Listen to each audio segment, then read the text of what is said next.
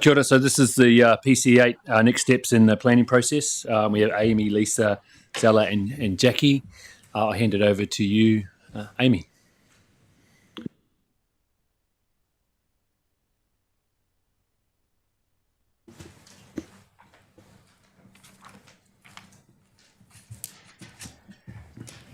Just got to get all my papers. I seem to be on every single item almost today, so I've got a stack.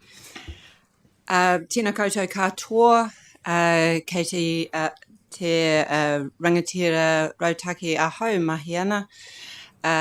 Amy Allison toku ingoa nō reira, tēnā koutou, tēnā tātou katoa. Mōrena, everybody, for those online and also in the chamber. Why are we here? This is the next step of Plan Change 8. So I'm just going to run through a few brief points and then I will hand over to my team. I have with me today Lisa Jenkins, who is our Regional Planning Manager. Zella, who is our Principal Planning Advisor, Jackie Todd, who is our consultant from Insight, our external expertise, and we also have Philip Moore, barrister, also in the room, should there be any legal questions. So welcome. Thank you, Philip.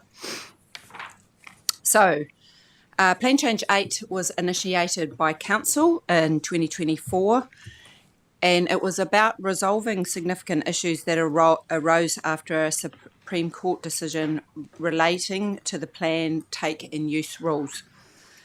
The court's interpretation of our plan meant that in some circumstances we were not able to grant consent to critical infrastructure development, such as stormwater retention within Christchurch. Actually broader than that though. The interpretation also meant changing uses of water, even if it was more environmentally beneficial, was not always possible. So consent holders, for example, were not able to deliver environmental improvements, for example, from intensive dairy to using that water for apple orchards or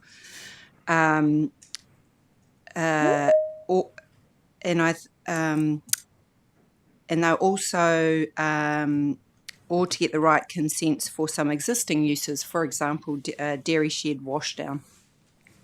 During the developments of PC8, it was also decided by Council while we were there, we should also amend the provisions that relate to constructed wetlands. And while I'm sure we don't need to know all here the detailed benefits of constructing a wetland, my team will do so during this presentation. So basically, this change is, that particular change is the opportunity to remove regulatory barriers to people doing environmentally beneficial work. So in 2024, the early steps of reform were taken by government when they introduced legislation. So plan stops came into play, unless exemption criteria were met, and there were further process pauses introduced in 2025. That was basically around preventing councils for continuing to work against to change plans or other pieces of work against an RMA which was under review and now is in the process of being changed.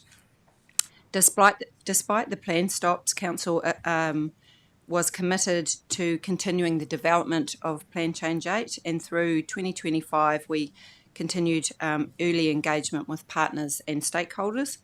And in December 2025, one of the first decisions, I'm sure you will all remember, of this Council was to seek an exemption from the Minister of Local Government, actually it's the Minister of RMA, to allow plan change to be notified and continue through the RMA development process.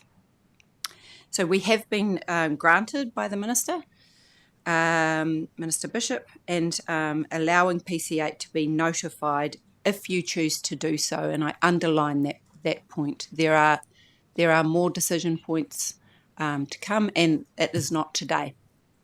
So this is about the briefing and the discussion. We intend to come back to you either in May or in June, depending on the discussions around the table for a decision.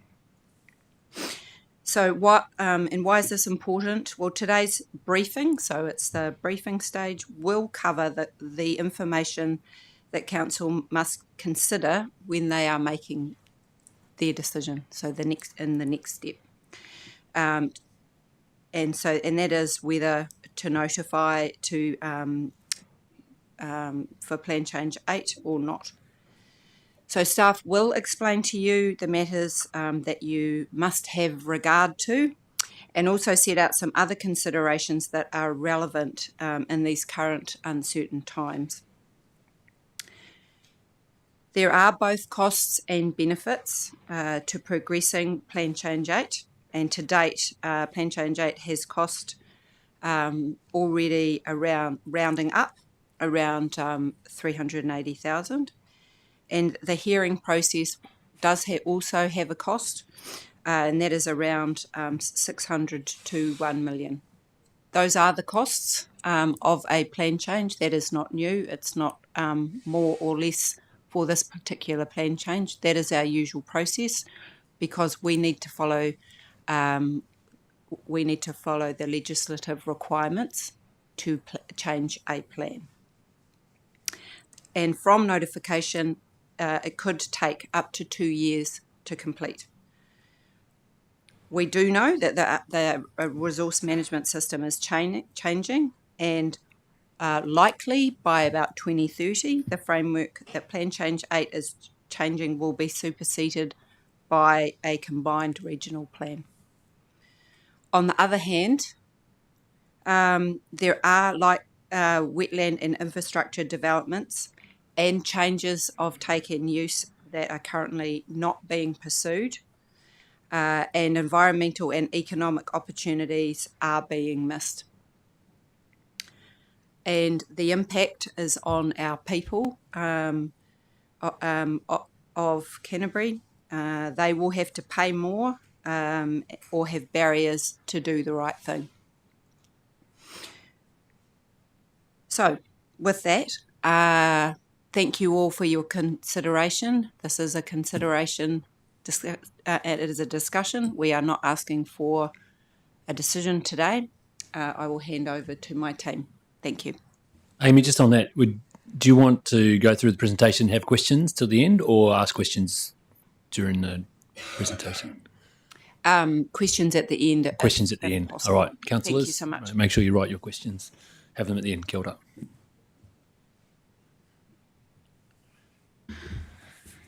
Kia ora. So as Amy said, Plan Change 8 is addressing real problems that are in the plan at the moment. The Minister has recognised this in granting approval for the Council to progress Plan Change 8, despite preferring all councils to be focusing on transitioning to a new system at the moment. Plan Change 8 will enable environmentally beneficial changes to the use of water in allocated or over-allocated catchments. It will enable infrastructure development, and it will better enable the construction of wetlands. Progressing Plan Change 8 will cost between $600,000 to $1 million on top of the $380,000 already spent. That cost has been anticipated within the LTP, and that's the cost to the council. There's also a cost to not progressing Plan Change 8, and that's a cost to the community and not being able to progress infrastructure developments, or having to find more expensive workarounds for progressing things like stormwater retention ponds. Notifying Plan Change 8 in the next couple of months will mean that we realise the benefits of the plan change up to 4 years earlier than we would if we wait to progress and address the issues in the new system. Stella. Right. So again, as Amy said, we're not asking for a decision today. Today is really about discussion and understanding the considerations that you as governors have to make in coming to the decision. It's really about preparing for that decision. So today we really want to brief you on the benefits and costs of progressing Plan Change 8 and on the matters which you must have regard to as decision makers.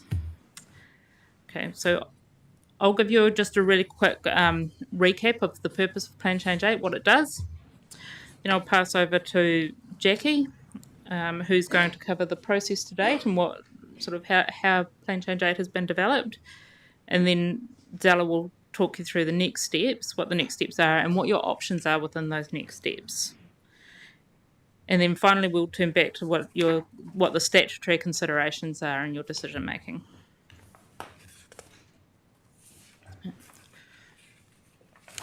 So Plan Change 8 continues a work program that was started by the previous council. It started in 2024. Plan Change 8 is a collective term for a group of changes to both the Canterbury Land and Water Plan and to the Hurunui Plan. Sorry, and the Waipiro catchment plan. The purpose of Plan Change 8, again, is to address those implementation issues that have arisen out of court interpretations of our plan. And it was initially focused on the taken use of water, but it has expanded to also include the development to enable wetland constructions. There was a third part to Plan Change 8, which was carrying over national regulations that restricted agricultural intensification. Prior to seeking approval from the minister, that part of the plan change was removed because our advice had been that it did not meet the exemption criteria that the minister would apply. The overarching objective of the plan change is to resolve those unintended obstacles and regulatory hurdles within the existing planning framework. I'll pass to Jackie. Thank you. Kia ora. Can you hear me okay? Yep. Great. So I'm going to go into the detail of both Parts A and Part B of the plan change. We've got quite a bit to get through, so I will try and give you enough detail to recap and understand it, but we will leave plenty of time for questions at the end so we can fill in any gaps that you may have. So I'll start with Part A, which has got two parts within it. Both parts are about the take and use of water.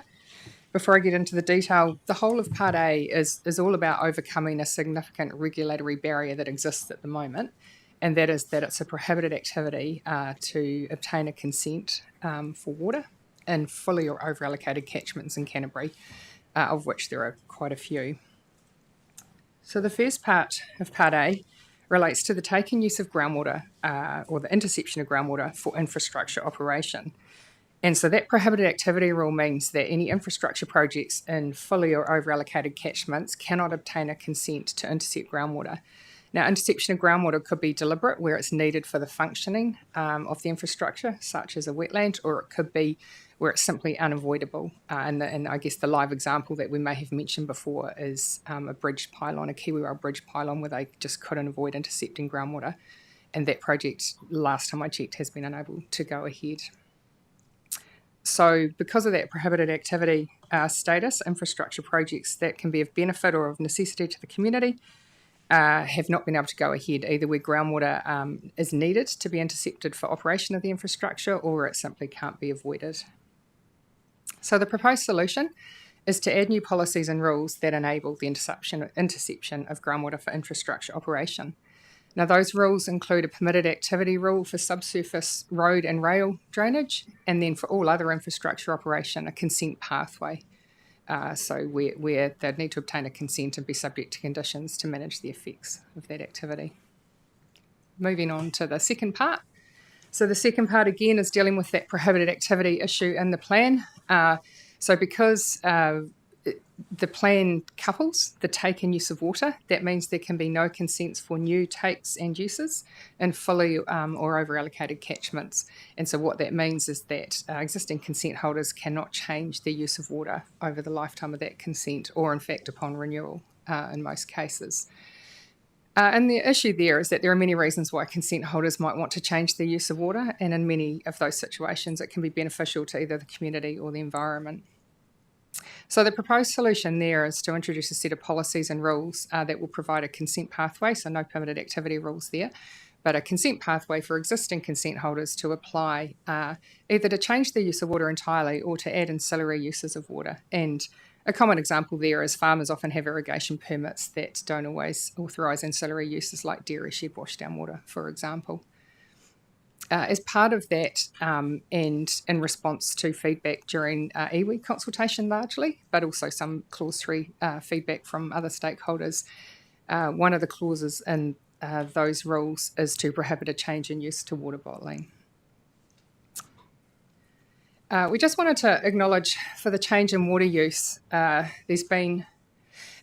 The purpose of those provisions is to enable a change in water use. They're not intended to be a tool for managing allocation in Canterbury. That's a pretty big task for the next plan that Lisa's talked about. While not specifically intended as a tool to manage over-allocation in Canterbury, the policies and rules have been written in a way to try and ensure that there is no further allocation or increase in actual use of water. And the policy guidance is there to, in some cases, achieve a small reduction in over-allocation. So we just want to be clear, it's not a tool for managing over-allocation, but in drafting the provisions, we've been mindful that we don't want to allow any increase in allocation.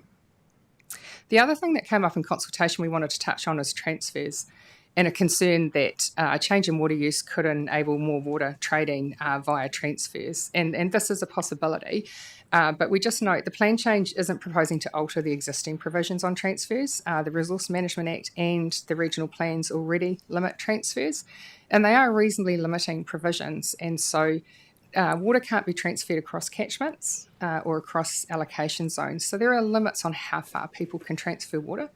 In addition, the regional plan in many over-allocated catchments requires the surrender of as much as 50% of the allocated water if anyone wants to do a site-to-site transfer. So the combination of those limits do in our experience, certainly in consenting, really restrict the transfer of water. Moving on to Part B. So this is about wetland construction, and this is about trying to be more enabling of wetland construction for all sorts of wetlands that people might want to put in, such as wetlands in rural areas to enhance water quality, wetlands for recreational, aesthetic purposes, wetlands for wildlife habitat. So the issue here is that there are rules in the plan for wetland construction, but they're scattered throughout the plan and can be quite challenging to find your way through, and often because of the wide range of activities involved will trigger a resource consent requirement. And then often when a resource consent is required, it can result in being publicly notified, which can be costly. So there is a consent pathway here. The intention here is more to reduce that cost and time, recognising the benefits of wetland construction in many cases. So the solution there is to add a set of bespoke policies and rules that bring together all the activities that are likely to be involved in wetland construction into one set of policies and rules. They include a permitted activity rule, and then where wetland construction doesn't meet the permitted activity rule and consent's required, the proposal is to preclude public notification. So the reduction in cost could come about in two ways. Firstly, by permitting some of them, and then making it a less costly and hopefully quicker consent pathway where they do need consent. We do acknowledge for wetlands that it has been signalled by the government that there might be some national direction coming along the same lines. So there was a proposal put out for consultation to try and permit wetland construction at a national level. I don't think they're very far along yet. We haven't seen much more on that, but we are keeping an eye on it to make sure that any proposed plan change is consistent with that national direction. Moving on to development of the plan change. Which I can just read with my eyes, but I think the key points are, as has already been covered, this commenced in 2024 at the request of the council. We worked through some drafting, and there was Clause 3 consultation with quite a large list of stakeholders in September of that same year. And then pretty quickly after that, we encountered the first plan stop when some RM reform came into play. So there was some, we reported back to Council, there was some discussions with the Ministry for the Environment. The indications were that the plan change would meet the exemption criteria that applied at the time. So the Council carried on with 4A and iwi, Clause 4A consultation, which is your iwi consultation, some drafting and changes in response to that iwi consultation, and then soon after that, Plan Stop 2 came along. And so there was some another pause, some more discussions with the Ministry for the Environment, and as has already been covered, we then came back to you in December last year, and you resolved to apply for an exemption, which was granted in April. So that's a pretty brief overview of the plan change development to date. And then I think Zella's going to cover the next steps from here. Kia ora koutou. So I'm going to talk about the current stage and the next steps, a bit about the public notification, some of your options there, and some of the costs, risks and benefits of continuing. So just to recap, the Minister for RM Reform granted us the exemption.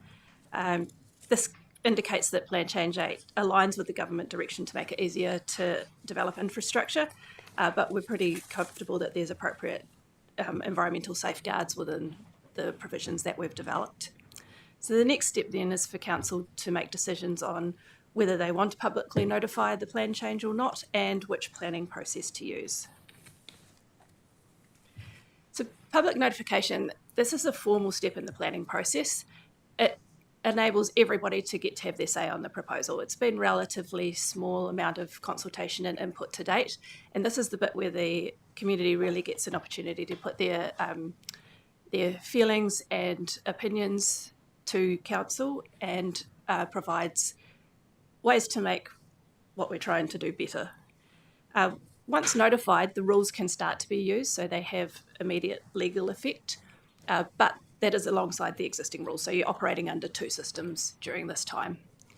We'll go through the cost benefits and disadvantages next. So the notification options that we'll be putting to you either at your May meeting or June meeting to notify both parts of the plan change, notify Part A or Part B, or decide not to notify altogether, just don't proceed.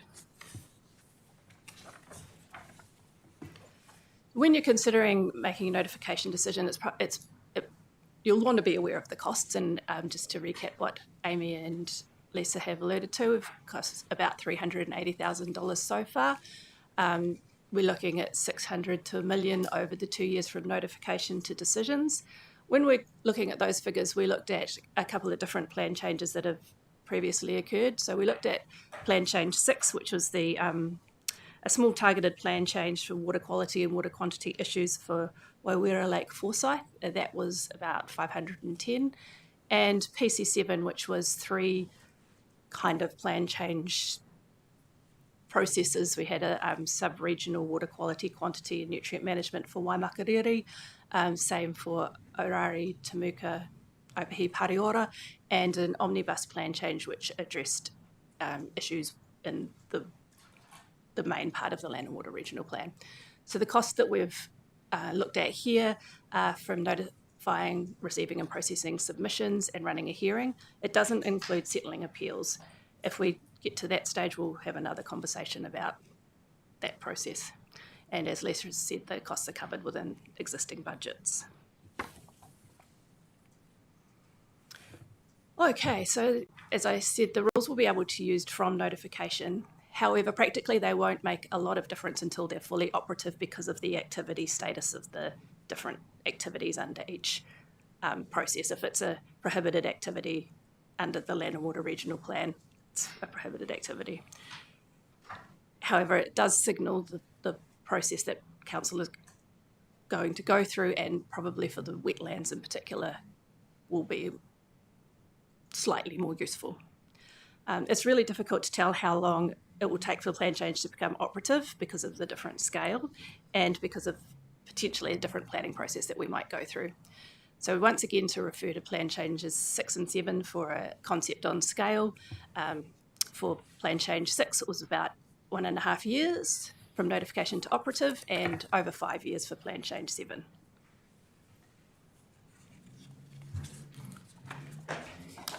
Okay, you'll be aware that there's a lot of change happening in resource management at the time, and that's another thing that you'll want to consider. Is this worth it? Is the life of this plan change going to actually be worth the cost and the cost to council, and also the cost to community and stakeholders of engaging in the process?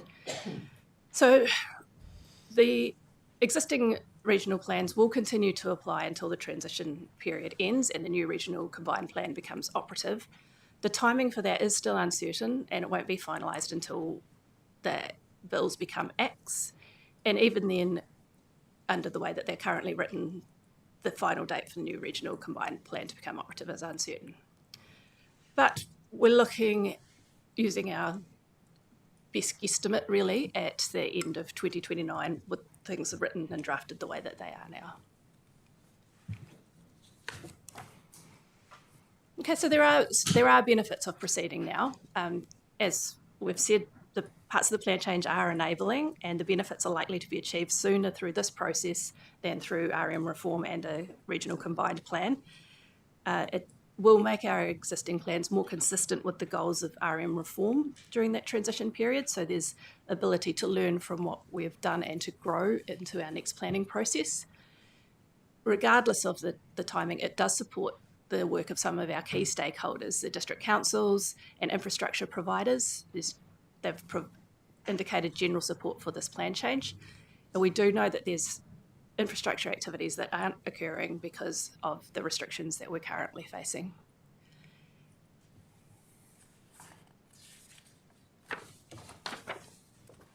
Okay, the disadvantages, the cost of the plan change compared with the limited life of the new provisions, and the value of the plan change declines as time goes on. They'll have less time to reap the benefits of the plan change.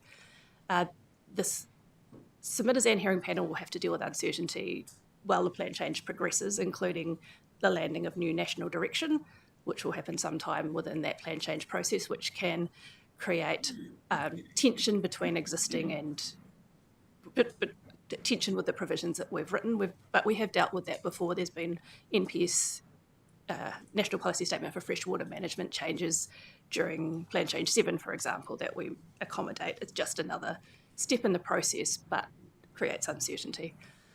And people who engage in the process, submitters, it costs them time and effort to engage in these processes. So there is an impact on the people who want to be involved. Okay, the plan change pathway. So under the Resource Management Act, if you choose to notify this plan change, you have to state which pathway you will be using for the hearing process. So there's two potential options: the Schedule 1 process, which refers to Schedule 1 in the Resource Management Act, or the freshwater planning process. They both have the same steps after public notification, which is submissions, hearing, decision, and appeals. And I'll just go into a little bit more detail on what each one actually involves. So the Schedule 1 process is, you notify the plan for public submissions, the council appoints a hearing panel, organises the hearing, the panel makes recommendations to council, and they make decision on whether to accept or reject the recommendations of the panel. There's full appeal rights to the Environment Court and the higher courts under the Schedule 1 process. The freshwater planning process is intended to be faster and more streamlined than the Schedule 1 process. It's overseen by the Chief Freshwater Commissioner. The Commissioner appoints the Freshwater Hearings Panel, but the panel includes members nominated by Council and by tangata whenua. The panel makes recommendations to Council, who then makes a decision on whether to accept or reject the panel's recommendations. So there's still that decision point regardless of which process you go through. There are limited appeal rights. That's where most of the cost and time savings come into the process. The main efficiency is their limited appeal rights. So from here, the next step will be for you to make decisions regarding notification in the planning pathway. So we'll be drafting a council paper. This is likely to recommend publicly notifying both parts of the plan change as soon as possible using the freshwater planning process. We think both parts of the plan change have merit and are worth pursuing, and the freshwater planning process is more streamlined and cost effective. But because of the uncertainty with RM reform, and because we don't know exactly what the community will feel and what their opinions will be about this process, we will be recommending coming back to you about whether you choose to progress to a hearing after the submission period ends. So at that point in time, we should have greater detail on the resource management reform and whether the amount of time that this plan change might have to live for. And we'll have an understanding of how involved or interested the community want to be. If there's a lot of submissions, that means the hearing process will take a lot of time and cost more money. And also there's greater opportunity that people will appeal it. So again, more cost, time and money. So we think that check-in point continues the process that we've started, builds on the fact that the Minister has indicated that this is a good idea under the broader package of reform, but gives you the power to just go, okay, this is going sideways and we don't think it's appropriate to continue. In order for you to be well prepared to make these decisions, we'll provide you copies of the plan change, the Section 32 report, which talks about the various options and analyses the efficiency and effectiveness of the proposal. And we'll also have the feedback that we've received to date, the Clause 3 and 4A feedback packaged up for you. We'll also make that information available on our website.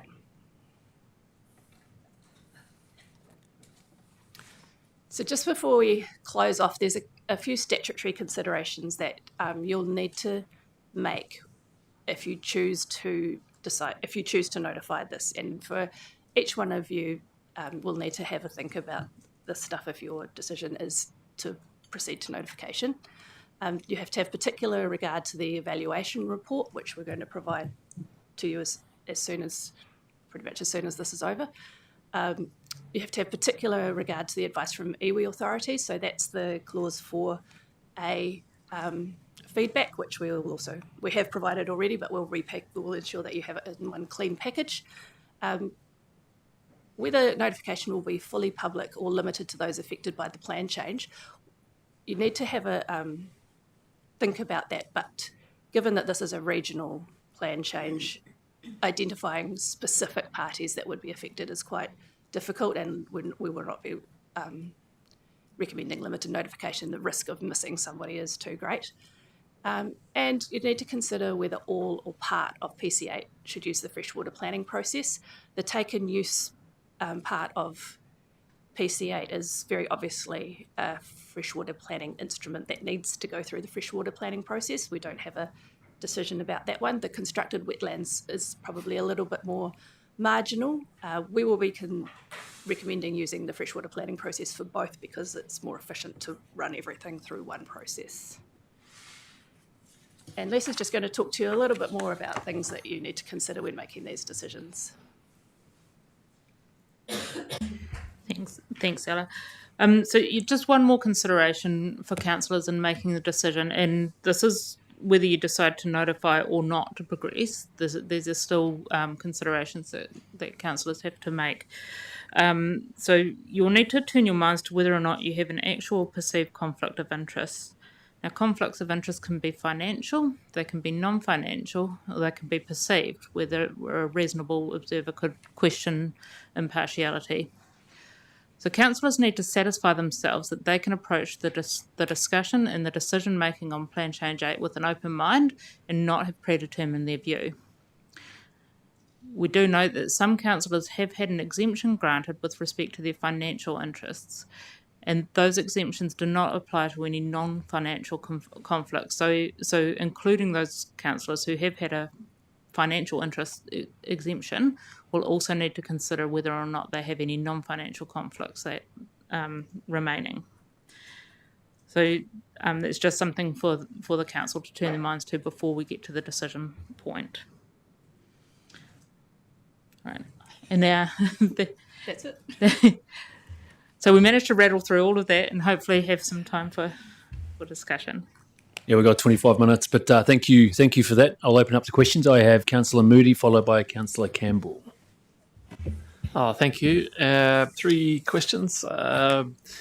The first question, when I looked at the feedback on the initial draft we put out to the community, there was quite a lot of concerns around that constructed wetlands could become water storage by stealth. And is there any way that we can address that through this plan? There's concerns from the community. Yes, there is, and yes, you're right, that came through in both Claw Street and iwi feedback, and we did make some changes in response to that. And off the top of my head, the key change was we put in restrictions that water couldn't be taken from the wetland, which then stops it being useful as a storage facility if you can't then take water from the wetland. I'd have to double check, but we did add extra conditions to address that concern, and that is also something that can be teased out through the submission process if there's still any outstanding concerns. We might even think about size limitations as well. I can't build a giant, Lake Moody and call it a wetland. Yeah. Question 2, around exemption, statutory gateway. Can staff please explain the terms and scope of the minister's exemption and whether it creates any limits on us, like on what can be notified or on how PC8 can be changed through these submissions and hearings? We don't have the ability now to change the Plan Change 8 provisions without going back to the beginning of the process all over again. So what's in front of you is what would need to be notified if that's your decision. Through the submission process, we have the full ability to respond to submissions as they're received.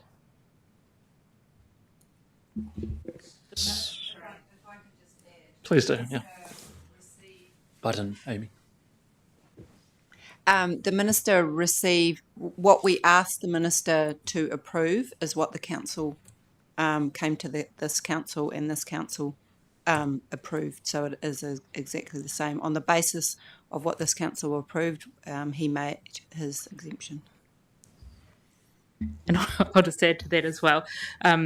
Zella did set out that there is a choice, though, to progress with a part of the plan change. So the minister has said it's okay to notify Part A, it's okay to notify Part B, or it's okay to notify both together. So carrying on that question, does that mean if the submissions, that we receive or hearings, identify changes we want to make, we can't make changes? Is that what you're... No, during the submission process, we can make changes based on the submissions. We can't make changes all of our own, but we can respond to any of the submissions and make changes based on those. And so does the minister's scope and terms sort of limit, what we can and can't change within Parts A and B? Yeah. Only for notification. Once it's notified, when we get submissions, we can respond to those regardless of the exemption is to notify. From then on, the process is ours to do within the bounds of the resource management process. So that means we can respond to submissions through the process and change things. Oh, that's good to know. And then the third of my 3 questions, around conflict of interest. Can staff please clarify the process for councillors to raise or test any actual perceived financial or non-financial conflicts before the 27 May decision, especially given this is a plan change affecting water and infrastructure interests? I'm actually going to ask Philip to come to the table to answer that question because he's much more across that process than I am.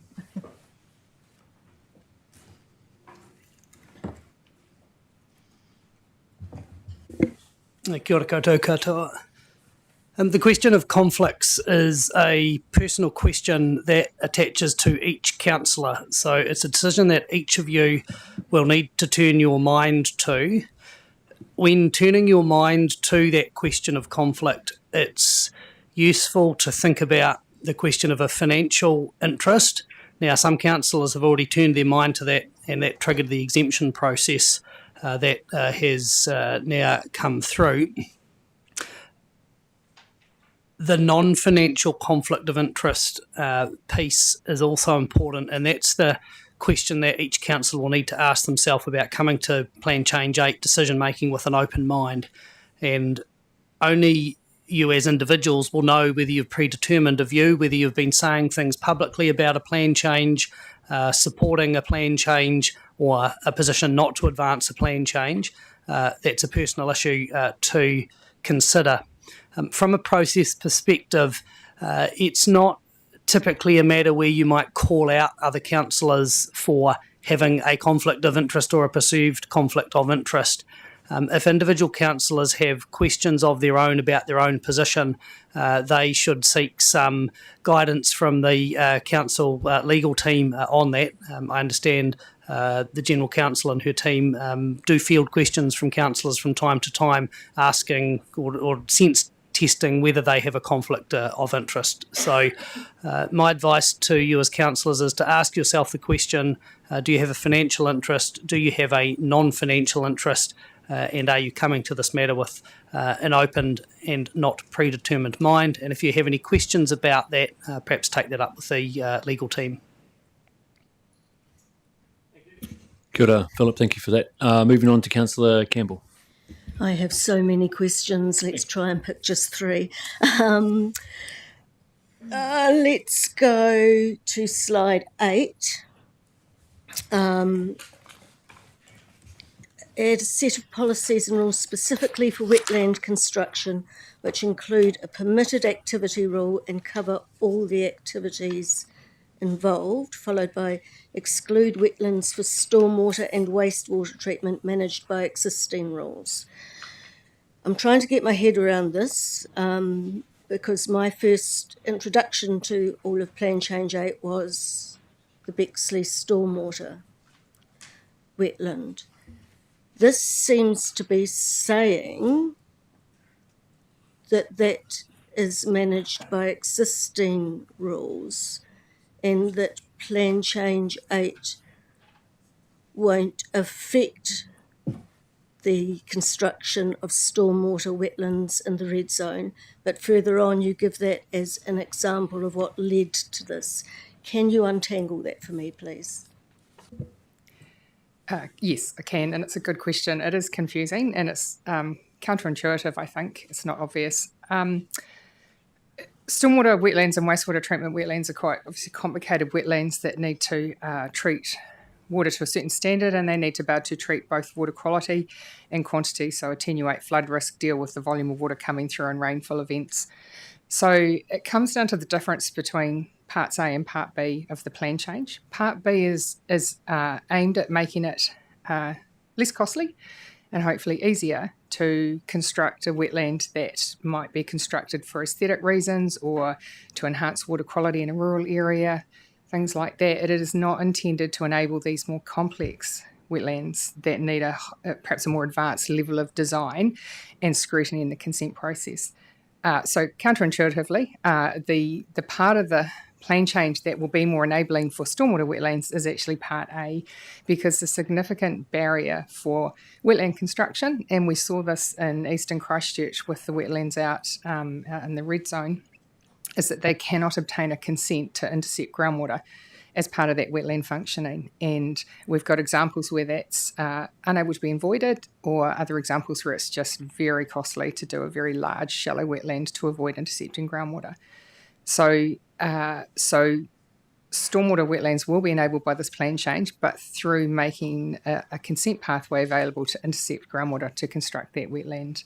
And again, those wetlands out in the east were a good example where Christchurch City Council, it was eventually determined they did in fact hold an existing consent that covered that use, but that's unusual. And both Christchurch City Council and other councils have signalled that they expect that barrier to come up. Does that answer it? Because I appreciate it's not an obvious situation. I'm trying to get my head around it. So the theory is that they could continue under existing rules, but it would take longer and be more expensive whereas Plan Change 8 makes it easier and less expensive to construct those wetlands? Is that right? That is correct. And so there are existing rules that cover all of the activities involved in wetland construction. They're not specifically there for wetland construction, so you have to hunt through the plan and find the rule for vegetation removal, the rule for a water take, the rule for earthworks, and pull them all together. And we think those perhaps more rigorous rules are still appropriate for stormwater wetlands. I would say, in our experience in consenting, generally, if a city council or district council or a developer needs consent for a wetland, it won't be the only consent they need. They'll generally need a suite of consents for that development, including for the discharge of stormwater. And so while it might sound onerous that they're still getting put through the consent process, it will in fact be one of many applications that gets bundled up in one application. So for my next question, I'll go to slide 20. The comment about progressing to a hearing. No, actually, if it has been notified, we've got submissions, we then do have to continue with or without a hearing, or we can stop at that point and say, this isn't worth it, let's wait for the new changes. Can you explain that to me? Yes, we can. Council can decide to withdraw the plan change if they choose. And so the final question that I'll be allowed to ask, even though there are 6 million more, is the comment about take and use must use the freshwater planning process. That suggests to me that if we go through the Schedule 1 process, then we're going to go through 2 parallel processes, that we can't put everything through Schedule 1. Is that correct? Yes, that's correct. Councillor Mackay. Megan. Kia ora. 4 questions, but one's quite narrowed now. So Section 32 evaluation, legal effect of the rules, the planning pathway, and then next steps. So on the Section 32 evaluation, thanks for saying that we have to have particular regard to it. From my understanding, that means looking at the problem, looking at reasonably practical options, costs, benefits, efficiencies, and what's the risk of acting or not acting. And that's going to come through in the written report, which will be helpful because you've said on slide 20, I think it was, that we get all of that material before we make the next decision. I'm interested in all of it, but have a particular interest, obviously, in 4A, being a Ngāi Tahu appointed councillor, and understanding how we're responding to iwi advice. And I just wanted to know if there's sufficient governance interest in actually having a workshop to step through that Section 32 evaluation. Is there time to allow that? And if there's not sufficient governance interest, then would I be able to have some time with staff to work through it all? Yes, we can certainly make time for that. And yeah. Thank you. And I'll test with my colleagues whether they're interested as well. My next question is slide 13 about the legal effect of the rules, and I've gotten myself a little bit tangled up around that. And it might be that I require an offline conversation, but it's just not really clear to me, like what has legal effect when, and what the risks are then. So at the time of notification, the rules have legal effect, so we start using both sets of rules. It's painful, but our consents people have done it multiple times now. Where the activity is prohibited under the Land and Water Regional Plan, though, it's still prohibited, so that trumps the new rules. Yeah. Is it kind of along the lines of the more stringent rule applies, or not quite? Yes, effectively, because both apply. And so in this case, because the intention of both parts of the plan change is to be enabling, the more stringent provisions in the existing plans will limit how enabling they can be. So while legally they have effect, in practice the existing rules will still apply alongside until the proposed rules become operative. That's really helpful. Also helpful was you saying that we must use a freshwater planning process for the Part A, because that just naturally leads us to a decision for Part B. But what I understand the Schedule 1 process really well, but I don't understand the freshwater planning process as well. And I just wanted, there's two questions on it. One is around, so in Schedule 1 process, your scope is limited to the provisions and then your submissions on the provisions. Is the same for the freshwater planning process, or does that, is there more scope to go beyond the submissions under that process? There's a little more scope within that process. Would you like to expand on that? I would need the Resource Management Act in front of me, but definitely there is the Freshwater Hearings Panel has broader scope to go outside of the scope of submissions when making their recommendations back to Council. We can clarify and get the exact clause, but That could be helpful. Okay, thank you. Meaning if we've got it wrong going in, there's going to be more scope to get it right coming out. Yeah. Then my other question is, and it's probably irrelevant now actually, because if we are going down a freshwater planning process rather than Schedule 1, but through the Schedule 1 process in other councils, normally there is the opportunity for some councillors to be appointed to the hearing itself, but I haven't quite got my head around like whether there's any legal or council policy that prohibits that for this council.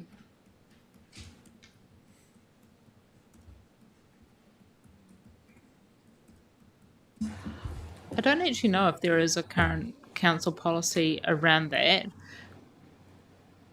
We haven't run a plan change hearing since I think 2019. We notified Plan Change 7, and that was under the that was notified under the Environment Canterbury Temporary Commissions Act, and so we had a particular requirement under that act to appoint an independent hearings panel. I don't know that I'm not aware of this council having had that discussion internally yet, but that is definitely something that we can follow up with you. Is it possible in the freshwater planning process? Because it might be, from my perspective, it might be irrelevant. In the freshwater planning process, we can recommend a commissioner, which could be a councillor. Megan, just on that, David's got a comment. Really, our practice has been a flow-on from the time of the commissioners, the independent commissioners who were governing the organisation, and that was the approach that they took. That really hasn't been revisited since those times. So, yeah, it's a practice that the organisation's followed, but as the team said, it's something that council could revisit if it wished.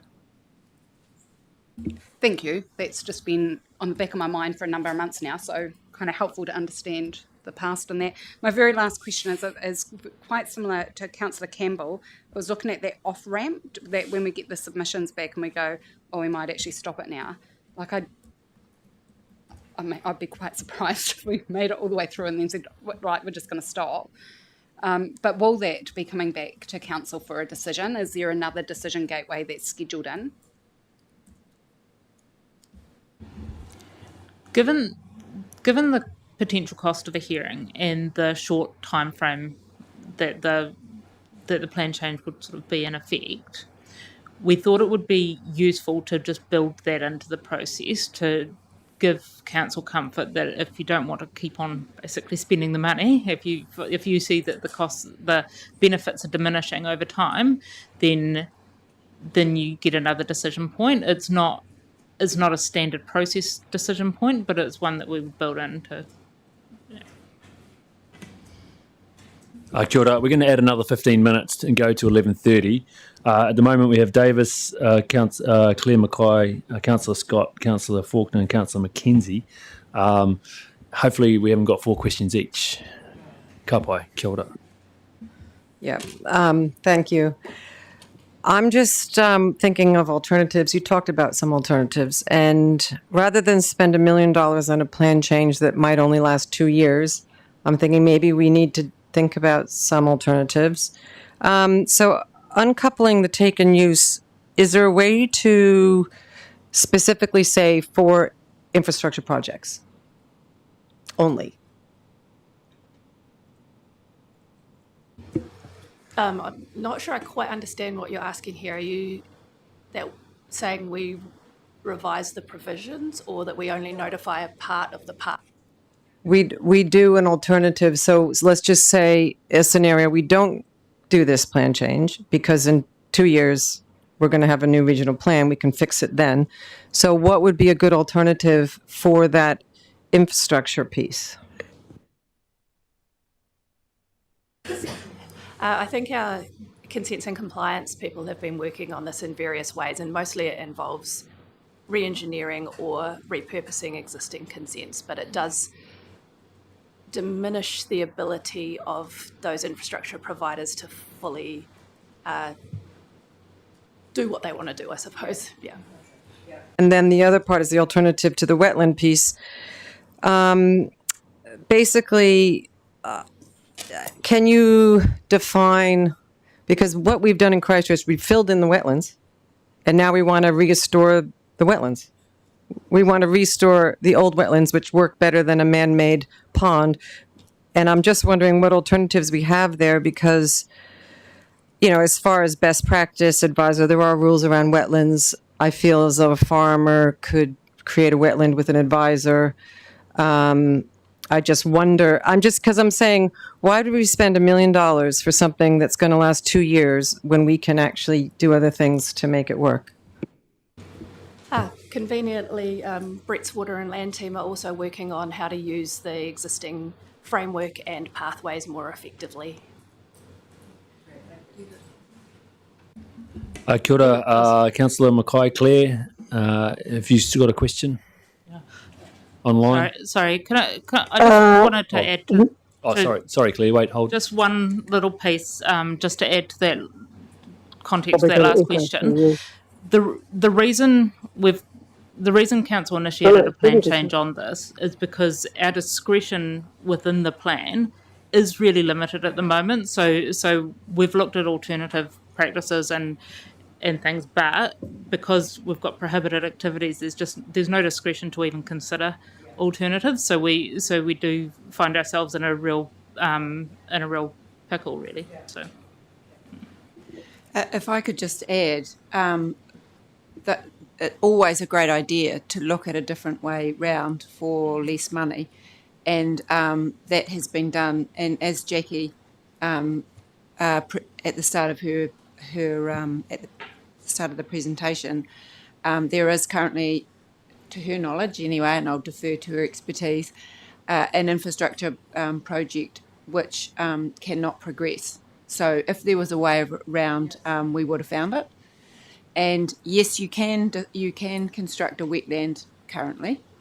The current plan or multiple plans very hard to navigate, very, very expensive, and the whole purpose of Plan Change 8 in the direction from the council was that it was a significant cost barrier and burden to people who are trying to do the right thing. Kia ora. Over to you now, Councillor Mackay online. Thanks. We're probably going to echo a bit because John and I are sitting together. But just two quick questions. One is, have staff considered how equitable it will be to take submissions and then come back for a council decision around it continuing to a hearing process? That's the first question. And the second question is if it goes through a hearing process and we get a decision, am I correct in assuming that the rules become embedded in the rules, and therefore it's not just they wouldn't exactly be a short-term rule? Your first question, yes, we have considered that, and again, that's part of the cost to the wider community of engaging in the process. It wouldn't necessarily be a great look, but that's one of the decisions that you'll want to be weighing up when you look at the process as a whole. Regarding the second point, once the decisions are out and beyond appeal, those rules are the rules embedded in our plans until there's a new plan. The combined regional plan is the next opportunity that we would have to resolve this issue as well. So, yes, it would. It will supersede it, but we would, and we would carry these over. The Plan Change Act just gives us an opportunity to get resolve the issues sooner. And if I could just add, in the presentation, we have provided the fiscal amount to the plan change, and we've talked a lot about the time and effort of people being part of the plan change process. What we may not have done, because it was spread throughout the rest of the presentation, is the cost to not doing it, and the individual cost to either the Crown or to landholders to apply within the current rules. So we're doing our best to show you the pros and cons, and there are pros and cons on doing something, and there are pros and cons on not doing something. Kia ora, thanks for that. Moving on to Councillor Scott online. Thank you, Chair. Look, I've already had my question answered, so we'll move on. Kapai, Councillor Faulkner. Thank you for that presentation. I'm just looking at the page 4 and the Hurunui Waia River Regional Plan and the Waipara catchment, two areas that I'm quite familiar with, and I'm thinking about the potential benefits there. And I've spoken about St Anne's Lagoon, and that was an irrigation take that was going to be utilised to enhance the water quality of St Anne's Lagoon. So that one there. AIC are looking at doing a series of wetland projects that would reduce the end discharge to the Hurunui by about 30%, if I'm correct, and also the Amberley wetland construction. So are all three, if this Plan Change 8 is continued through the process and is notified and is fine, would all those three separate issues be smoothed, the process be smoothed? That's the intention, yes. That's exactly the sort of thing that the Plan Change is trying to reduce the cost and the time to consent. Without knowing the details, I don't know if those wetlands, for example, would end up being permitted. Certainly if they needed consent, the public notification would be precluded, which would still reduce the cost.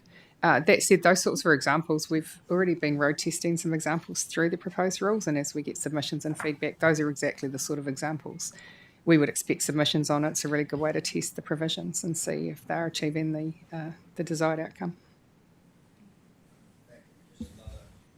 A little question in regards to that. Amiri Irrigation are they're looking at a storage option, and does that get impacted by the groundwater flow that you were talking about before inception? Sorry, can I just check I understand that question? So is that coming back to the storage question, or?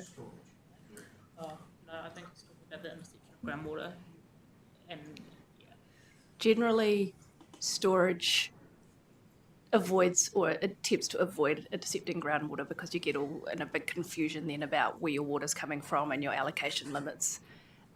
It may form part of the construction process and make that a little bit easier to work through, but without knowing the full detail of what they intend to do and how they do it, it's a bit awkward to give more advice than that. And final question, I've put 3 examples of potential benefits in front.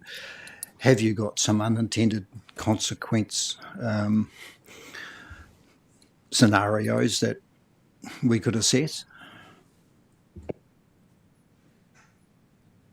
I think this plan change is a response to an unintended consequence. So there was the higher courts made a determination about how we interpret our plans, and that has led to these quite sort of firm restrictions around how we can manage the resource. So, yeah, I think it's addressing an unintended consequence, but yeah, always. As best as we can, when this was developed, we spoke internally with staff and consents and compliance monitoring and science, and the idea is that you try and see any consequences and address them, and then again through clause 3 and 4A consultation, and then that's the value of the submission process if it's publicly notified. Is the idea is to foresee all the consequences and address them. So we've done our best, but that's something we'll keep an eye on as we go through. Kia ora, Councillor Faulkner. Councillor McKenzie. Mine really wasn't a question, but it was to fill out the answer a bit to the question. The first question, Ashley, you asked about wetlands, really, and look, the wetlands provision in PC8 came out of the project. It was a Landcare Trust ECAN central government project called Wetlands as Farm Assets. We had, I think it was, I can't remember, 15 wetlands across the region. Some of them were existing wetlands, some of them were, and there was one purely constructed wetland, and some wetlands that were restored from the point where it was dubious as to whether they were constructed or whether it was reverting to existing wetlands. What was clear, especially from the getting the consents in place, and central government paid for most, the project paid for most of the consenting costs. It was a nightmare to build a new wetland, and so that was the genesis of this. And the answer is that all those people are trying to do the right thing in restoring or building wetlands, whichever, and you sit in the grey area, but trying to do the right thing. But if you're facing a consenting bill of $50,000, when the works involved in actually creating the wetland might be only $10,000, you're not going to do it. And so the question the councillors have to ask themselves is, do you want landowners to invest their time and money and effort into wetlands, and do you want to make that easy for them to do it? And it's not about creating storage ponds, it's not about trying to cheat the system or run the system in some way or other. It's purely about trying to improve water quality, which is part of our requirements, and maybe a little bit of habitat on the side. And there are, I know of several wetlands that have gone in, and Councillor Faulkner might have touched on some of them, where they've gone in slightly illegally, and others that are trying to work a way around the system, or others who are just sitting on their hands waiting for this change to be made. So the councillors need to ask themselves whether they want to enable this change, even if the changes aren't perfect, or whether they want to continue to be a blockage. Kia ora, Councillor McKenzie, thank you for that. Councillor Gerard, then Councillor Sacknell, Councillor Robinson. We've got 4 minutes left. As a wetland consultant, trying to navigate your wetland, because I've been wetland consultant, having to navigate what is in and what is out. A wetland is storage of water. It is it retains water. It also treats water naturally. So ideally for farmers, it's a great way of the sludge that comes off the land we can treat, and so and soak up the nitrates and all those wonderful things. So it is a stormwater effluent treatment on farm as well. It's what a wetland does in a whole catchment. It's a kidney treatment system, and that's how nature's given us. So for me, it's about wetland restoration. And I think the word constructed really makes it complex, because when, as a consultant in an engineering framework, constructed wetlands are for waste and stormwater treatment. That's our definition. So it sort of gets a bit, So that's one. Also, water bottling. That definition of water bottling, I'm just wondering why we're using that rather than something like freshwater export. Is that more of the issue for the submitters than actually bottled water that we can drink here? And it's sort of like, what is the actual issue for the submitters? And one really tricky thing, also the irrigation company the other day came in and talked to us. They were actually, I mentioned the word data centres to them, and they thought that actually that would be a much more economic use and much less of a taxing on the allocation of water, because one data centre uses a lot less than one dairy farm, which could be equivalent to have Hamilton City, say. So, it's sort of like, once we do the water take thing, there could be quite a move in the water companies and how they see their economics of that system. And I have got another question, but it's a lot more detailed, and I think I should email. Kia ora, Sarah, thank you for that. Just on people online, make sure you're on mute and watch your language. Sorry, what did they say? The ones right. online. Oh, right. So I have got one more. Oh, that's all right. Yeah. Oh, can wetlands be productive as well? So we saying, for flax production or eel farming or, harvesting of food and fibre. Thank you. I don't think there's anything in the current proposed drafting that would preclude that. I'm aware that we've got limited time. You raised some valid points. Some of those issues around definitions and constructed wetlands and terminology have been dealt with in the drafting. And I guess the short answer is all of the things that you raise are points that we'll keep in mind, but also the very things that submitters will raise, and that those things can be considered and changed through the process if necessary.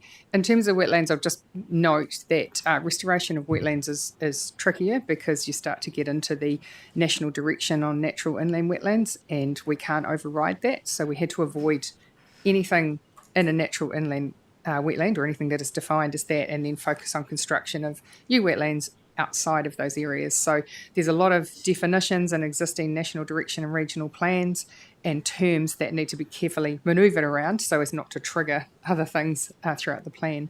But take on board your comments, and I think just trying to think if there was anything else within that to address, but I think most of it's stuff that can be kept in mind, and those are exactly the sorts of things that can be changed through the submission process. Kia ora, Councillor. Councillor Sucknall online.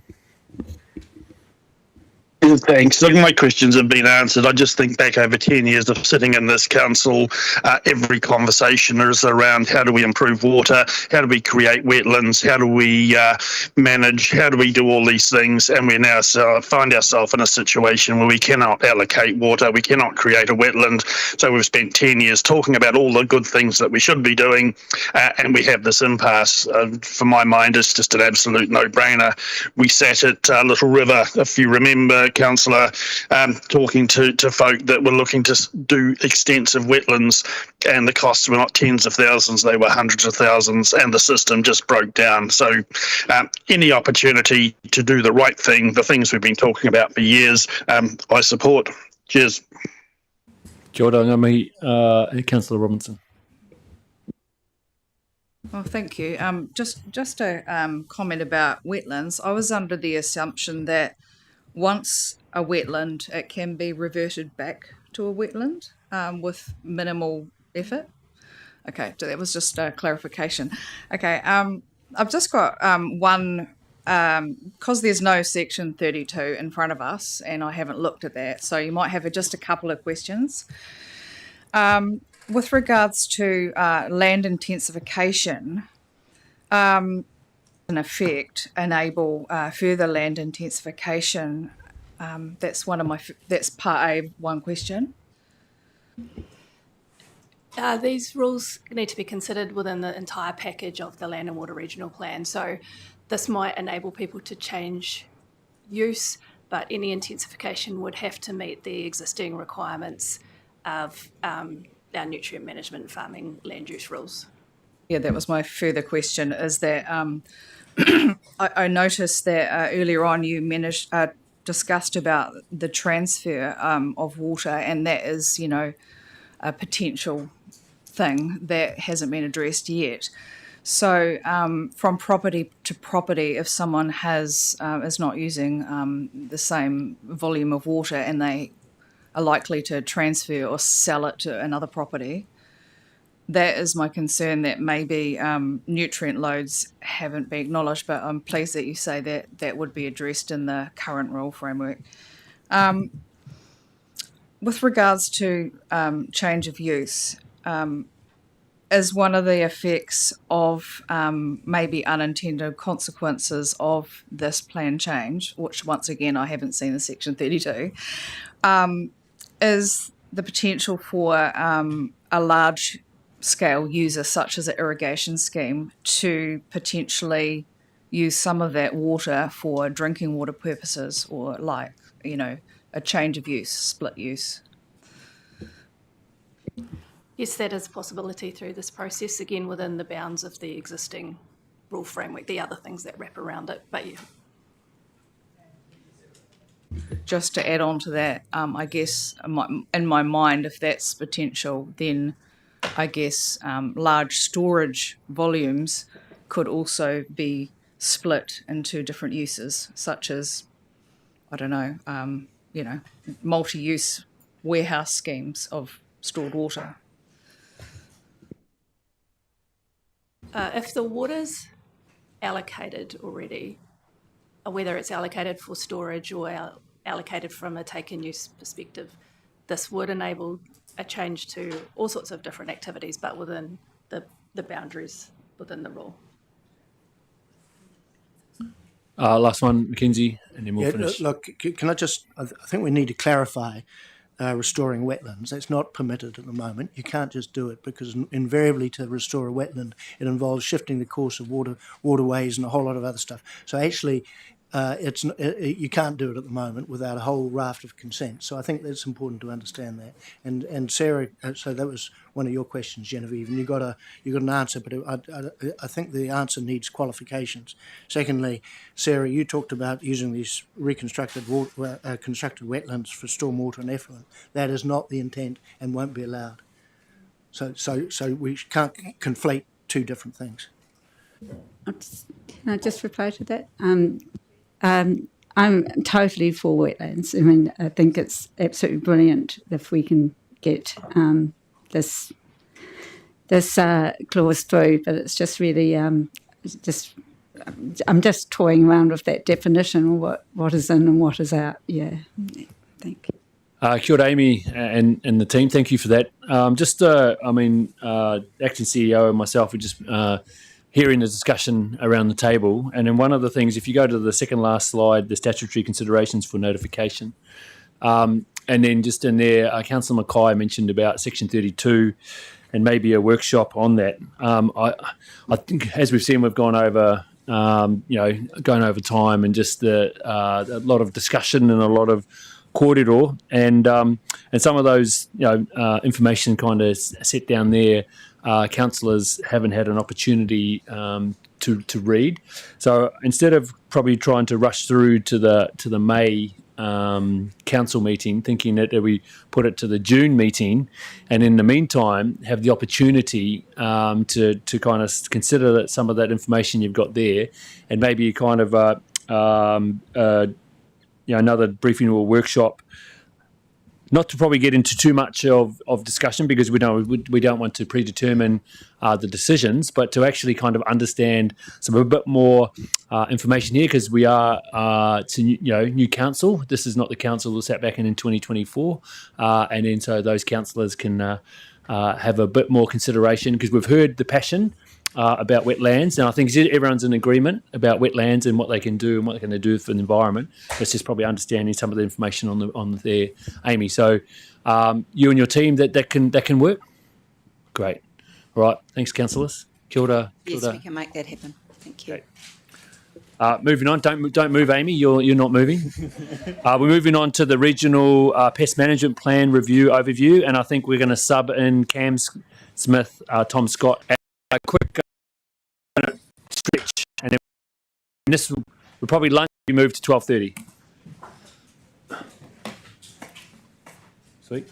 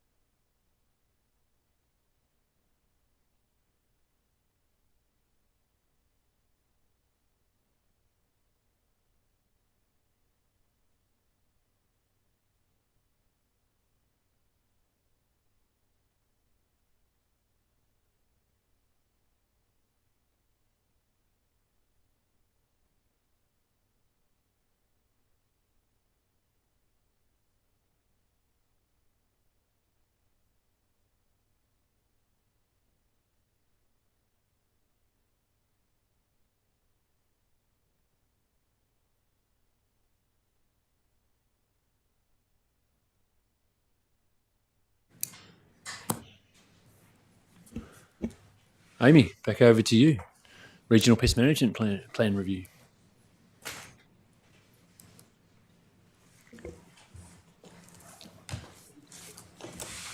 Well, kia ora tātou. I won't say it's me again because you'll get sick of me saying that all day. But for those who have just joined online, I'm Amy Allison, and I'm the Director of the Strategy and Policy Directorate for Environment Canterbury. So why are we here? So today this briefing is to provide councillors with an overview of the work ahead to review the Canterbury Regional Pest Management Plan, and this continues on the theme that we've had on all things pests over the past couple of weeks. So again, there is not a decision point here today. This is about discussion and information. So the Regional Pest Management Plan is one of the Council's core regulatory plans. It's owned by the Council and it enables Council to manage pests in Waitaha, Canterbury. More than just a legal requirement, the review is an important opportunity for this council to take stock, to update the plan and respond to change within this council's triennium.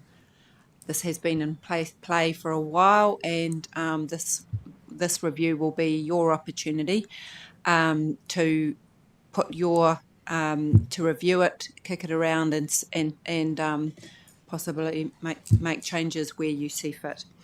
So this is all about context for the review and why we have it, how it works, and why we're reviewing it now. So I have at the table with me Cam Smith, who's my Senior Strategy Manager.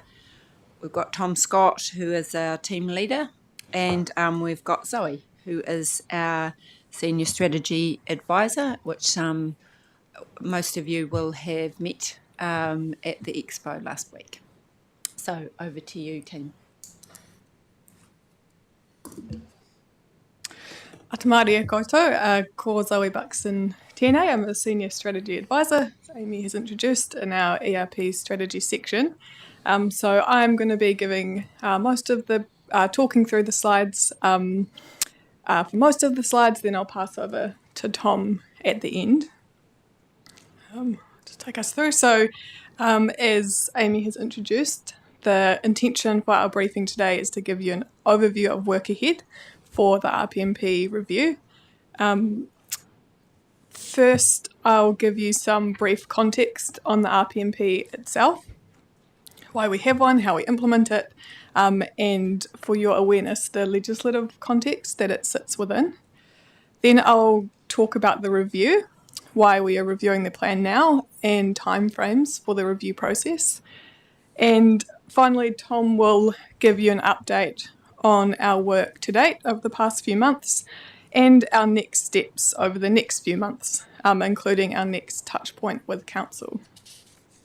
You will recognise this material from the Biosecurity Expo that we had last week. Now we just have a bit more time with you to go through this material and get a bit more into the process as well for the review.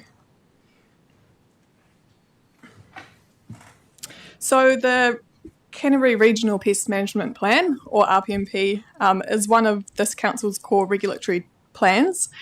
It's prepared under the Biosecurity Act, and it enables this council to manage pests that cause harm to a range of values within Waitaha, Canterbury, economic, environmental and cultural values.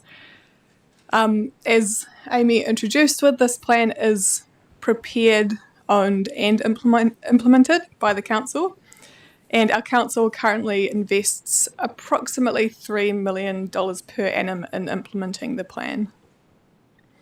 The plan was adopted in 2018 and it runs for 20 years, and we are required under the Biosecurity Act to review it in full every 10 years. The plan, to make it really simple, does three main things. So it establishes objectives for the pests that we manage under the plan. It outlines the measures that we will undertake. Many of those are regulatory measures. And it also, crucially, it provides the council with powers under the Biosecurity Act to manage the pests in the plan. So that's really the reason why we have pests in this plan, is it provides our officers with powers to manage pests to achieve the objectives that we have set. The current plan manages 52 pests, plants and animals, in land and freshwater environments currently. And it is primarily focused on protecting productive land and Indigenous biodiversity. So how are pests managed within the plan? How does the RPMP work? So the pests are placed into different programs depending on the objective that we are trying to achieve. And that objective is set by the council based on broadly what we know about the species, so the risk that it poses, its distribution, how it spreads, and also, really importantly, what this council believes is achievable within the lifetime of the plan, that being 20 years. In assessing what's achievable, there's a lot that we have to consider, and that includes things like current control tools available, community buy-in, existing partnerships in place, and also the likelihood of long-term funding, keeping in mind that the majority of the RPMP is implemented using council rates. It's funded by rates. So there are 5 program types, and they correspond directly with the pest invasion curve, which is that graphic on the top right of the slide, which you're probably familiar with. And the pest invasion curve is a pest management concept that is widely used in New Zealand to guide investment in pest management programs. As you'll see, as time passes there, as a pest kind of moves through predictable stages from introduction in a region through to becoming widespread, and we tailor our management approach based on what phase that pest is in currently.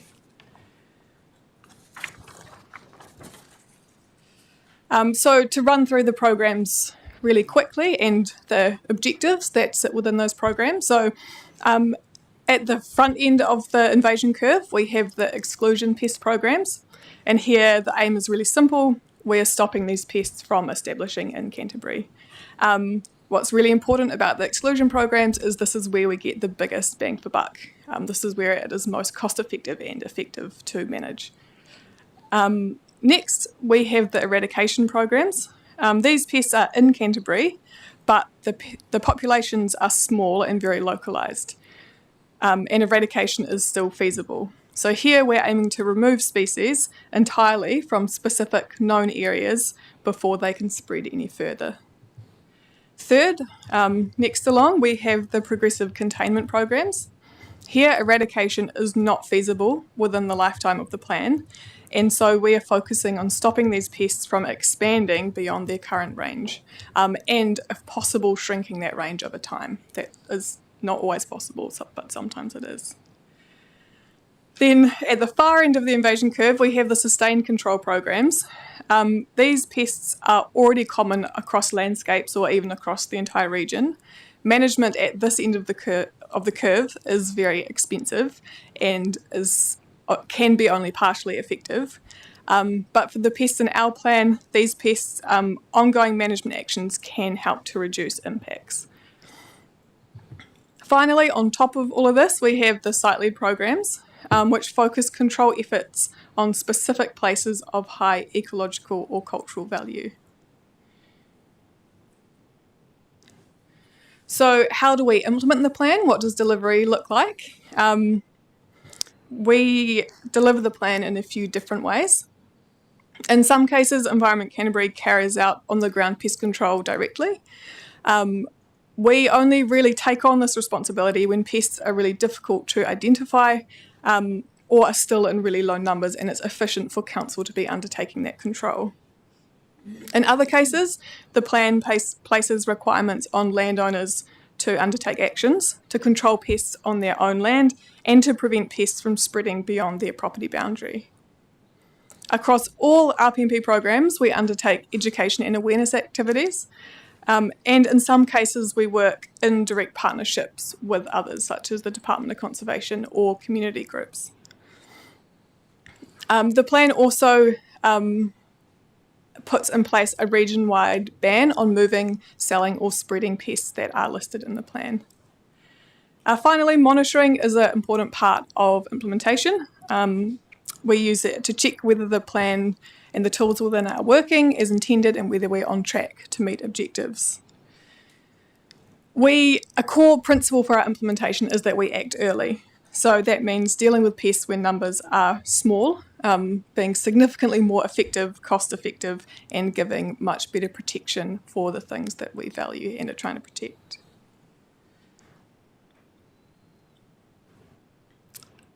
I'll kind of step back and up a level now, so out of delivery and kind of back into where the RPMP sits in its legislative context. So the Biosecurity Act sets our role as a regional council to provide regional leadership for pest management in Canterbury. The RPMP then is provided for under the Act as a tool, as the main regulatory tool at our disposal for managing pests, to help us carry out our regional leadership function. The other important national instrument for you to be aware of is the National Policy Direction for Pest Management 2015, or the NPD. And the NPD provides us with direction on how we do the planning process for an RPMP and the types of objectives that we set. So it doesn't give us priorities or outcomes, but we need to meet some quite strict requirements in terms of how we go about preparing or reviewing an RPMP. Just to touch on this briefly, you will most likely be aware that central government has reviewed the Biosecurity Act with a focus on improving the current system rather than transforming it. And we are anticipating a Biosecurity Act amendment bill at some point. That timing is uncertain. And this council submitted provided a submission against the proposals, I think about 18 months ago, and was largely supportive of the changes that MPI were proposing. And in those proposals, importantly, they didn't signal much change to RPMPs as a regulatory tool. If anything, they might slightly shorten the review process for us, but we're not anticipating that to be a significant change. And we have received guidance from the Minister to all regional councils to progress with the RPMP reviews under the current Act. So there are some quite strong signals for us to continue with this work. We'll obviously keep an eye on what's happening at a national level as that progresses. Similarly, with reviews underway of local government functions, signals suggest that regional councils will continue to play a strong role in biosecurity going forward. So onto the review. Why review the RPMP? Why review it now? So as the current for 20 years, we're required to review it years.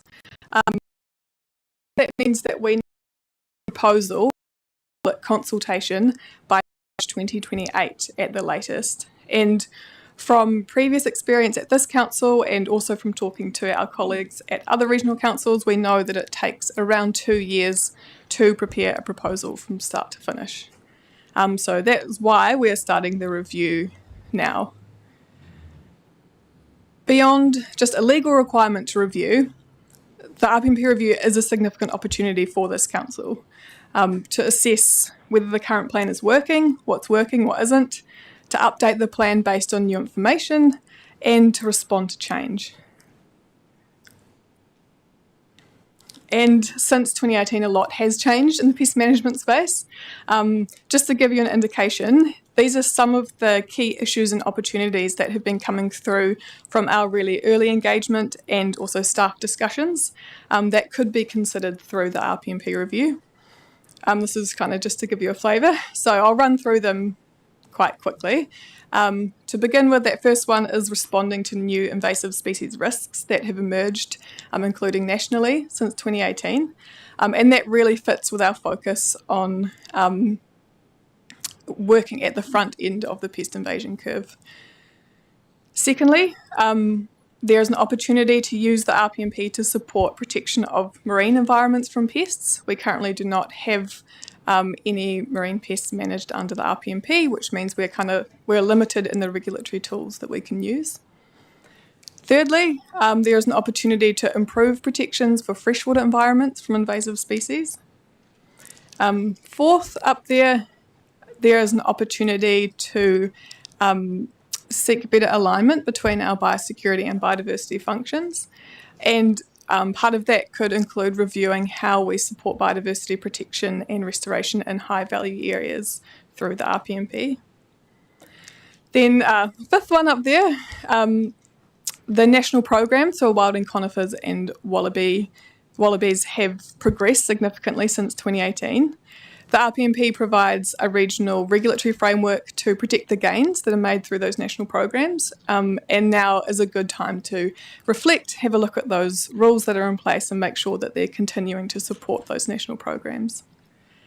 And finally, more of a policy piece, I guess, but there's an opportunity to seek greater alignment and integration of the RPMP with other regulatory plans, and in particular looking at alignment with other regions and what they have in their RPMPs. This is my last slide, and then I'll hand to Tom. This is to give you a high-level time frame for the review, so what are we working to? So we are currently in this first phase, evaluation and scope. So our focus at the moment as staff is on evaluating the performance of the current plan and building solid advice for you as council. This phase is including some targeted engagement with mana whenua, stakeholders and communities to understand their views as well as to understand their views on the effectiveness and efficiencies of the current plan. The next step for that milestone is coming to the Strategy and Policy Committee in August, where we will present the findings of this evaluation and seek direction on the scope and priorities of the review. We then move into the next phase, which will be a really busy phase, where we will, from September 26 through to 27, where we have a year to do the bulk of the work to identify issues and options and develop a proposal. And again, this will include ongoing engagement with mana whenua and stakeholders and communities. We will keep council regularly updated during this time. It will be a busy time. And then finally, in late 2027, council will be asked to confirm a draft proposal to take out for consultation, and this timeline has us targeting approval of a final revised plan in September 2028.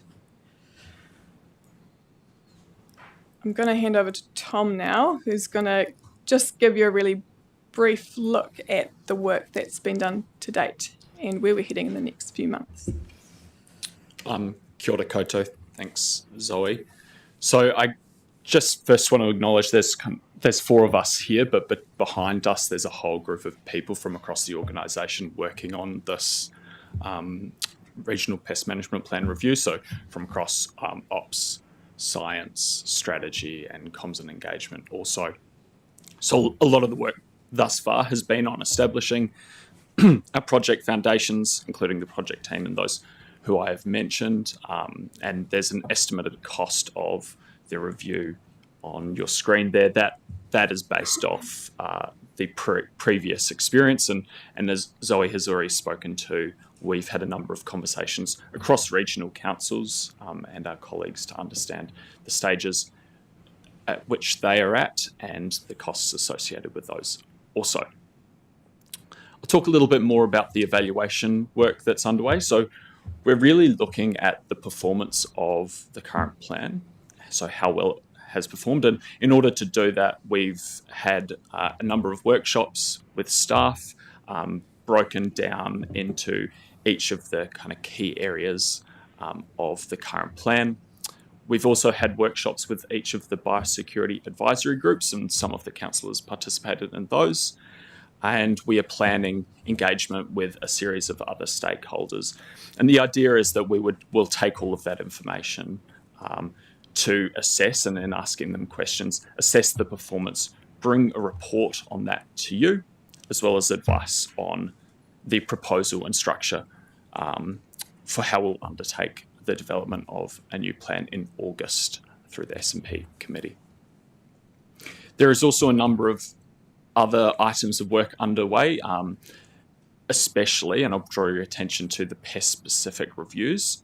So this is really an assessment, pest-by-pest assessment on risk, and this is focused on those that are emerging within the region, and the intent is that we could carry those into the new plan where there's a high likelihood of incursion where we would need to respond.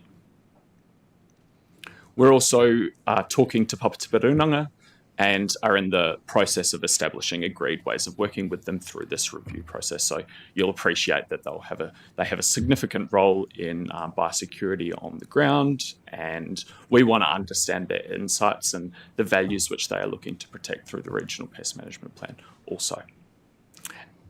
And lastly, we're undertaking stakeholder mapping and engagement planning for the next phases of the review. So some of that engagement will look like formal consultation at the end of the review, but in the intervening period,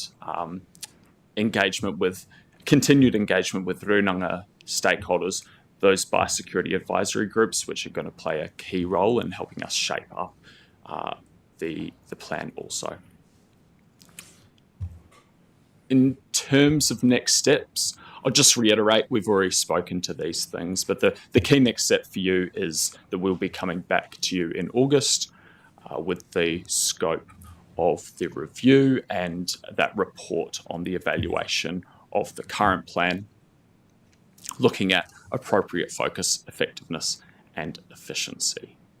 I might just leave it there, and we're happy to receive any questions from councillors. Kia ora koutou, thank you for that. We'll start off with Councillor Campbell and then Councillor Scott. I have two questions and a comment. My comment is we're just busy reviewing annual plan feedback at the moment, and there's at least two very good submissions in that on pest management from the Summit Road Society and Pest Free Banks Peninsula, so I just encourage you to take a look at those. Question one, and this is probably Regional Pest Management 101 for newbies. I am assuming that we as Environment Canterbury get to decide what we are stipulating as pests in Canterbury. That's correct? So can you explain to me the process for doing that? I'll let you answer that, then I'll come back to my second question.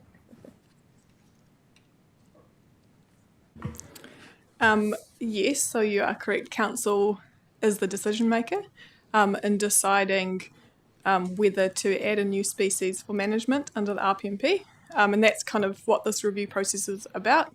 It's likely that the review could include things like adding some new pests to the plan, removing some species from the plan, potentially making changes to the objectives that we're working to, and potentially making changes to some of the plan measures. So, for example, if we need to refine some of the rule frameworks. So yes, it's a council decision, what we manage under the RPMP. What needs to be considered in making that decision, there's actually there's a kind of several factors that need to be considered, and many of those are actually prescribed under the Biosecurity Act, so the council needs to take those things into account. We definitely will be providing more advice on this as we move through the process, but to give you an indication, some of the things that need to be considered are risk and impact. So decisions should be based on risk to Canterbury, so considering what we know about the species now, but also future risk. For example, how risk might change under different climate conditions, and impact being what are the adverse effects that are caused to values by a species, and we must be able to describe those impacts. But beyond risk and impact, there are other things that need to be considered. Regulatory need. So this is a regulatory plan, and there needs to be a clear rationale for why regulatory tools are needed rather than relying on voluntary action or non-regulatory tools. Achievability, so that the objectives set in the plan must be achievable within the lifetime of the plan. Cost effectiveness, so the Act is really prescriptive in that the benefits of managing a pest under the RPMP must outweigh the costs. That's another part of the decision making. And then also funding, so there must be a likelihood of adequate funding for at least 5 years for something to be included in the RPMP. So I guess to summarise, the decision sits with this council and there are several factors that need to be considered in making that decision. So I assume that in what you're proposing to be stipulated as a pest, you go out to all the scientific and ecological and agricultural and marine scientists out there and say, what are your biggest nightmares? Is that basically it? Yes, I guess that's kind of a process question. And as part of the planning process, staff will provide advice to council, and that advice will draw on the best technical advice that we have. And then also it will involve the consultation and engagement that we undertake with mana whenua and communities and stakeholders to understand what matters to them. So second question, on slide 7, you talked about property owners' responsibilities, and we've been talking a bit about this recently in terms of wallaby control and the indication that some property owners probably aren't doing their bit. So what monitoring and enforcement actions do we have available to us, and how realistic are they, and how much are we using them?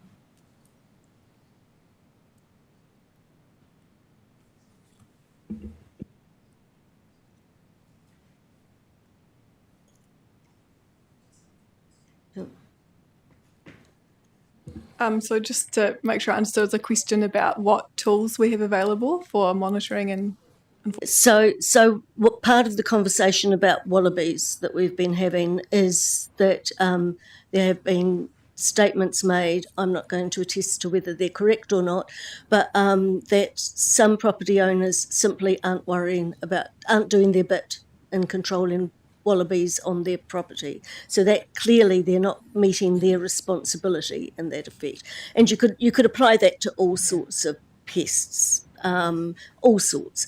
So my question is, it's all very well having property owner responsibilities, but what tools are available to us to ensure that they are carrying out their responsibilities, and how are we enforcing that? And is it practical to actually enforce it sometimes? I think so. Yes, there are landowner responsibilities set out in the plan, and the Biosecurity Act provides us with the tools to undertake compliance inspections and to enforce those rules where appropriate. Kind of the more detailed question about are we implementing those tools and how's that working, I think that will come through in the evaluation. Rather than me and it varies across the different pests and the different pest programs. That's probably as much as I can answer now. I can perhaps answer. I think what you're talking about is an implementation plan around each pest. We do have a full suite of tools. We'd like to think we use the right tool at the right time on the right species for the right issue, and I think that's where we need to, and I'm not sure we have well, but at least develop implementation plans that use the full suite at the right time, and those should come back so that you can see them.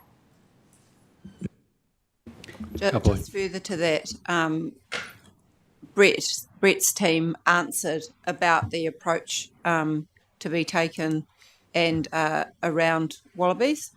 So taken together, and we'll be working through with the community, as Councillor Scott has said, local solutions for local problems. But it's most likely that with the additional money, we will be looking at our compliance approach. Kia ora, Brett. Thank you for that. Online, Councillor Scott.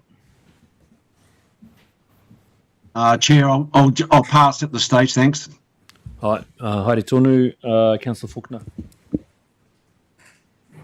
Thank you for that. I'm just looking at a couple of questions. One, the 800,000. Is there a breakdown of how that cost is allocated? I don't need to have an explanation now, but I wouldn't mind having a look at it. But one of the things that I get really passionate about is the getting closer to the community. And I just looked at the work to date, and then the time frame that you've got, January, August for consultation. And there's the talk about biosecurity groups, and I'm on the and part of that process in the Northern, and the new members that are coming in. And I look at the Northern group, and we've got some really good people there. They are community representatives. But then I think you talk about federated farmers. Yeah, they're okay.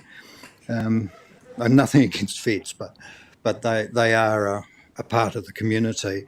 But then I think also about AIC and Hurinui District Landcare Group.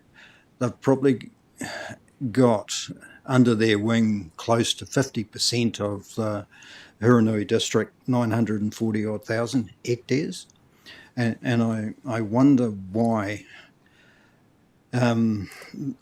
groups like that aren't part of the first cab off the rank in the consultation process. And when I say that, I go to a little project that we're involved in at the moment with the Hurinui Deer Control Project. That's a pest project being funded by MPI. So MPI are obviously seeing groups like this as a potential pathway in pest eradication or control. So times have changed, haven't they? Catchment groups are coming into play much more strongly than even 10 years ago.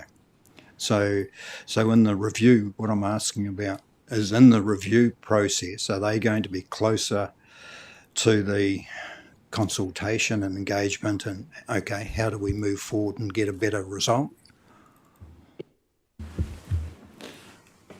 The answer is we've only just started. So we started with the biosecurity advisory groups because that's the intent and how they've been established, and mana whenua, given our partnership commitments to them. We are going to be undertaking broader stakeholder engagement as a part of this evaluation work. So yes, there is then a second phase of engagement through that kind of next calendar year that will be undertaken, and then a formal consultation process. So there's multiple opportunities for us to engage with groups like those in the Hurinui through this process.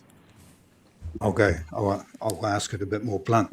I do have an issue with the biodiversity strategy and the engagement process, that it's not the actual process itself, because it's all very good, but implementation is such a key part of it, and the closer you get to the community is the key part. So that's my request, that you go as close when you're going through this process as possible. Thank you, Councillor. We hear that, and both Brett and I are talking more about how we can bolster the land-based approach and utilise more fully some of the groups that we are also responsible for setting up. And we absolutely, as we said last week, take that on board about working more closely. So thank you. I'm sure Tom and Zoe and Cam have heard that clearly as well. Kia ora, Amy. Thank you for that. Over to Councillor Davis, followed by Councillor Robinson. Cheers. Thanks for this. We just had a meeting, Nick and I, with Pest-Free Banks Peninsula, and Brett, who you know, Brett Butland. So he's got all the numbers, guys. So $1 on eradication saves $2.50 on suppression. So they are all over 80-day, 500 hectare possum elimination.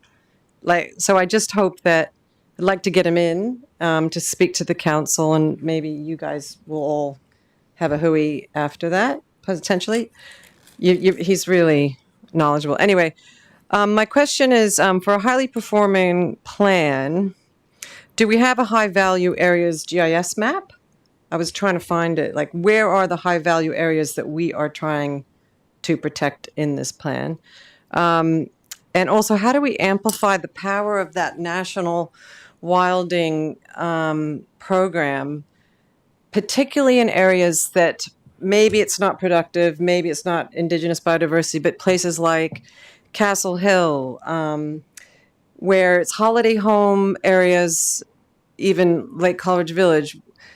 So these things are happening, and we say, but it's a national program. Like, it's, how do we amplify that power? It's not just ECAN coming in and saying you must do it. It's like, this is your country, and we nationalize it, sort of make it a bit more of a pride thing.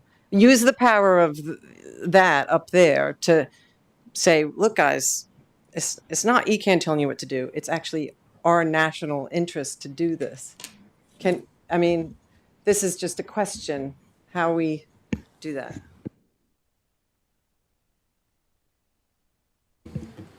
I can answer that first question about the high value areas. So the sites that are currently managed under the plan are in the plan itself, and we do have a layer on ECAN maps, and we can help you find that.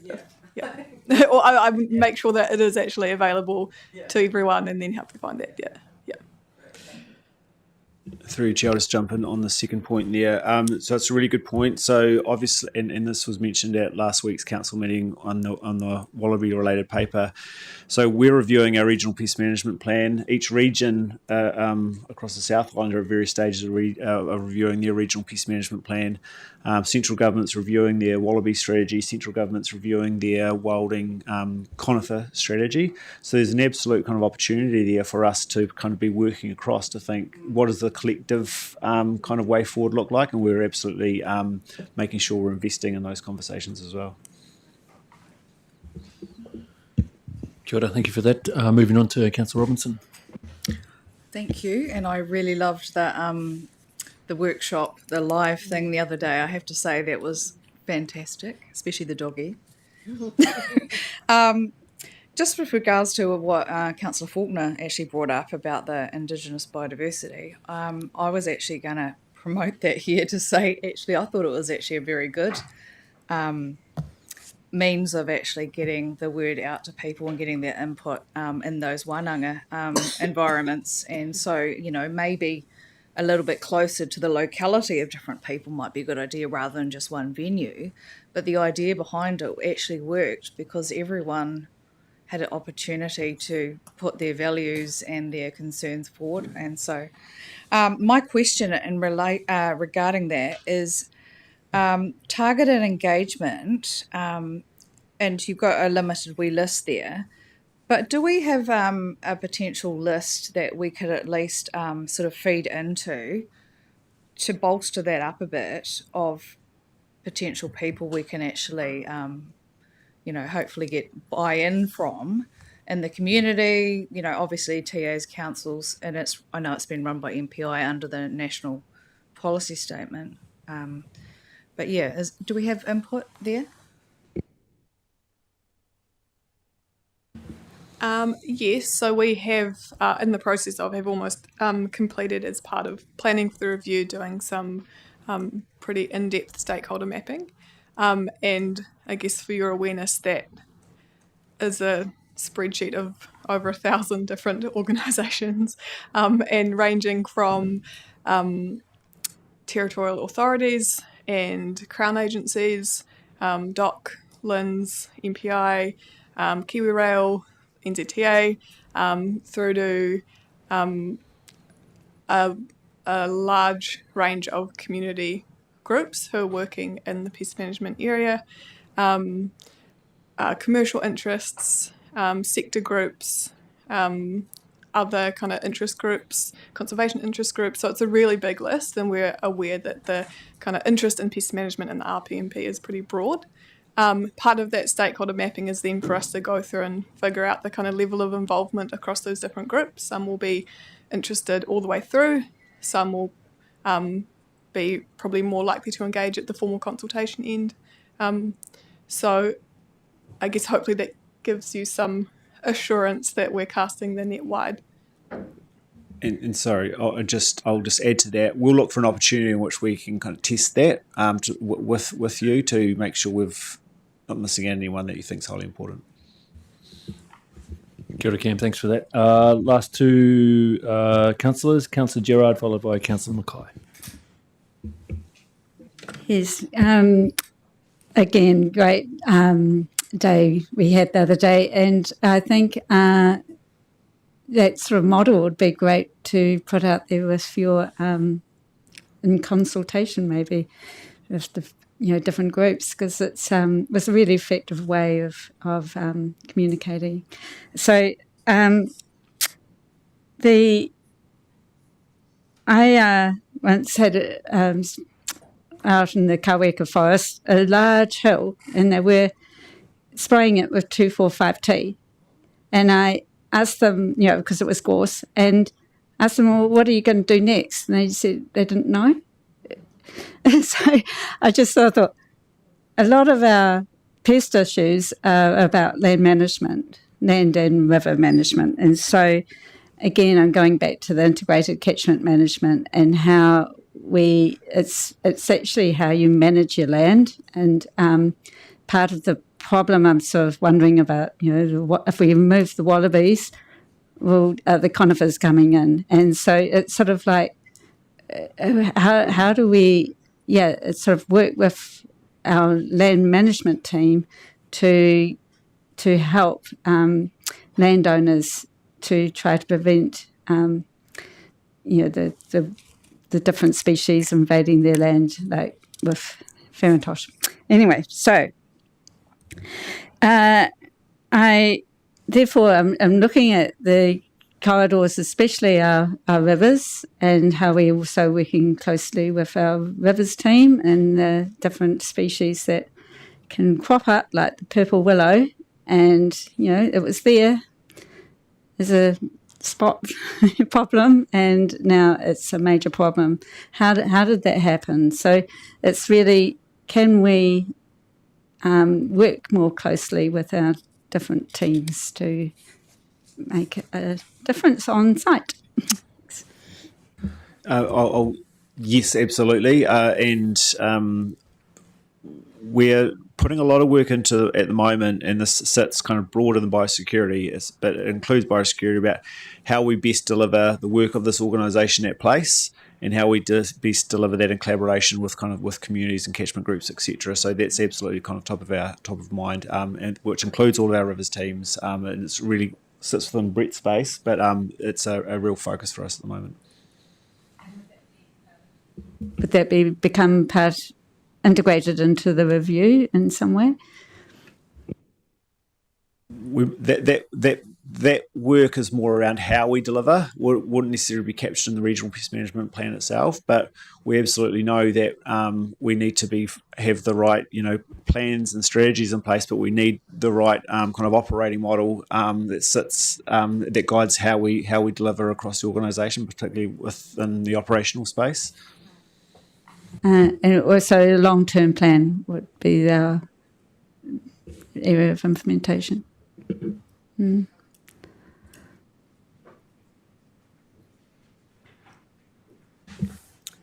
Possibly, but I'm not sure it requires extra funding. It's just a way of working. And I guess what we're seeing is when we run into issues in a place, we are running it a little bit disjointed at the moment. And these issues require the full spectrum of ECAN functions to address them, and to address them in a coordinated way. So it's very much like the question about how we use our tools. It's the same question: how do we use our functions the right time in the right place for the right issue, which means we're calling it place-based implementation. It needs to be done with communities, it needs to be done at place, and it needs to be done in a coordinated way. with external agencies as well. It's a bit of a shift in the way we've worked, but it starts to drive effectiveness and efficiency into what we're doing in a much better way. Kia ora, Brett. Thanks for that, Councillor Mackay. And then we'll lunch. If I could just add to that, we are certainly, again, strategy and ops, and I would say bringing along the rest of the organisation, very focused on integration and coordination. That just brings efficiency and it brings expansion of our services, and that includes making sure that our connections that we bring from Wellington and from within the region are brought to bear. That includes better partnership and it includes better stakeholder engagement. So we've heard that from you. That's the expectation, and it's also our expectation. 3 really quick questions. First one's about the legislative uncertainty. So what's the risk of us progressing this review at this point in time when there's the bill going through the House? Is central government direction kind of sufficiently clear that there's no risk? Or if there is risk, are we building flexibility into the review? With regard to the Biosecurity Act review, as Zoe highlighted, the direction we've had from ministers is to continue on reviewing regional pest management plans, but also the expected changes to the Biosecurity Act we hope will help us streamline parts of the review itself. But we're absolutely kind of keeping an eye on that, but we think it will make the job slightly easier, if anything. Okay, yeah, because you don't want to have to come back again and do it again. The second question is very similar to Councillor Campbell, which is sometimes we're getting feedback, it's anecdotal feedback about things that are working, not working. So just wanted to know, as part of the review process, will we clearly evaluate what is working, what's not, and whether any of the issues are with the plan itself or implementation or funding or resourcing, and therefore are we able to deliver value for money? So yes, that's what that is the focus of the evaluation work that we're undertaking right now. What is working and what's not. Some of the what's going to come and what is coming through that. Some of it are changes that we can address through changing the plan. Some of it will be implementation kind of issues that we will not be able to resolve through changes to the planning document. But as kind of Amy was saying, we're working in a really integrated way across the organisation, so across strategy and planning and ops. So we can still use that information and feed that more towards into our kind of operational and implementation planning work. That answers the question. I would also say that obviously we value due process and there are processes for these things. We also live in a very small country and Christchurch, Canterbury is a village. So we're really open to hearing anecdotal or otherwise, and certainly as directors, it's actually really useful to just hear a view and assess it. And if we don't know about things, we can't act on them. So the key message is we value due process, but of course we are open to all information. And my very last quick question is really about the governance pathway. So just wanting to understand what, I can always go back to the strategy and policy terms of reference, and it's so broad, there's so much that comes through, but it is including all plan reviews. And I just wanted to know, like, why is this going through an alternative pathway, or is it intended to come to strategy and policy? It is intended to come to strategy and policy. Okay, well, then we probably need to build it into our annual work plan for the committee. Thanks. And the annual work plan is imminent. So yes, noted. Just a comment from the Acting Chief Executive. Just following up on Councillor Campbell's earlier question around the ownership of governance, and I just wanted to clarify because my earlier question under PC8, or my previous statement under PC8 was independent commissioners hearing plans. In this case, the previous RPMP was heard by councillors. So council appointed three councillors to conduct the hearings on the RPMP. So that differs in the case of RM plans.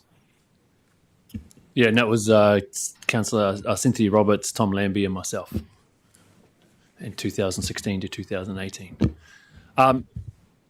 Thank you for that. We're going to break for lunch, but just acknowledging what we just heard at the end there, just from Amy and Brett regarding integration and working together collaboratively, ops and planning, etc. That's what we like to hear. We don't want to be in silos, and kind of we make sure that just carrying on with Councillor Gerard, just making sure that those seamlessly coming together. So thank you for that, and we'll be back at 1 o'clock. Kia ora.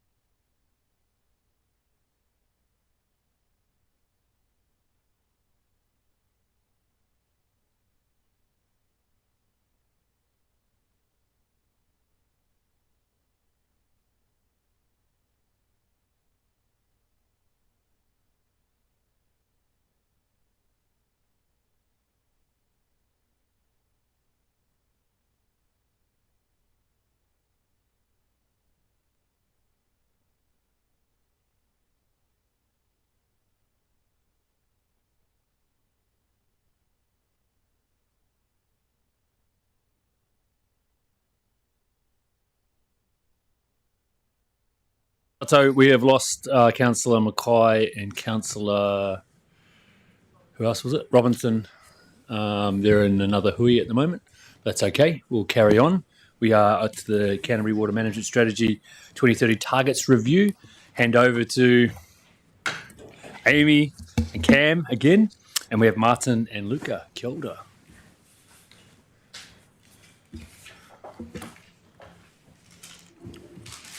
Greetings again, councillors, and for those who are joining us live stream for this item. Kia ora tātou. My name is Amy Allison, and I'm the Director of Strategy and Policy at Environment Canterbury. So, this is a briefing on the Canterbury Water Management Strategy 2030 Targets Review. I have with me Cameron Smith, who's our Senior Strategy Manager, Martin Espig, who's the Principal Strategy Advisor, and Luca Ware, who is our Strategy Advisor. So this workshop will provide councillors and those watching with an opportunity to inform the direction of a council-led work program, and that is to consolidate the next steps for the Canterbury Water Management Strategy. So this is a session is not for decision. Again, this is another briefing session. So once we've run through the presentation, we welcome your questions. And if we can't answer them here today, we will follow up very shortly after. So the key points are that the CWMS is a regional strategy. It's owned by the Canterbury Mayoral Forum, and it's aimed at facilitating a collaborative community-led approach to environmentally sustainable water management. Obviously, we are have a seat on the Mayoral Forum, and we are a key partner to this work, and we are the lead delivery agency. So work's been underway in the recent months to redefine the next set of goals to be achieved by 2030, and with final reporting to the Mayoral Forum planned in August. So staff will outline the context of this work in more detail, but before I hand over, there's one thing that I would like to say, and I've really valued the input of councillors in the chamber and in subsequent briefings and feedback also from the community. We have heard you that around the concern that, you know, a single figure or a single indicator approach. We do know that indicators are important, but we will endeavour to provide better ways to reflect progress and effort and acknowledge that. We are very, very aware that there is a large amount of work underway right across the region from various groups to improve our water and the quality of our water. And yeah, we know the work's important. The time of change is long. There is always a lag, and the effort to change is collective. So it's going to be more of an and, not a one or t'other. We still need to be held to account, but we also need to demonstrate effort. So with that, I will hand you over to the team. Excellent. Thank you, Amy, and good afternoon. So I'll just quickly cover the purpose here of today's briefing. So this is to provide context for the CWMS 2030 Targets Review and an opportunity for councillors to inform next phase. Just to be clear here, we're talking about what the targets are and what they'll be for 2030. This isn't a briefing about what progress has been made. That will come next. Today's about, have we got the targets right for 2030? And just to make sure you agree with the direction that we're taking. And then we'll move into the significant body of work that Amy is just going to refer to, which is making sure we do a bloody good job of tracking progress across Canterbury, made by this council, made by other councils, and made by the community to deliver towards the CWMS 2030 targets. So today we want to seek your feedback on the draft 2030 goals. We will ensure these goals are good. Purpose nature of the guide partners' efforts, noting, as Amy said, the CWMS in delivering towards targets requires effort from our key partners, other councils across Canterbury and communities, and then identify any gaps and opportunities for consolidation. And then we'll outline the next step towards mid-year completion. Next. Just quickly, as that background tool on the CWMS, the Canterbury Water Management Strategy, adopted by the Mineral Forum in 2009 as a collaborative framework to manage Canterbury's freshwater. It includes, and you'll be aware of this, a shared vision, key principles, and goals, importantly, for what is to be achieved from 2015 to 2040 across 10 target areas. And this is really what we want to talk about today. In 2020, we led a Fit for the Future project, and that developed 2025 and 2030 goals across these 10 target areas. And the graphic you can see there starts to articulate where some of these target areas are. So this isn't the first time that we've done this, obviously, since we've had these targets in place for some time now. And we have regularly reported on these since 2013, through the Mineral Forum largely, but Environment Canterbury has taken the coordination lead on this. We originally had biennial reports from 2013 and 2019, which were kind of printed versions, mostly focused on actions and funds allocated to projects, but would say limited reporting on progress towards overall outcomes. There was a real shift undertaken in 2021 to online reporting and focusing on measuring results against the 2020 goals. And so that's been the focus and continues to be the focus. The last reporting that we undertook in this space was for the 2025 goals in July of last year. And that was overseen by the Canterbury Mineral Forum and the Operations Forum, which sits under that. And so the Canterbury Operations Forum consists of key territorial authority kind of staff members responsible for operational delivery within their councils, and that play a key part in delivering towards some of the CWS targets.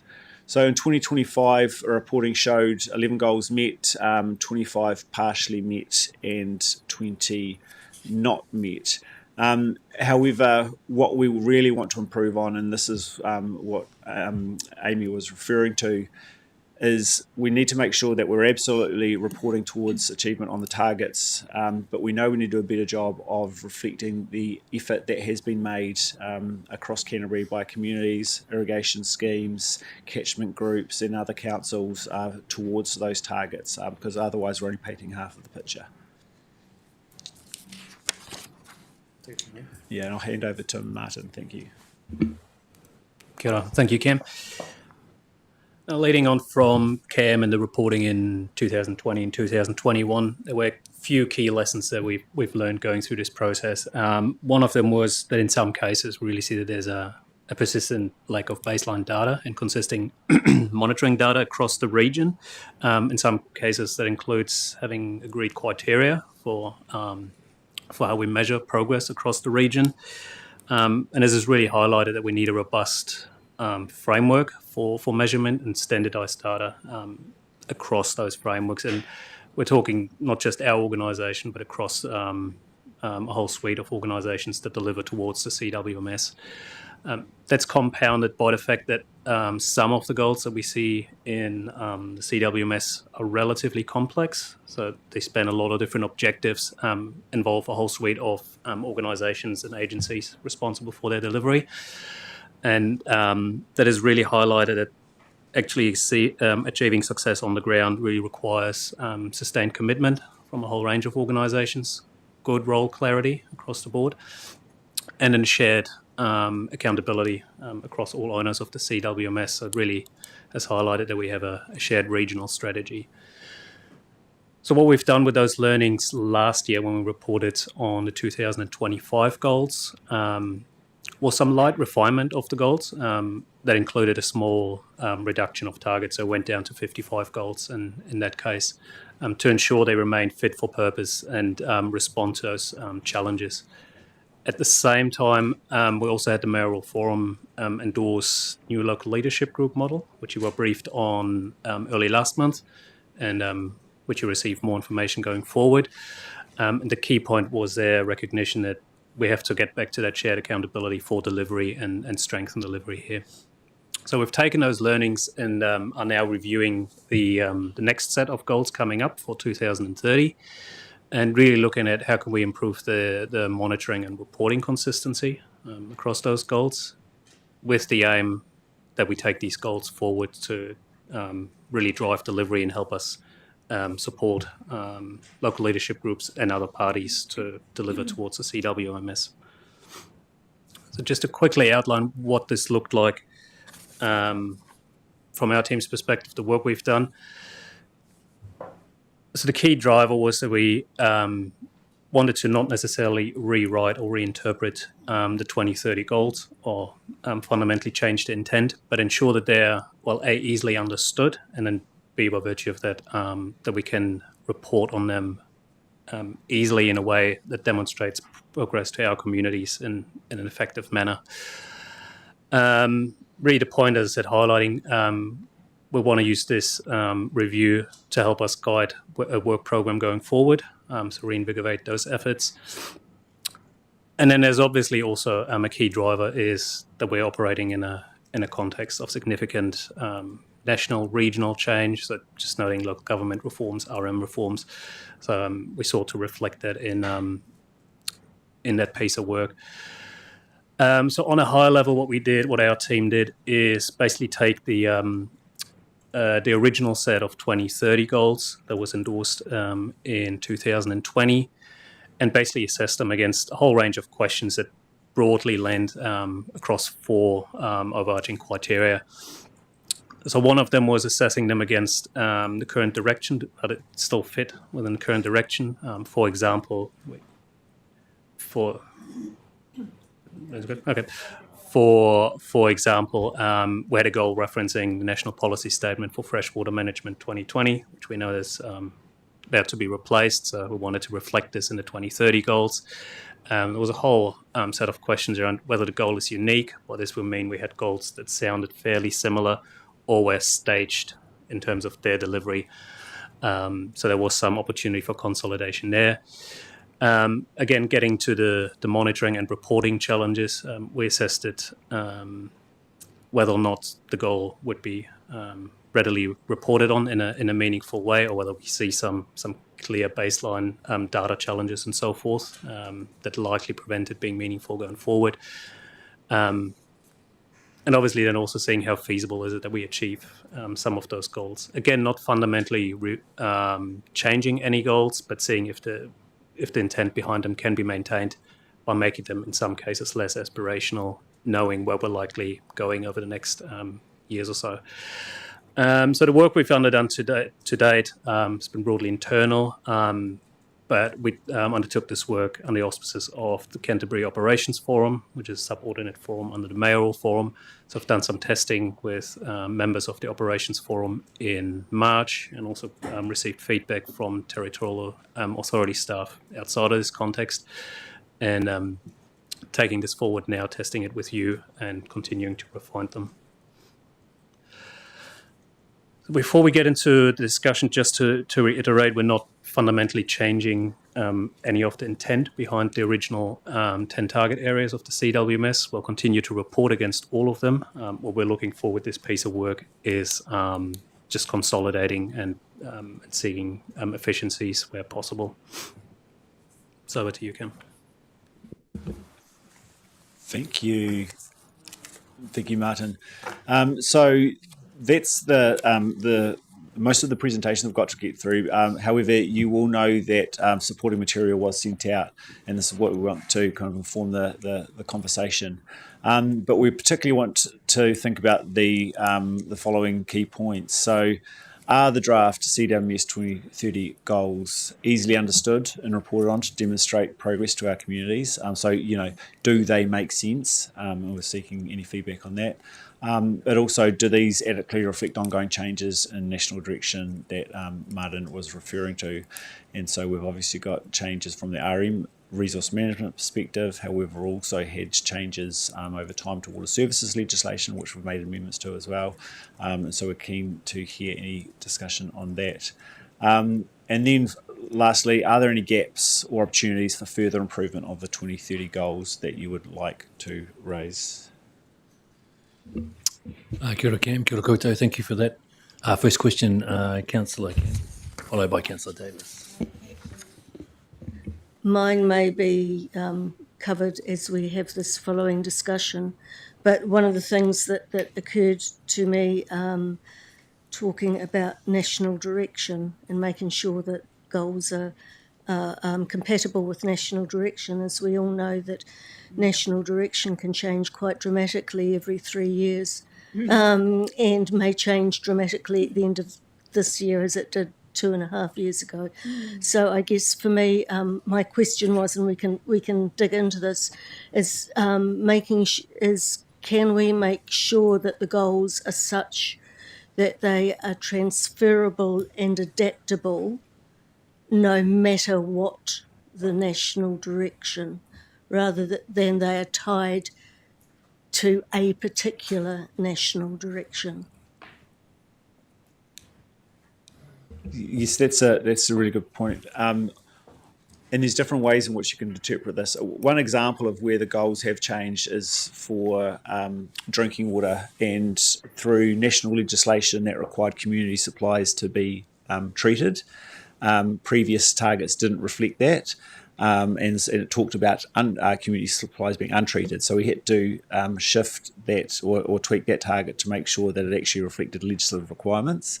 But absolutely take your point when we see making sure that the targets don't or aren't inconsistent with any changes in national direction, but at the same time making sure that the targets reflect the desires of the Canterbury community, because that was how they were created. Yeah.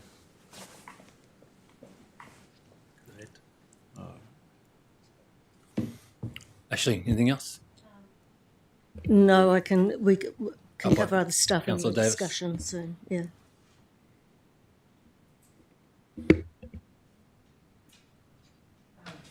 Cheers.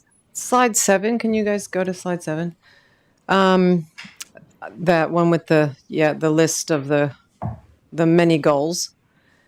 I'm thinking, like got my integrated environmental management master's hat on. If you can just have one high goal, all those people who are doing all this work can agree on, it's so much easier, because a lot of these things in there are like, even drinking water, I'm thinking they're actions, targets, but the goal should be ecosystem health and biodiversity. And then that's the overarching goal. Environmental limits, natural character braided rivers, also very important. But that would be so much easier for the public to work towards. And then everything else is an action or a target that falls under that overarching goal. And it's literally like a system that just drops down, and at the bottom we achieve the better outcome, ecosystem health and biodiversity. Goes like, I don't know, I'm just, because you give that to anyone, and I mean, we're holding people to account, but, a community group isn't involved in an irrigated land area, but they are involved. Everyone's involved in ecosystem health and biodiversity. Yes, and thank you for the question. I've heard there is a bit of complexity in here, and I've heard Stephanie talk to it well in the past, in which some of that complexity comes through the kind of the process in which these were crafted and developed, and the highly consultative process, and so it had to reflect the kind of wants and needs of a number of different groups, across Canterbury, and so we're still reflecting that here, but there's absolutely an opportunity, and it dovetails with the comments around resource management reform, because in a year's time, we'll have a lot more understanding of where resource management reform lands. I think there's a big question about what that means for the CWMS. We're having that conversation within some of the local leadership group establishment hui, but also that might be the opportunity to really think about, can we take some of this complexity out of these goals and targets. I think it's very hard to do that at this point. That's a significant change, and I think it might be a more kind of efficient approach is to wrap that up in a broader look at the CWMS once the national reform change lands. Yeah. The other part is that, of course, if we get it right, if we get the ecosystem health and biodiversity right, that bit that plugs in, that's, the ocean, where it's all going into, because so much of what we were doing on Banks Peninsula was looking after the health of the harbor, but it really didn't. So if we look after the top and the ecosystem health and biodiversity, we kind of have sorted it in a way for everyone. Kia ora, Councillor Davis. Councillor Gerard. Through you, Chair. I totally endorse what Councillor Davis is saying there. I really believe it should be ecosystem health and diversity. I went to a freshwater governance conference and a Dairy NZ freshwater scientist really said if we really want to make change, it's all about the visibility of the macroinvertebrates and the native fish in your local stream, and you can get excited about it and you can start managing.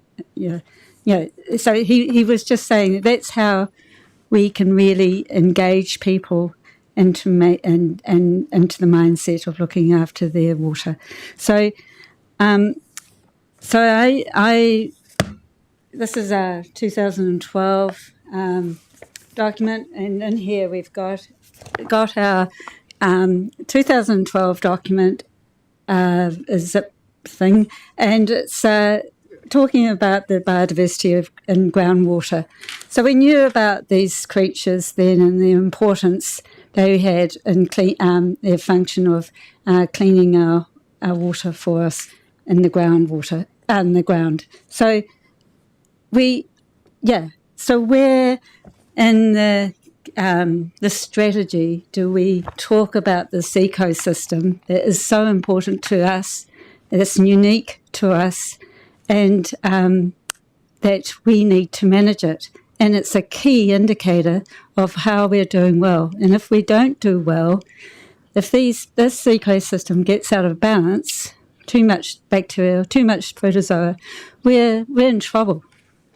And if they die, the freshwater scientists told me, it's a crisis. So I just would like to see this ecosystem as an indicator, please. Thank you. That's exactly the kind of feedback we're after around where there's gaps. So we'll take that on board. We'll have a discussion about how that could be reflected, if it could be reflected. I know in the past there have been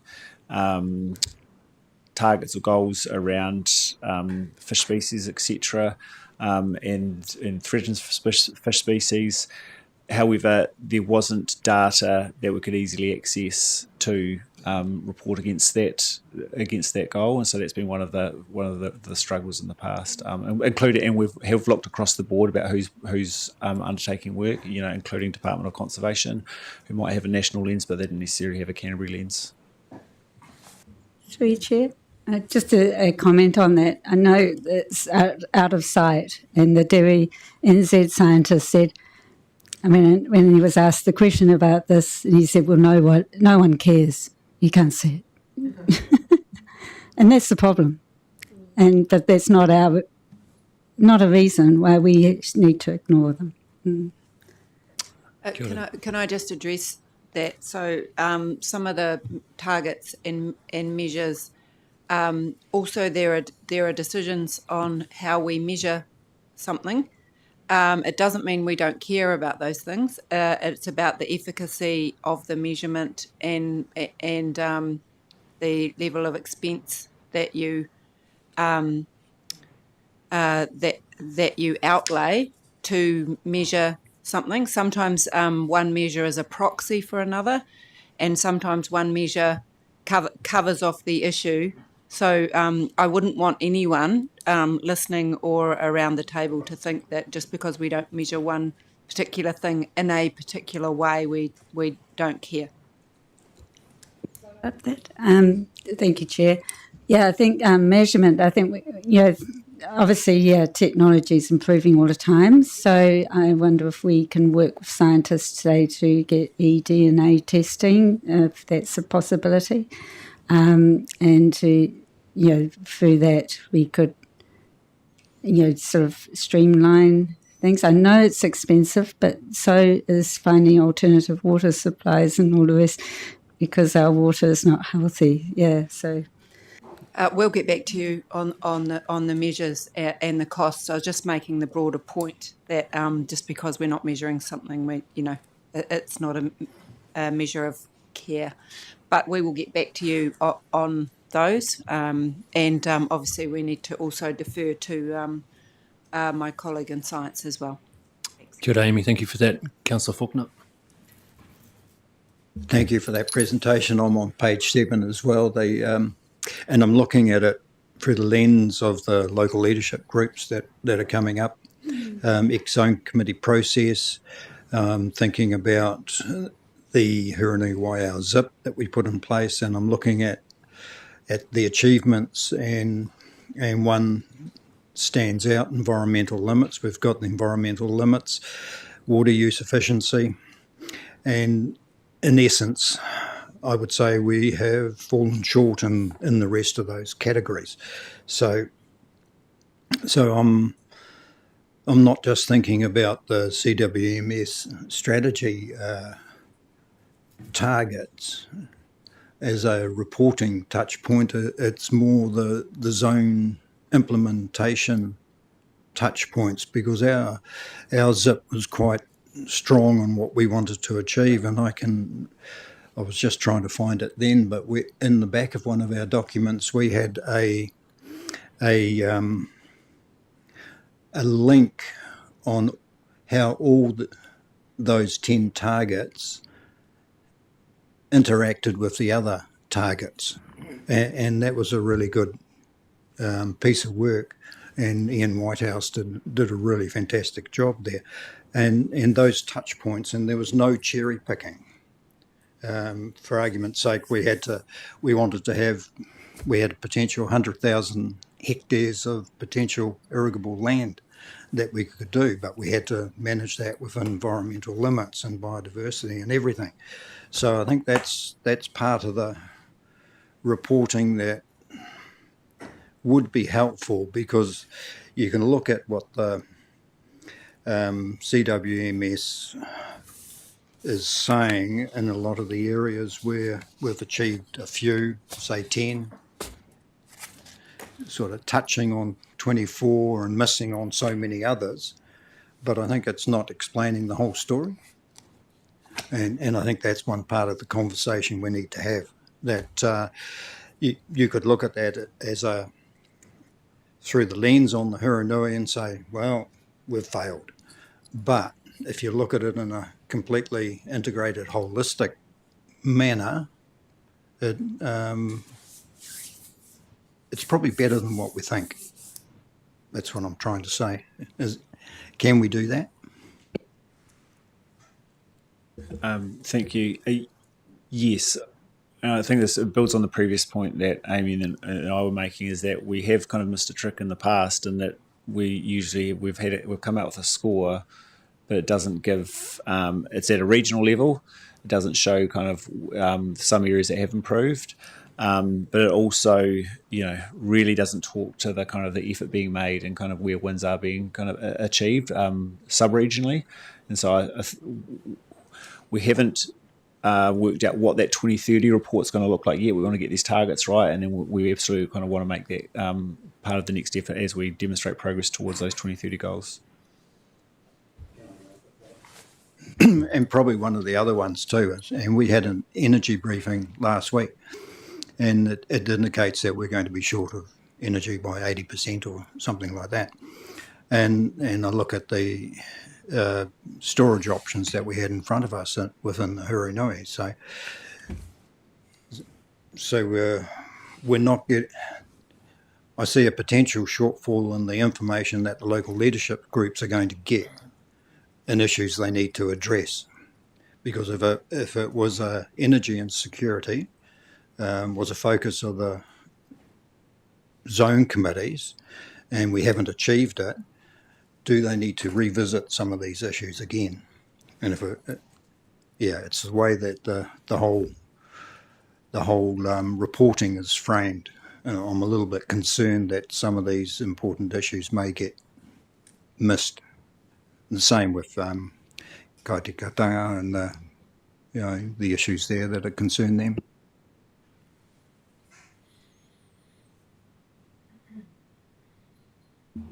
Thank you, Councillor.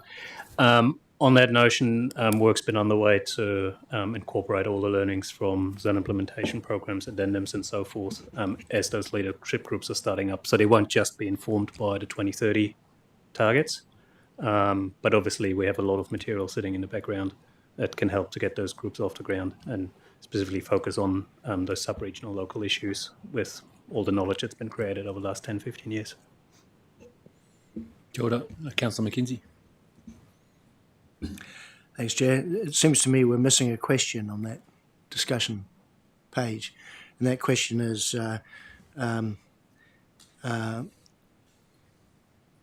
what role ECAN's been playing in frustrating communities from achieving some of these goals. And if I can give you some examples to make it clear what I mean. And I've got several. One is closing, so this is all examples down in the Ashburton district. One is you're still forcing water race closure, which means that the drains are drying up. And yet one of the goals of the zone implementation plan in terms of achieving the outcomes here was to restore the flows into those drains and the biodiversity in those drains, and yet ECAN has been putting in policy for the last 10 years to actually counter-effect that. Shutting down the water supply for Lake Hood, which means that in the summer the most popular recreational and amenity opportunity which sits around Lake Hood in Ashburton now is closed to the public, which seems to be counterintuitive, and yet that is an arbitrary decision that this council has made, and I don't think it's precluded in the Ashburton River Plan, but it was an arbitrary, its interpretation of the plans, of the rules. ECAN opposed the MAR project. It didn't give continuance, and yet that was one of the most effective ways of improving drinking water quality. And talking to Gabrielle Huria from Tuahiwi, she was complaining that where she likes to stop for her coffee in Tynwald, the nitrates in the drinking water in Tynwald are about 8 to 9 parts per million from the water supply. The MAR project had specifically had an infiltration gallery directly above Tynwald to improve the water quality, and if we'd been allowed to continue that process, we would have achieved the targets of reducing the nitrates in the drinking water for Tynwald town from where they are 8 or 9 down to about 3 or 4, which is what we did in Winslow. And then you've got various examples of killing off biodiversity in the Ashburton district, and the most notable one was Green Street Creek. So all these things, you've got a community who is quite engaged to deliver, and then you've got a regional council that seems to be intent, this might be a perception, seem to be intent in actually frustrating any efforts to actually deliver on quite a lot of these different goals. And I think that's something that the council should be reflecting on. Ian, yeah, I mean, what you just talked about, a lot of those are consented anyway. So it's a process that it's not just a stroke of the tick of a box. No, these are opposing the MAR project back in the day. I mean, that position has changed again. Was an arbitrary decision made by staff here. They weren't forced to make that decision. That was a judgment call that they made to oppose that. Well, that's cost probably 4 years worth of progress, which hasn't been able to be made to meet the CWMS targets for the Hinds Plains area, specifically because of that one decision. Lake Hood is again, it's not a consenting issue. This is an arbitrary decision on how you interpret the Ashburton River Plan, and it depends on your attitude as to whether you want to enable stuff or whether you want to kill off stuff. Ashley, Councillor. Just a question about just looking at your other draft CWMS 2030 goals, easily understood and reported on to demonstrate progress to our communities. I'm just one question first. Going through your outlining of the changed goals, do you want us to send you through individual feedback on those, or do you want us to bring those up in discussion now? Individual feedback would be great, thank you. So in answer to that first question, are the draft CWMS 2030 goals easily understood and reported on? My answer would be some yes, some no. And I think that the language, and I'll just give this one example, on the environmental limits, which is the first table. My first question is, what does 30 actually mean? I've read it over and over and over again, and I don't really understand it. Whereas, for example, 31 is really clear. It's short sentences, it's active, it makes it clear what it's talking about. So I would say that it's really important that these goals get filtered through an editor, because while the wording may be what a committee has agreed upon, that sometimes ends up with something that only the people in the committee understand. So I'd just be really clear that these goals are precise, measurable and actionable, and that the language used makes them precise, measurable and actionable. Kia ora, Councillor Campbell. Just, Cam, before you kind of ask that one, Cam, can you just, you notice on this attachment 1, just on the difference between, I know it's written there, the green and the kind of orange, just the highlighted bits, or it might be you, Martin, just to emphasise the difference in actually what you want from the councillors regarding those colours. Thank you, Chair. Those colours are just indicative for where changes have been made.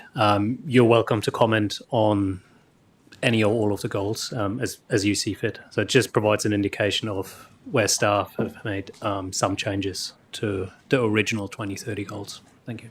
Ka pai. So just following up from that, if we have quite a bit of feedback, which is probably too long to include here because we'll be talking for ages, who should we send it to? Should we send it through you, Amy, or through governance, or? Through you, Chair, through governance, please. But obviously, it will come to me and my team. Kia ora, Councillor Moody. Thanks, team. So, looking at your question 1, that sure the goals are easily understood and reported on. This is one anga, right? So I'll just give you some thoughts, general thoughts. Having been involved, stood for the zone committee with Lan back in 2013, and then being a staff on the Christchurch Zone Committee and working to deliver it. I guess first, environmental bottom lines. Without them, we're not going anywhere, because we can do the collaboration to achieve agreed environmental bottom lines and a catchment. That seems to be the message coming through from a lot of our thought leaders in the country. We've seen that collaboration without a bottom line, it doesn't work. It's been my life's observation, I'm not the only one. So zone committees, the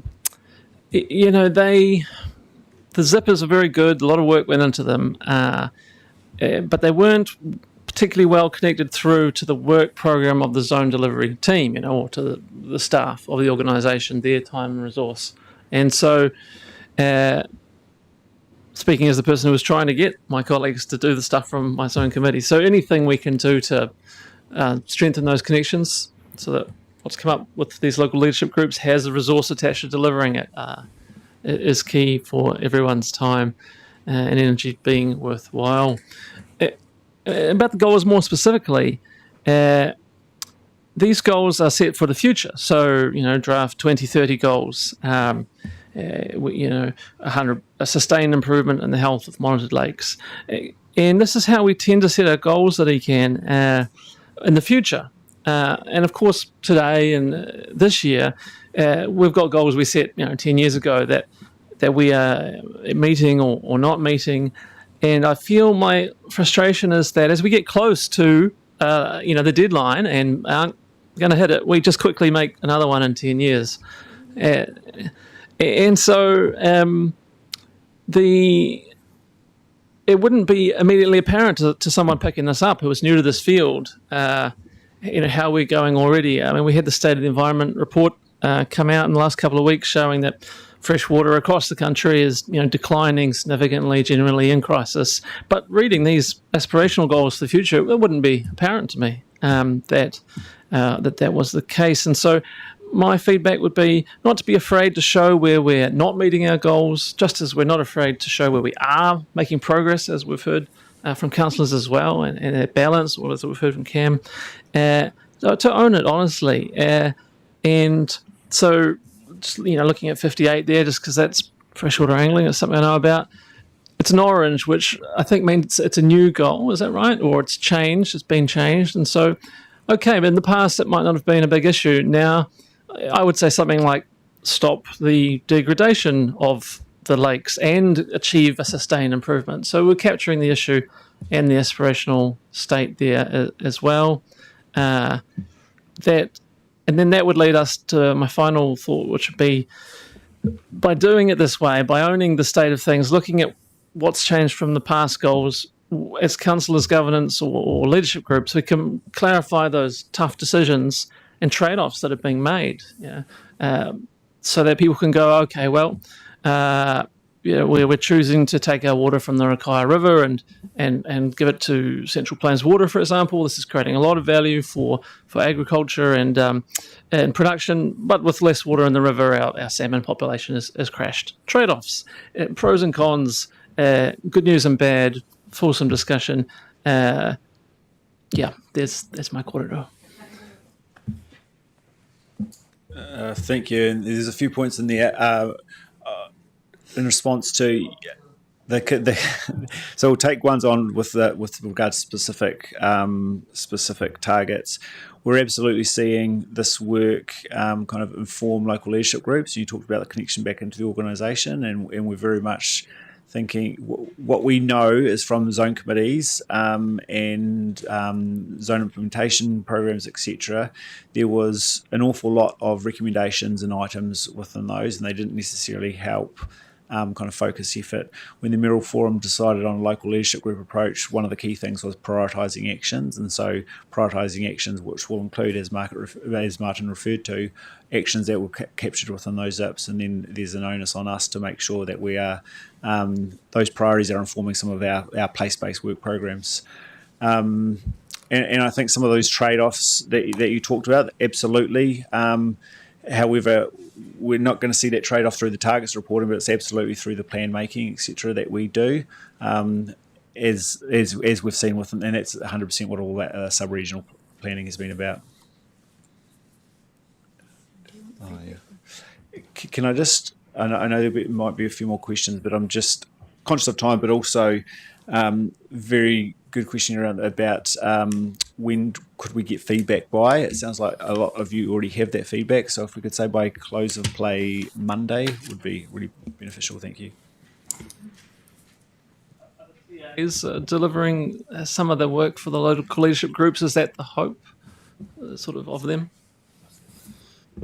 Absolutely, and I think the conversations that we're having in the Hurunui or up in Kaikoura and further south in Ashburn, Hakateri, will attest to that. Kia ora, Cam. Thanks for that. Councillor Gerard and Councillor Davis, and then we'll wrap that up.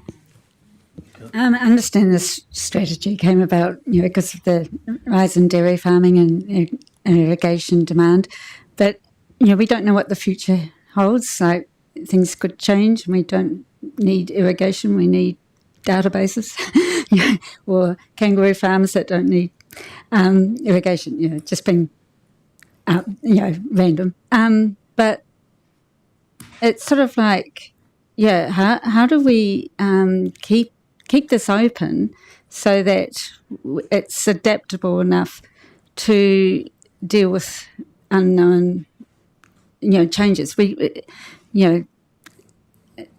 Dairy farming it's a commodity, economy that we're in, and dairy farming may drop and something else may take over. So it's sort of that,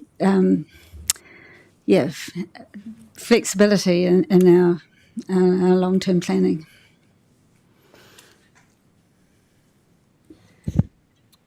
Councillor McKenzie. I just want to question whether, in fact, the CWMS was purely aimed at dairy farmers. I think it was aimed at a whole lot of No, you other can see the targets all there. So, yep. Cam, do you want to go to the next slide, please? Any comments on that? I'll take it as read. Okay. The top one, just on the date. So we heard from Cam. Any feedback on the goals by close of play on Monday? May the 4th be with you. Kapai. On that note, we'll finish. Thank you. Thank you, Martin. Thank you, Luca. We'll move on to the next kaupapa. It is the Waitaha Canterbury Biodiversity Strategy, and call up Tom, Kate and Sean. Kia ora.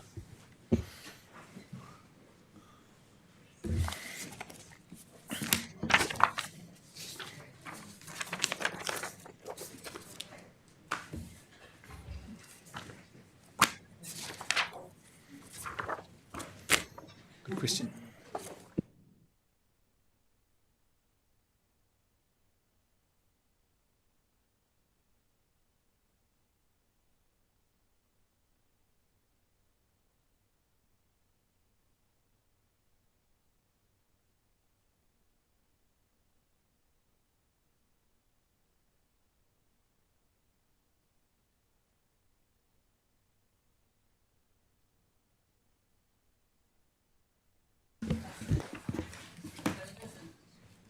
Kia ora koutou. Oh, Cam's been put to the bench. So,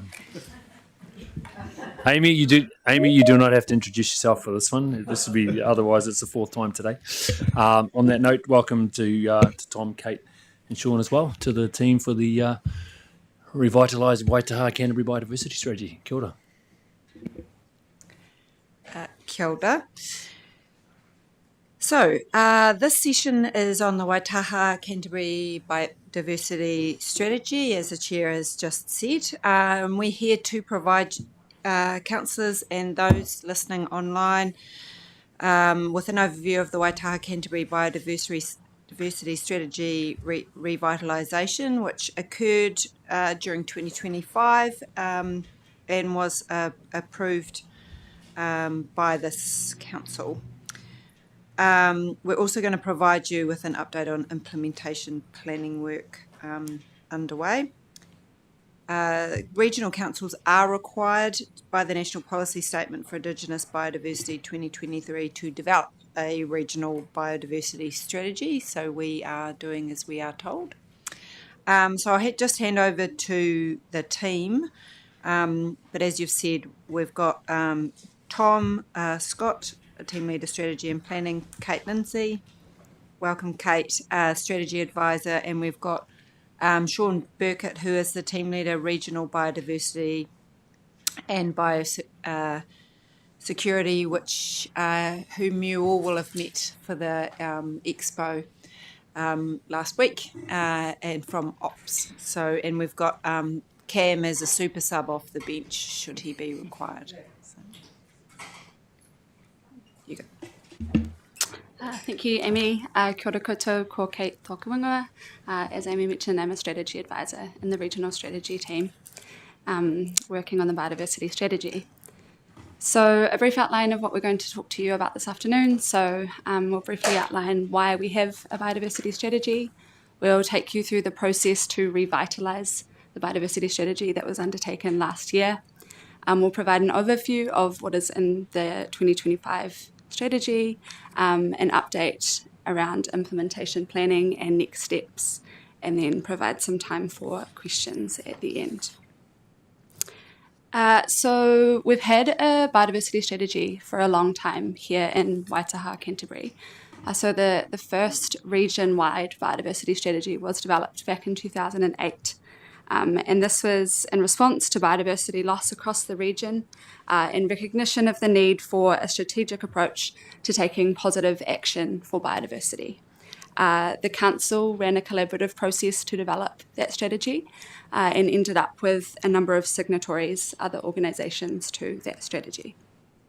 A huge amount of really great work was undertaken under that strategy, and the kind of foundations and direction that strategy set are very strong and still very relevant today, as we will come to later in the presentation. But biodiversity loss continues, and in 2018, a review was undertaken to kind of evaluate the effectiveness of that 2008 strategy. That found, as I said, that the framework and principles in that strategy were really, really strong, but the success was limited by a range of factors, such as not having a clear point of ownership and implementation plan, inadequate resources, and shifting priorities at local and national level. So all things we have in mind as we move forward with our refreshed vision. Then in 2023, we saw the introduction of the National Policy Statement for Indigenous Biodiversity. As Amy mentioned, this requires regional councils to prepare a regional biodiversity strategy in collaboration with stakeholders and our partners. So having a biodiversity strategy gives us kind of a common vision and direction to work towards. It provides goals and biodiversity priorities to guide our decisions, resource allocation, and biodiversity action across the region. It directs effort and investment to where it will have the greatest biodiversity impact, and it hopes to align effort across councils, Pāpiti agencies, and our communities towards these shared common biodiversity outcomes. This 2025 strategy also embeds mana whenua values throughout and aims to bring together all of those people and groups working across the biodiversity system to work towards our common goal and priorities. This slide is out of the strategy itself, and it just kind of shows where the biodiversity strategy sits within a wider policy framework. So as you can see, the biodiversity strategy is directed by the National Policy Statement for Indigenous Biodiversity and informed also by our Aotearoa New Zealand Biodiversity Strategy. It, depending on the situation, indirectly or directly influences plans, long-term plans, annual plans, and then territorial authority biodiversity strategies as well. So here in Waitaha, Canterbury, we have 6 districts that have district biodiversity strategies. They're fairly consistent with the regional biodiversity strategy, just take a more district place-based approach, as you would expect. Important to note that obviously the context has changed a fair amount since the revitalisation process was undertaken and adoption of the strategy occurred. So this all happened prior to RM reform and local government reform being announced. We note that there are some changes expected with regard to roles and responsibilities for Indigenous biodiversity. We're kind of keeping that in mind as we progress with implementation planning, recognise that we'll need to be adaptable to that. We do note, however, that the National Policy Statement for Indigenous Biodiversity has been reviewed by this current government, and there were no changes made to this part of the National Policy Statement that requires regional biodiversity strategies. So, yeah, very much just keeping a watching brief on that, and will adapt as needed. Thank you, Kate. I'll just talk through a little bit of the process undertaken last year. So just to emphasise, and we're using the term revitalisation, is that was the approach taken. It was not a full rewrite. And you'll note on the slide that the work was undertaken in quite condensed timeframes, so starting in March 2025 and then adoption by Council in September of the same year. Kate's already mentioned that we built on what already existed and updated the 2008 strategy to align with current national direction, particularly the NPS-IB, the National Policy Statement. It was recognised by Council at the time that the 2008 strategy held true and that there was just a need to update and align. The focus was on refreshing priorities and strengthening coordination rather than starting from scratch. Engagement was structured and targeted to ensure we captured key perspectives across the system. So, in summary, the process was about updating a strong foundation for today's context. Go to the next slide. I want to start by acknowledging that we've heard some feedback from councillors today about the effectiveness of the engagement that was undertaken and that we've taken that on board. But as Councillor Faulkner noted earlier today, engagement and where the rubber hits the road is implementation. And so the feedback we have heard from you, we are taking on board into our implementation planning. And we'll talk to that a little bit later in these slides. During the revitalisation process, engagement was undertaken with 53 stakeholders who participated in 3 workshops and were provided an opportunity to input into an early draft of the strategy before councillor endorsement. Those participants covered groups including biodiversity and catchment groups, community trusts, central government agencies, territorial authorities, environmental NGOs, industry, and others. Councillors were also represented in that process, as well as staff and youth rōpū.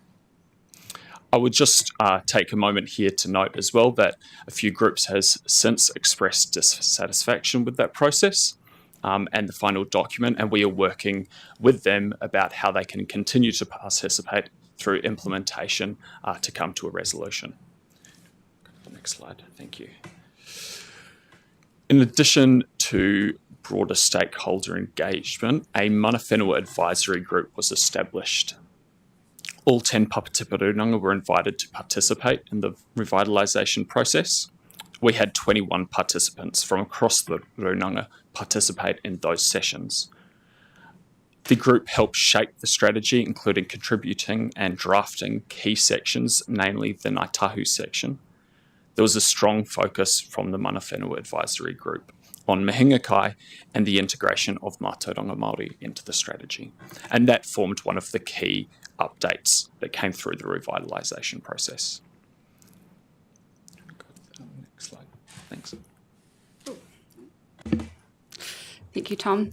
Now on to kind of where we've landed with this 2025 revitalised version of the strategy. We wanted to pause for a moment and just refer back to the 2008 version of the strategy. Some of you may be familiar with it. It's been around for quite a long time. And just emphasise, I guess, what we've been saying, that foundation is really, really strong. And that 2008 strategy had a guiding principle that we focus first on protecting and maintaining the Indigenous biodiversity that remains across Waitaha. And that it was agreed through the collaborative process and also reflecting on the review that was undertaken, that still held true. And so that has been carried through into this 2025 version. A reflection of the immense amount of effort that it takes to hold the line against biodiversity loss.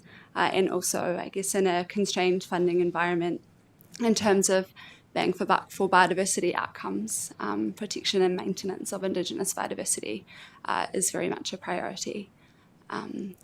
That bottom left slide is from the 2008 strategy, and it refers to some priority criteria and areas around where to focus investment and effort.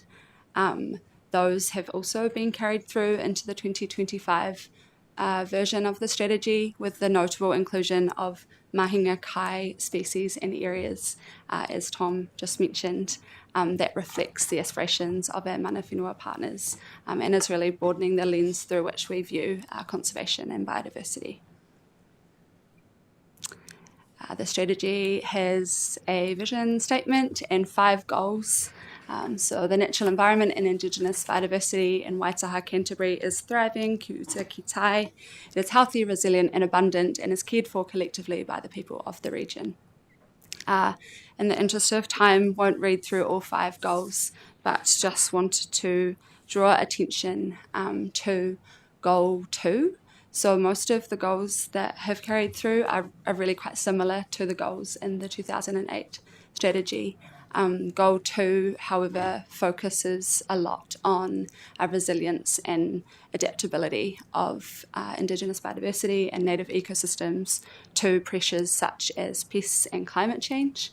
Climate change is quite a theme throughout this 2025 strategy, both reflecting the impact that climate change will have on Indigenous biodiversity, but also the importance of having healthy, thriving native ecosystems to support both mitigation of and adaptation to a changing climate.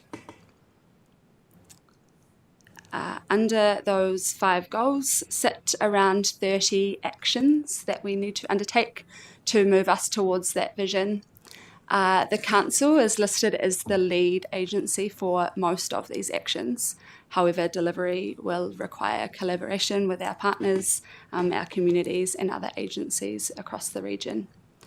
Many of the actions in the strategy are reflected to a varying extent in our existing work programs here at Council, and then of course acknowledging the huge amount of work that is happening across the region by community groups, other agencies and landowners that aligns with the biodiversity strategy actions also.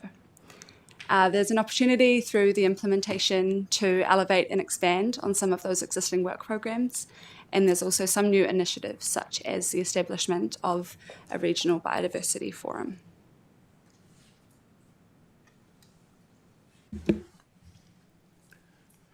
So, unlike the 2008 strategy, the 2025 update does not include formal signatories, and endorsement is not required by others. However, we have sought that other organisations do endorse the strategy as a signal of their support for the direction and intent rather than a binding obligation. This approach lowers the barrier to participation while still encouraging collaboration, and that collaboration that's required into implementation, as Kate has spoken to. Go to the next slide. So what does the biodiversity strategy mean for others? Well, the purpose of the biodiversity strategy, as set out in the National Policy Statement, is to promote landscape-scale restoration of the region's Indigenous biodiversity. It does not introduce new rules or regulatory requirements. It provides a shared direction for biodiversity across the region. It helps to guide priorities, investment and collaboration, as Kate has already noted. Different groups will contribute in different ways, depending on their role. For example, councils may align planning and delivery with the regional biodiversity strategy. Mana whenua lead and partner on initiatives. Landowners and communities contribute on the ground. Industry support sustainable land use practices. One thing that I would draw your attention to is that local authorities must have regard to the relevant regional biodiversity strategy when developing restoration objectives, policies and methods for inclusion in regional policy statements and plans. When I say that, this is a directive of the MPSIB, and I'll just note that have regard to means to consider, think about, or take into account a matter without requiring strict compliance to it. So what does the biodiversity strategy mean for others? It's about coordinating effort across the system not directing it.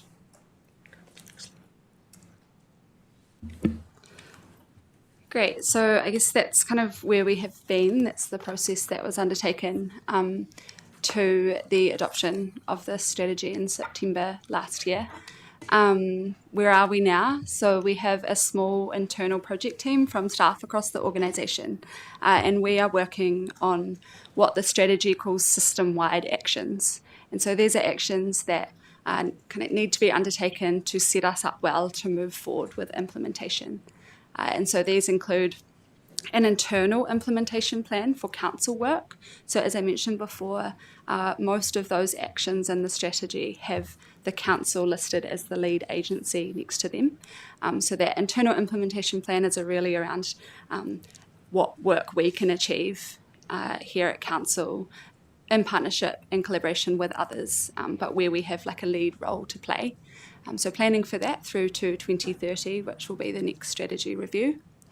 The second is setting up the Regional Biodiversity Forum.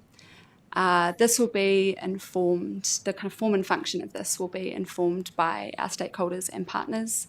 And so our intention is to go back to the groups and people that were engaged in the collaborative process, as well as some other additions that kind of have been identified since then, and test with them what they would like to see from this forum, acknowledging that it's a forum for the whole region, not solely for the council.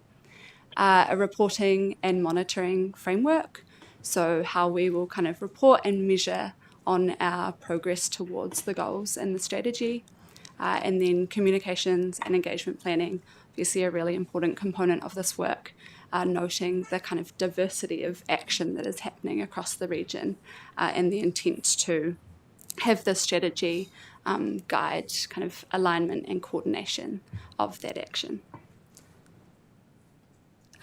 Just to kind of delve into the implementation plan a little, so this will outline how and when we will deliver the council-led actions through to the next strategy review, as I mentioned. It will identify opportunities for working with Papati Purunanga as our partners in delivery, and also opportunities for collaboration with others, such as TAs, community groups, catchment groups, and others. It will identify what funding and resource requirements we might need, and align those with long-term and annual planning. Identify key risks associated with various actions and how we'll manage those, and associated monitoring, reporting, and evaluation requirements. So our next steps from here are to, as I mentioned, finalise that implementation plan and the monitoring and reporting framework. We'll come back to you with more information on this by the end of Q3.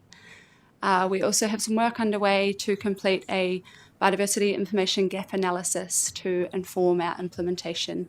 So what are some of the key gaps in state of environment biodiversity information that would really enable us to do a good job of implementing this strategy?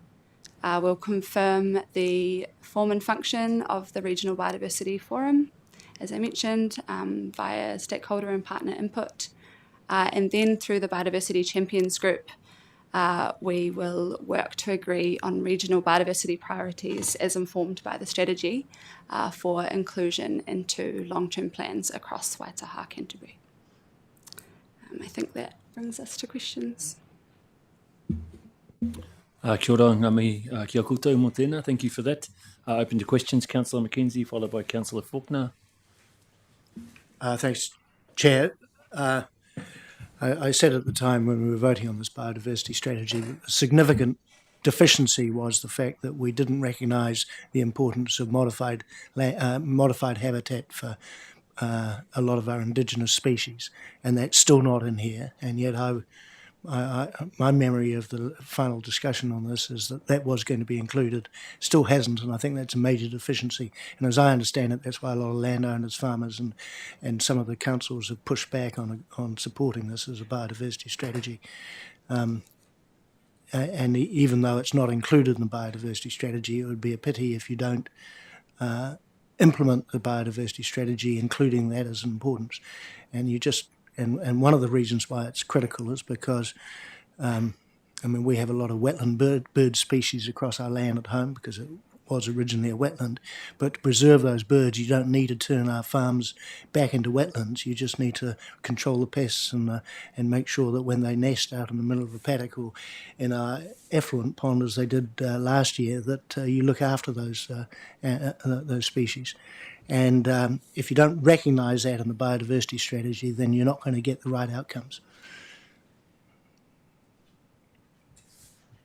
Do you want to just click back one slide? Just to help answer the question, we'll take your feedback on board, but we are undertaking a gap analysis to inform implementation at the moment, and the intent is that comments like the one you have just made will be carried through. So the intent being that we're now hearing there are gaps, and that it can be carried through to implementation through this work. So do the gap analysis now, inform an implementation plan, and then identify how we'll be able to fill those into future years. So, yeah. Just to add to that, Councillor, we have different people at the table. So I apologise actually if that was noted in the council meeting and wasn't taken on board. We obviously dropped that, so apologies. And we will, if you wouldn't mind, if you would mind giving that to me in writing, and then we will take it forward, because we don't need to do a gap analysis. You've just identified, well, and we will do a gap analysis, but you have identified a gap that we have missed. So if we can have that, then we will include that, as well as other things that we'll identify through the analysis. And like you mentioned earlier, via governance there, Ian.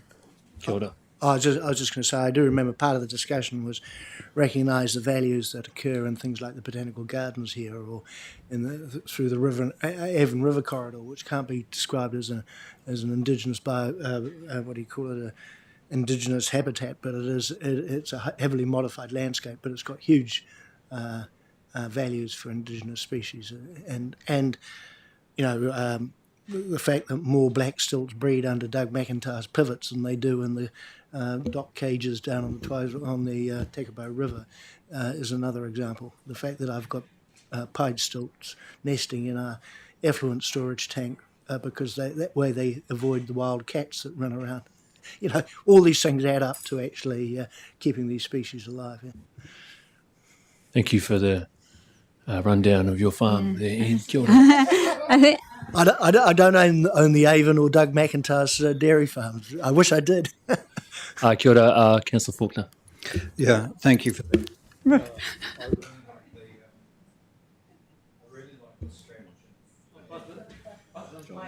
Sarah turned you off. I turned you off. Turn me off. You were too excited, Sarah.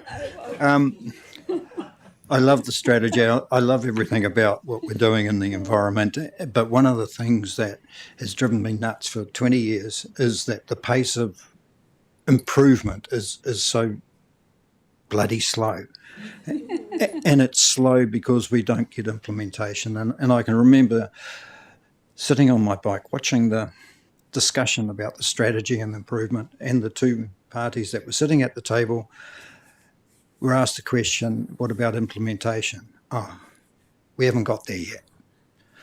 So that's the bit that really gets me. So a strategy for me has a vision, and then how do we do it? How? And Mr. Mackenzie touches on it. And I know I look at the Mahinga Kai, I look at the braided rivers, and we identify the problem, but we don't get the how. So what I'm asking for is the brains behind all this to sit down with some of the people that have to do this and look at it from an entrepreneurial perspective. You know, what do we do? What do we need? You know, forget about the rules. What do we need to do to get you to do a Mahinga Kai site, or to have terns breeding? And like Mr. Mackenzie says, it might be they nest under the pivot and we put a fence around, and that's it. You know, all those little things, and that's what we're missing in this whole conversation, the how. and how to do it at pace. And some of those ideas will probably come up, and I think they will be thrown out because they're regulatory constraints. But then if there's regulatory constraints, then we need to advocate that something needs to change.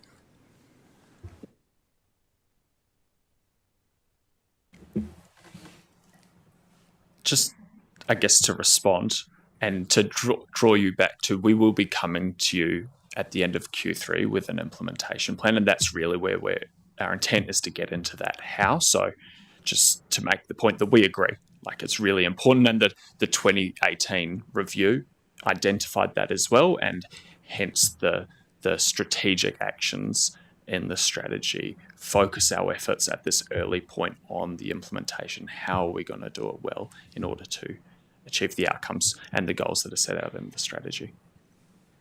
I mean, Tom, kia ora. What's in Councillor Mackay? I was up quick. You've answered one of my questions, which is around implementation. So thank you for that. That's done. Slide 8, you note that some groups have expressed some dissatisfaction about the process and the plan itself. And I just wanted to know, just at a high level, what those concerns were, and will they actually impact on the implementation? And how are we going to address them without actually reopening the adopted strategy?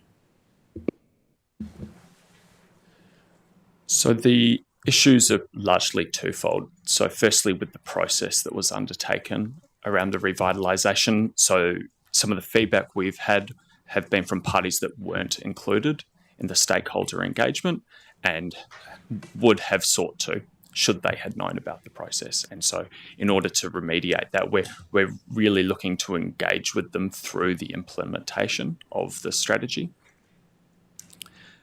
The second point is largely around a number of the matters that have been carried through from the National Policy Statement for Indigenous Biodiversity, particularly around no net loss requirements and seeking exemptions from those requirements. That's not something that we're able to address through the strategy. Kia ora, Megan. Moving on, Councillor Gerard. My apologies before with my excitement. And now I've forgotten my question. Or we can come back if you want. Councillor Davis. Oh, kia ora. I really love the vision and then the simple goals. I like that. So this forum, super happy about that. And the reason being because if you can make it really strong, it can stand in the winds of change. So potentially we will own it and run it, the administration part of it. Yeah, okay. That's good, but it will be strong. And I'm just thinking, how do you make sure that you've got a good, diverse group who's part of that forum so that everybody feels included?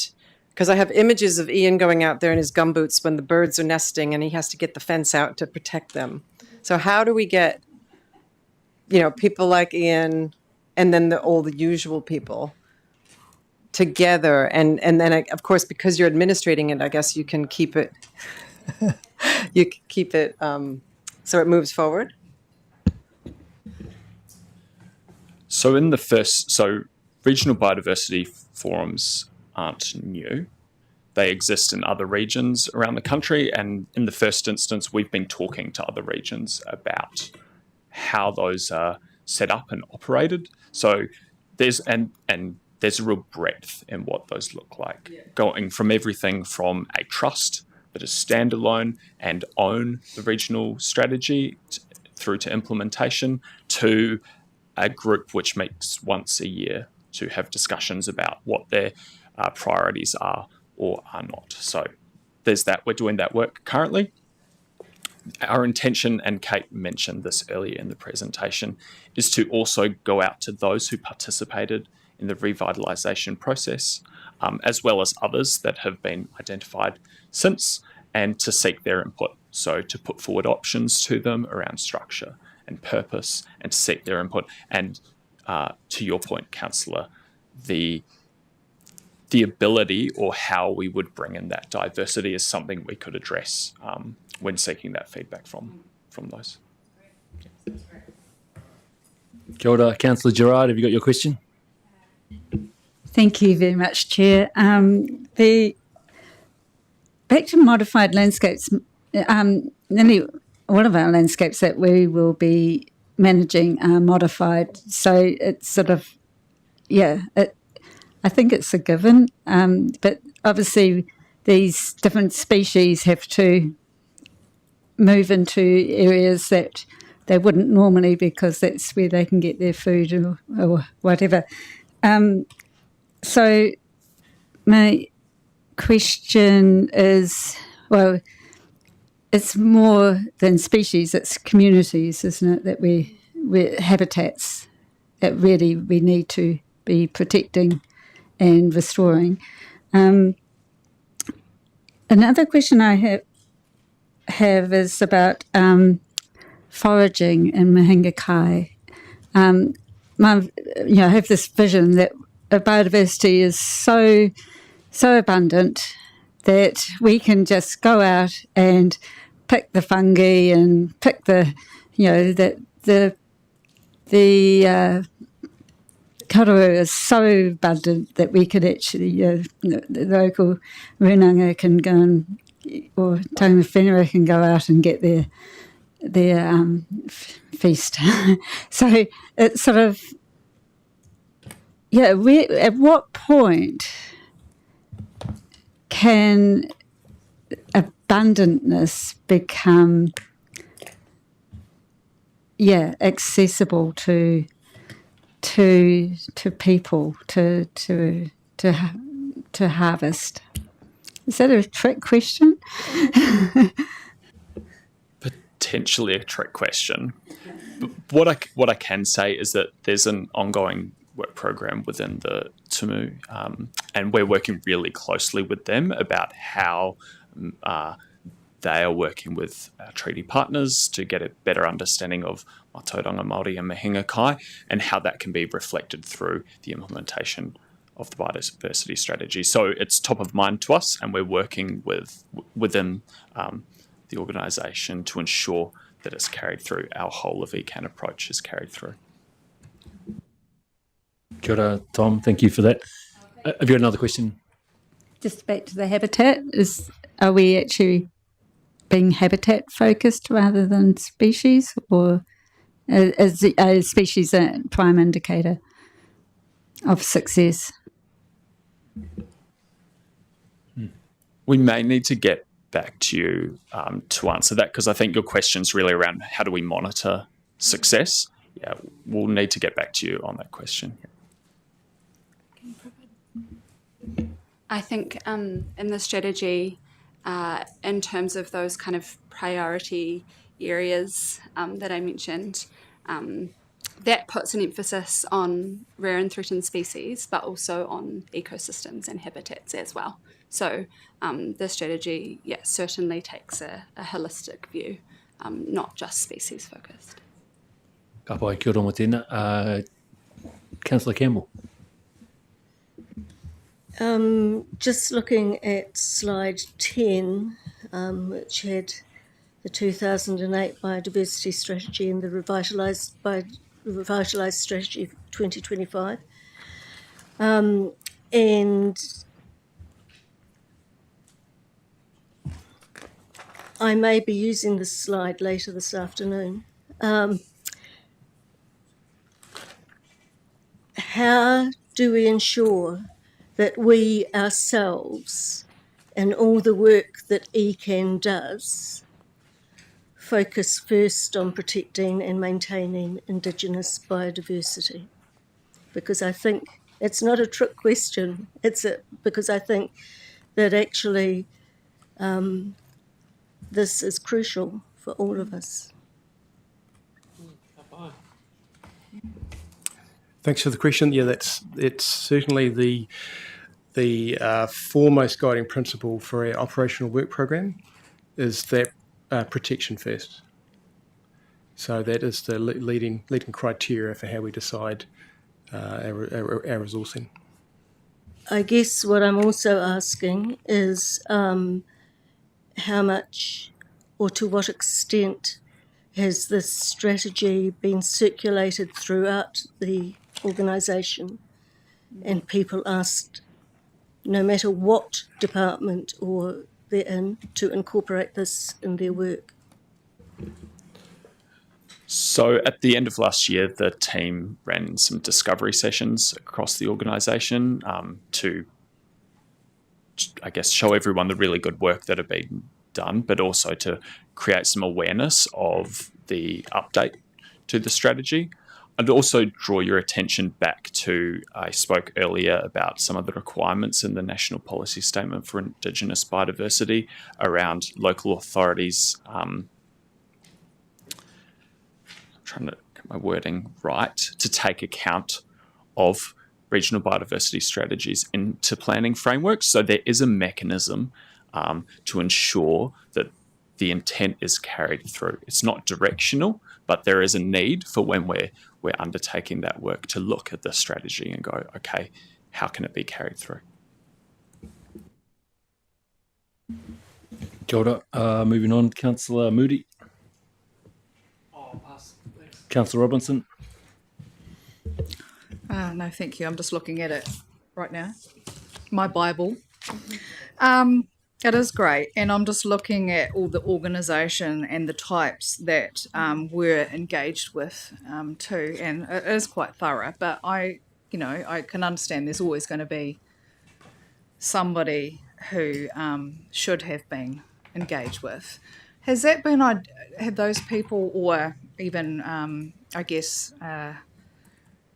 what type of organisation has been identified? And if that opens up for more, is there an ability for us to notify or incorporate others into that mix? In a previous briefing today, I think Amy talked a little bit about anecdotal information, and that's really where it's come from. So from comments either by councillors or when we've gone out to seek endorsement from groups, others have come forward because discussions have been had at place. So that's how we're receiving that commentary. To answer the first part of your question, in terms of the second part, our intent and the intent of the regional forum is to set it up well and to ensure, as Councillor Davis spoke to earlier, that it's well represented. And so that's really what our focus is to ensure that there's good representation across the region and by a variety of groups with interest. And just to follow through, being one of the people that worked on this last triennium, some of the photographs are mine. But anyway, I won't go there. I was making sure that coastal element and Indigenous biodiversity on the coastal side was included, and happy to say it is. But when I actually look at the organisation names, there's a lot there that would cover that. However, in retrospect, I wish others had been probably included as well, and some of those specific people that address issues in the marine environment. Research as a target, universities and the like with research. So I'm wondering if that could be something that we even get them to endorse or look at it and see what they think. Just a light review. But thank you. This is really exciting to see it progressing further. Just to follow up on that, Councillor. So as Tom has already said, our approach has been that we have been made aware of an omission, which we, it was a well pointed out, the omission, and we're working with them on the implementation plan to include them and ensure their involvement. We would welcome, rather than going out to everybody again and or a wider group, because as you've pointed out, the group that we did engage with is wide, and if there are some gaps, we would welcome you to point them out versus doing an all points bulletin. Yeah. So, and we would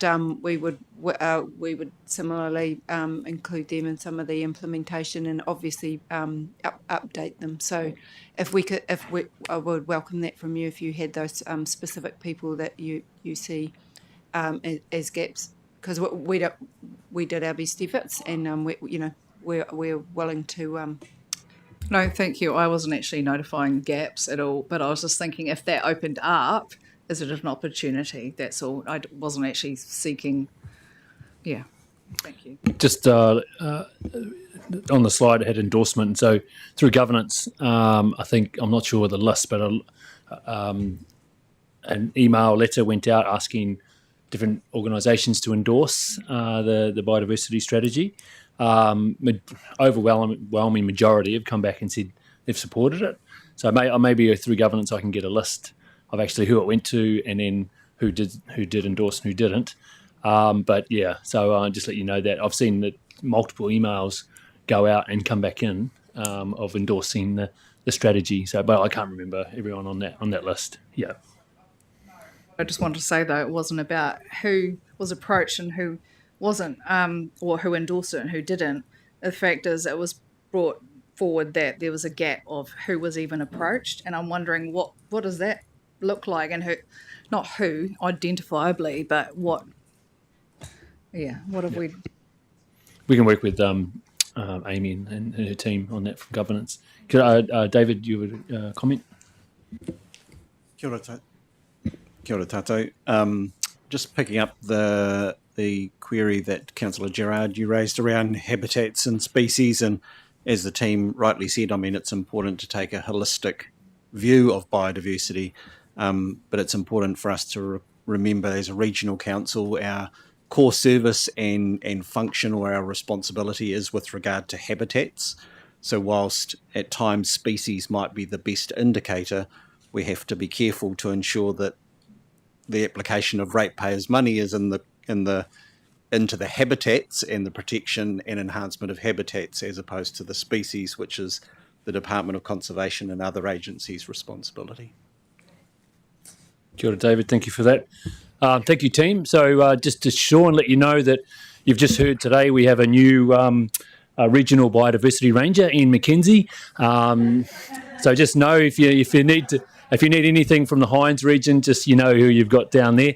On that note, to Sean, Kate, Tom, and Amy, thank you for that. We'll moving on.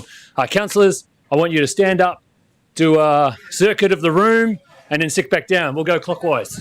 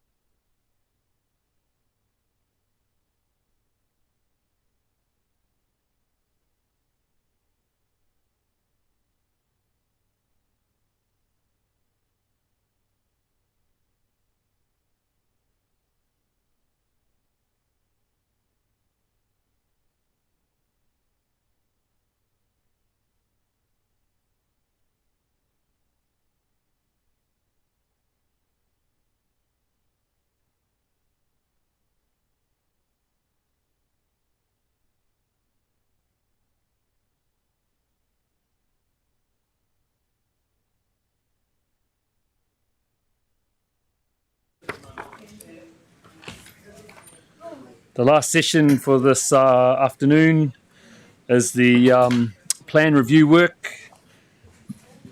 development review work. Amy, Lisa, and Bianca.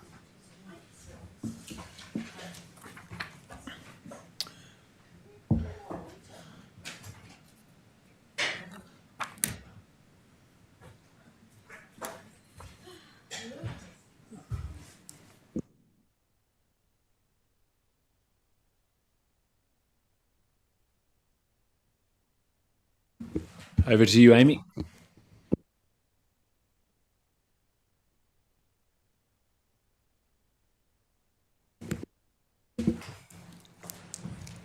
I'll start that again. Kia ora, councillors, and those watching online. For my final presentation of the day, this is bringing to you the Planned Development Work Programme. Talking to Lisa and her team, we're aware that we actually, in a general sense, have not come to you on all things plans, our approach, what we're doing. And I'm also aware that often through the quarterly report and based on expenditure, you see money being allocated towards a planning program, and I have been asked, well, there's a plan stop, so what is it for? So I think this is actually just a useful opportunity for Lisa to run you through the planning approach and work program in general. You've already heard of one of our plans today, which is the work that we've been doing on Plan Change 8, but there are others which I know some of you are interested in. So, and why is it important? Well, other than to answer some specific questions, the Plan Development Work Program is building on the foundation for the new RMA, not just based on the old RMA regulatory system. And it is work that we do together with territorial authorities to develop the combined regional plan, which will establish the new planning framework for Waitaha. So it's what we're doing, but it's also what's being done in preparation for our, whatever our new future holds. So I've got Lisa Jenkins here, my regional planning manager. You have already, if you cast your mind back all the way to this morning, you have already heard from her. And I'll just check they are in the room. There we go. We've also got, I'm just checking, Simon Woodlock and Paul Thompson, principal planners. We've already also got Zella in the room, who you also met this morning, if there's anything more specific on Plan Change 8. And we've got Bianca Kate, team lead, in the room for the very last day of her secondment, but we decided, depending on what your questions are, we would have an all-court press just to see if we could address your questions in the chamber versus later on. So with that, I give you Lisa Jenkins. Kia ora. It sounds like you've had a big day, so I've got less slides this time, and we'll work through them with time questions. So this morning we spoke about Plan Change 8, which is a targeted change to a small number of provisions within several plans. This afternoon I want to provide an update on a broader program of work that's underway, in which we're reviewing the entire regional plan framework, which includes 7 plans and the regional policy statement, with a view to targeting the new combined plan in the new RM system.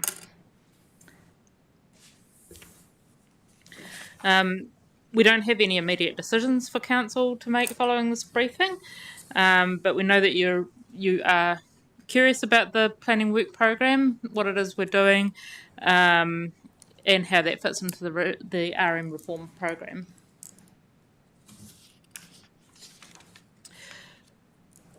So we're currently in the middle of a work program which really began in 2020 with the introduction of the Essential Freshwater Package.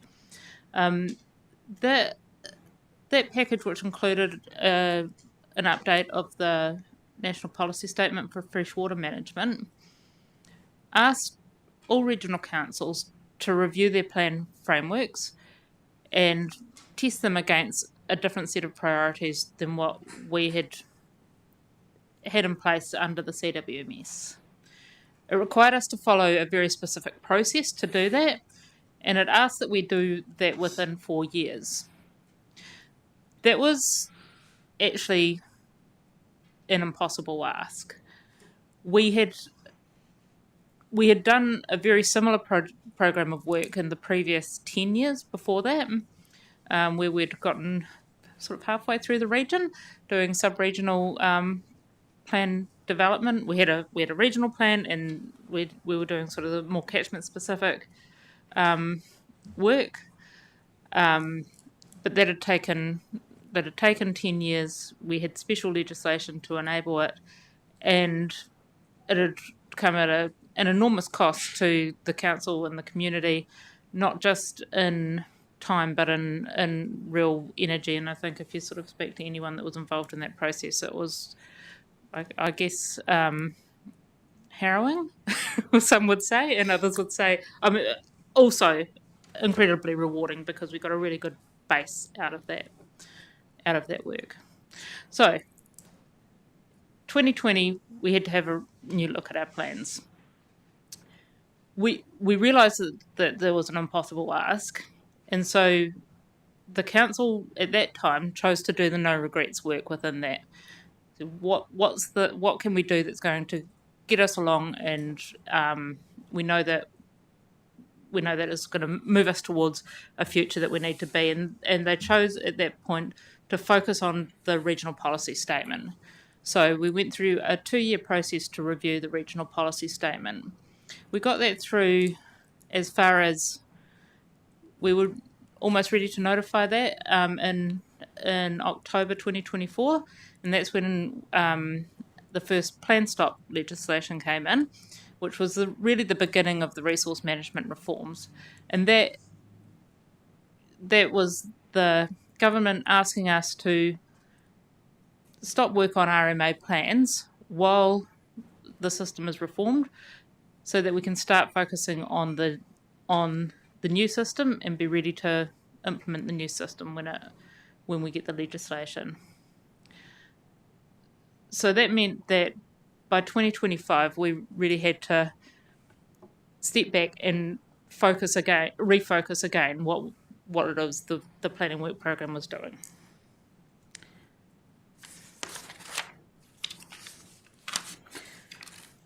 So at the beginning of 2025, we'd paused work on the regional policy statement, and we started looking at what was the next lot of no regrets work that we could be doing. We knew that we were moving to a system that would have a single combined plan for the region, and that wasn't that different to what had been proposed or actually enacted under previous legislation, the Natural Environment Bill, and there was a Spatial Planning Act at the time. So we started review work, and what review work is looking at our plans and saying what could be better within them, what can we do better, what can be more efficient, what can be more effective, how can we get better outcomes. Again, really focused on that no regrets work and the things that will regardless of what system we end up with, or what we're looking at the work that's going to be useful in whatever system we land in.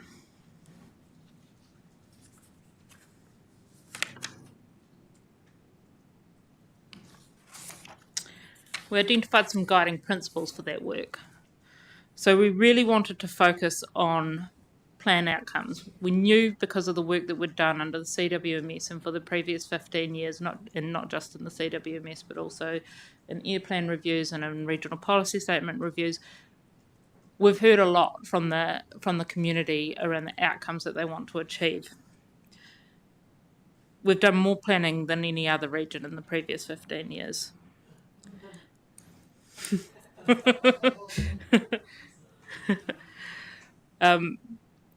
The communities told us what outcomes they're seeking, and really we want to focus on how to better achieve those outcomes. That's been our first principle. Our second principle is how can we reduce complexity? We're moving from a system where we've got currently 7 regional plans and an RPS and 10 district plans for Waitaha. That's a huge number of rules, a huge number of policies, a huge number of objectives, and there's duplication and complexity in that system, and that slows things down and it makes things cost more, and that is not the system that New Zealand is currently choosing. So we're looking at ways to reduce that complexity. We're also looking at promoting some regional consistency, and that's for things like the metrics we use. So, how we're measuring things, the limits that we're setting, how we're expressing those limits. It's also for things like good management practice. We have a different definition of good management practice in Sauan Waihora than we do in Hikio Hines, than we do in the rest of the region. So we're really looking at where can we get more consistent. But we're also looking at kia-to-kia-tai integration. So how can we get better catchment management? So those things kind of seem like polar opposite ideas where we want more consistency, but we also want more specific catchment management. But actually, if we kind of look at sort of the system as a whole and where things are connected, and if we stop sort of drawing sort of lines where they don't actually exist in the environment. So, for example, at the main high tide springs, it's not really a line that exists. We know that the freshwater system and the coastal water system are integrated, and they do impact on each other. But that's not how our plans are set up. But it is certainly something that a future plan needs to be set up to acknowledge.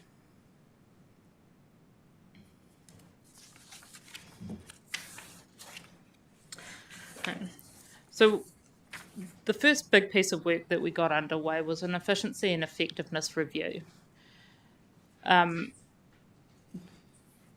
an efficiency and effectiveness review looks at the plans and what the plans do, and it asks, have they been effective? Have they achieved the outcomes that they set out to achieve?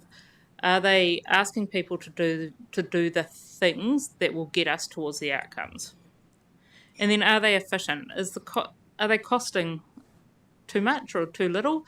Are we getting really great outcomes for not too much cost? Or are we spending money and effort on things that are not getting us towards outcomes?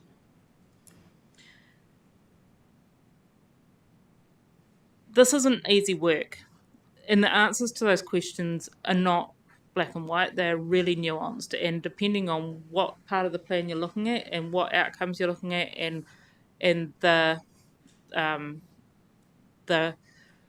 methods that have been implemented to achieve any particular outcome, that the effectiveness and efficiency answers just are not that black and white. So it is a big, gnarly, complex, difficult piece of work.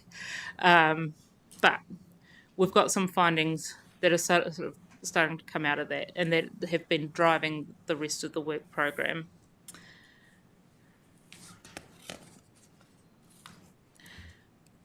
One of the main findings that's come out of that work is that there is a real lack of integrated management in our current system, particularly between freshwater and land and coastal management.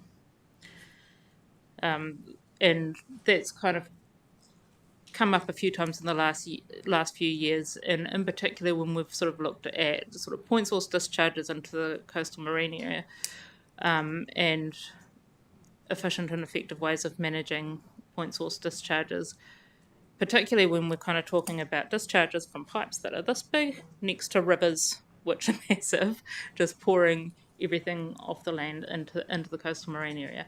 And when those two things kind of don't add up, that's it. We come up with some difficult resource management issues to resolve. again, plan complexity has really increased the costs of implementation of our plans. It has made it really difficult for people to use our plans, and it has really made it difficult for anyone to know what they should be doing. and it has added so much cost, and the costs and the complexity doesn't diminish as you go through the system through consenting and compliance. It only really increases, and that kind of starts with the plans, and I think we've got some work to do to unravel that. We know that there's some key sort of implementation things that haven't been completed, and so when we're sort of talking about broad outcomes that have been identified through those CWMS processes, some things haven't been completed, and things, for example, like a catchment scale managed aquifer recharge, which was, to achieve a groundwater nitrate limit in some catchments, that kind of catchment scale mitigation was required alongside the other rules that were managing sort of on-farm activity. But where those large-scale catchment mitigations haven't happened, it's just meant that we've been slower at achieving the outcomes. We know that plan implementation often relies on models such as Overseer, or tools such as our portal, and that we can't always account for the limitations of those tools within a consenting process. And sometimes the value or the trust that we have in those tools has changed over time. So we might have implemented, or we might have used Overseer in the development of the plan, but sort of since then there's been some reviews of the Overseer system, and it's been found to be not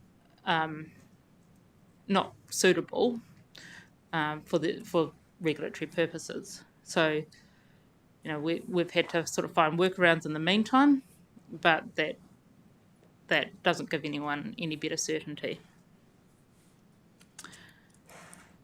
We know that plans don't necessarily mandate or require us to collect all of the data that we need, or the types of data that we need to really understand the effectiveness and the efficiency of plan development, of the plans themselves. That's a gap that we have. We do know that we do collect an enormous amount of data, but again, turning an enormous amount of data into knowledge about how things are working is a different question again, and it can again, it's difficult, and so we do find that there are some gaps in some of the information we have, because it's just hard to move from one place to another with it. And then finally, we know that monitoring can't always detect environmental change, or it can't always detect the influence inaction has on the environment, particularly where plan outcomes are set to be achieved over decades, or over a long time, and where other things like the climate actually really creates a lot of noise in our monitoring data, and we can't always tell sort of where we are seeing changes, whether they're changes that have happened because of the plans, or because of the policy approach, or because of what people are doing on the ground, or whether that's for some other reason. So those are the main findings of that review.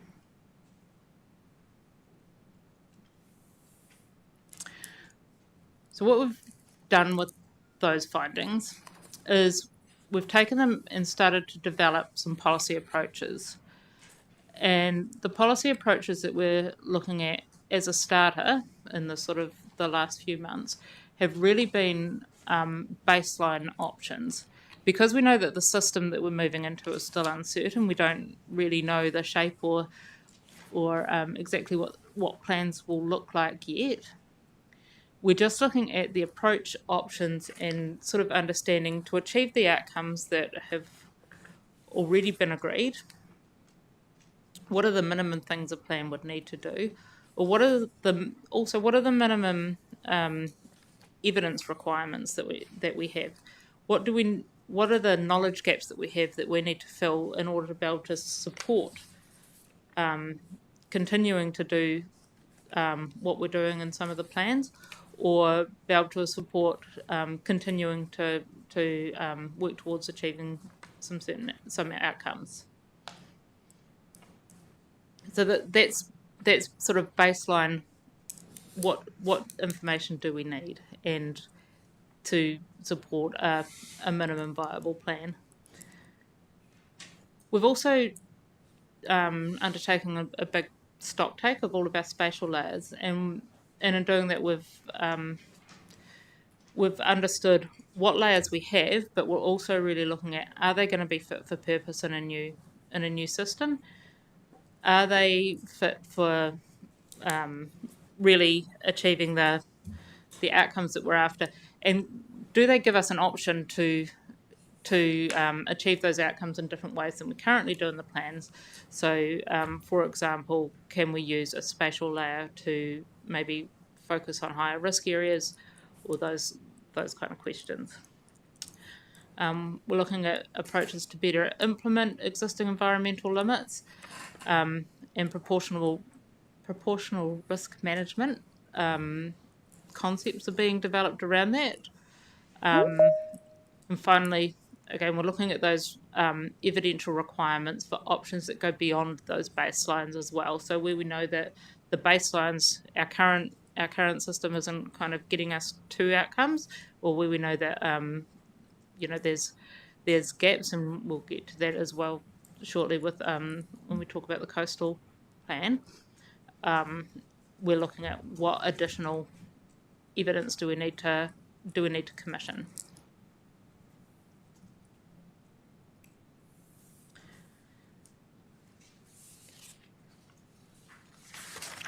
Sorry, I'm just trying to keep up with my notes.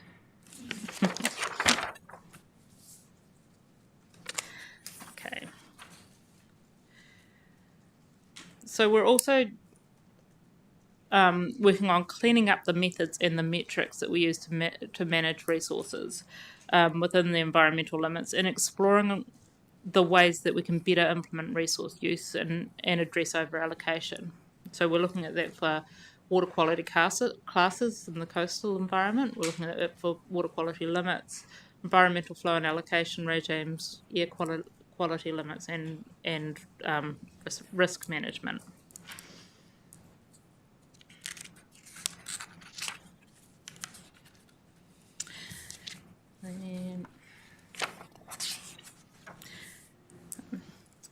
And then for the coastal plan, we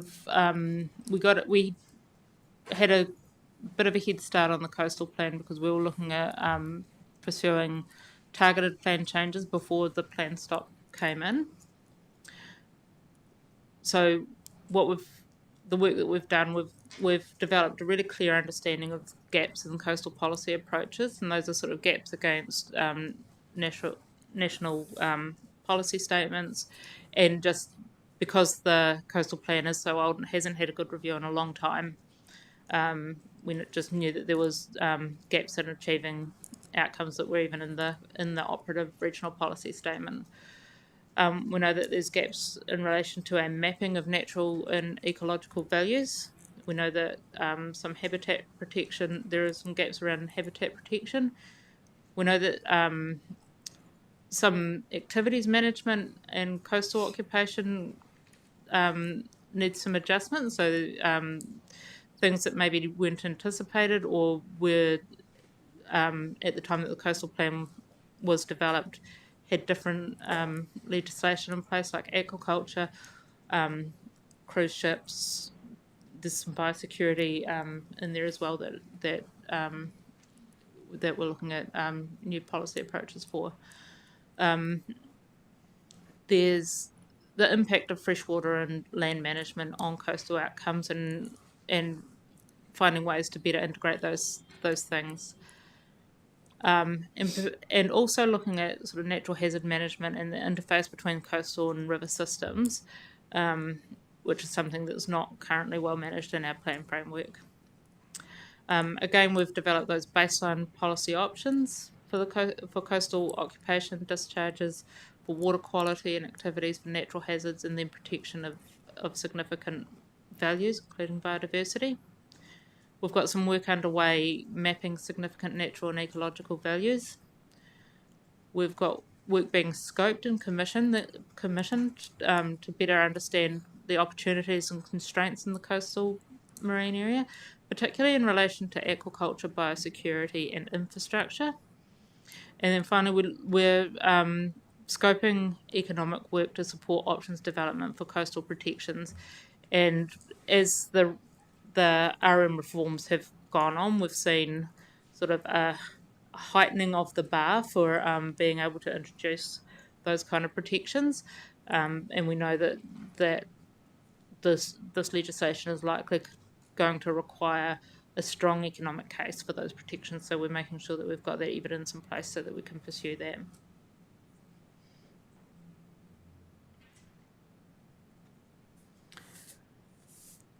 So over the next few months, we're going to continue to test viability of those base options and testing viability from a, do we have the right information, and from a, are these still useful options?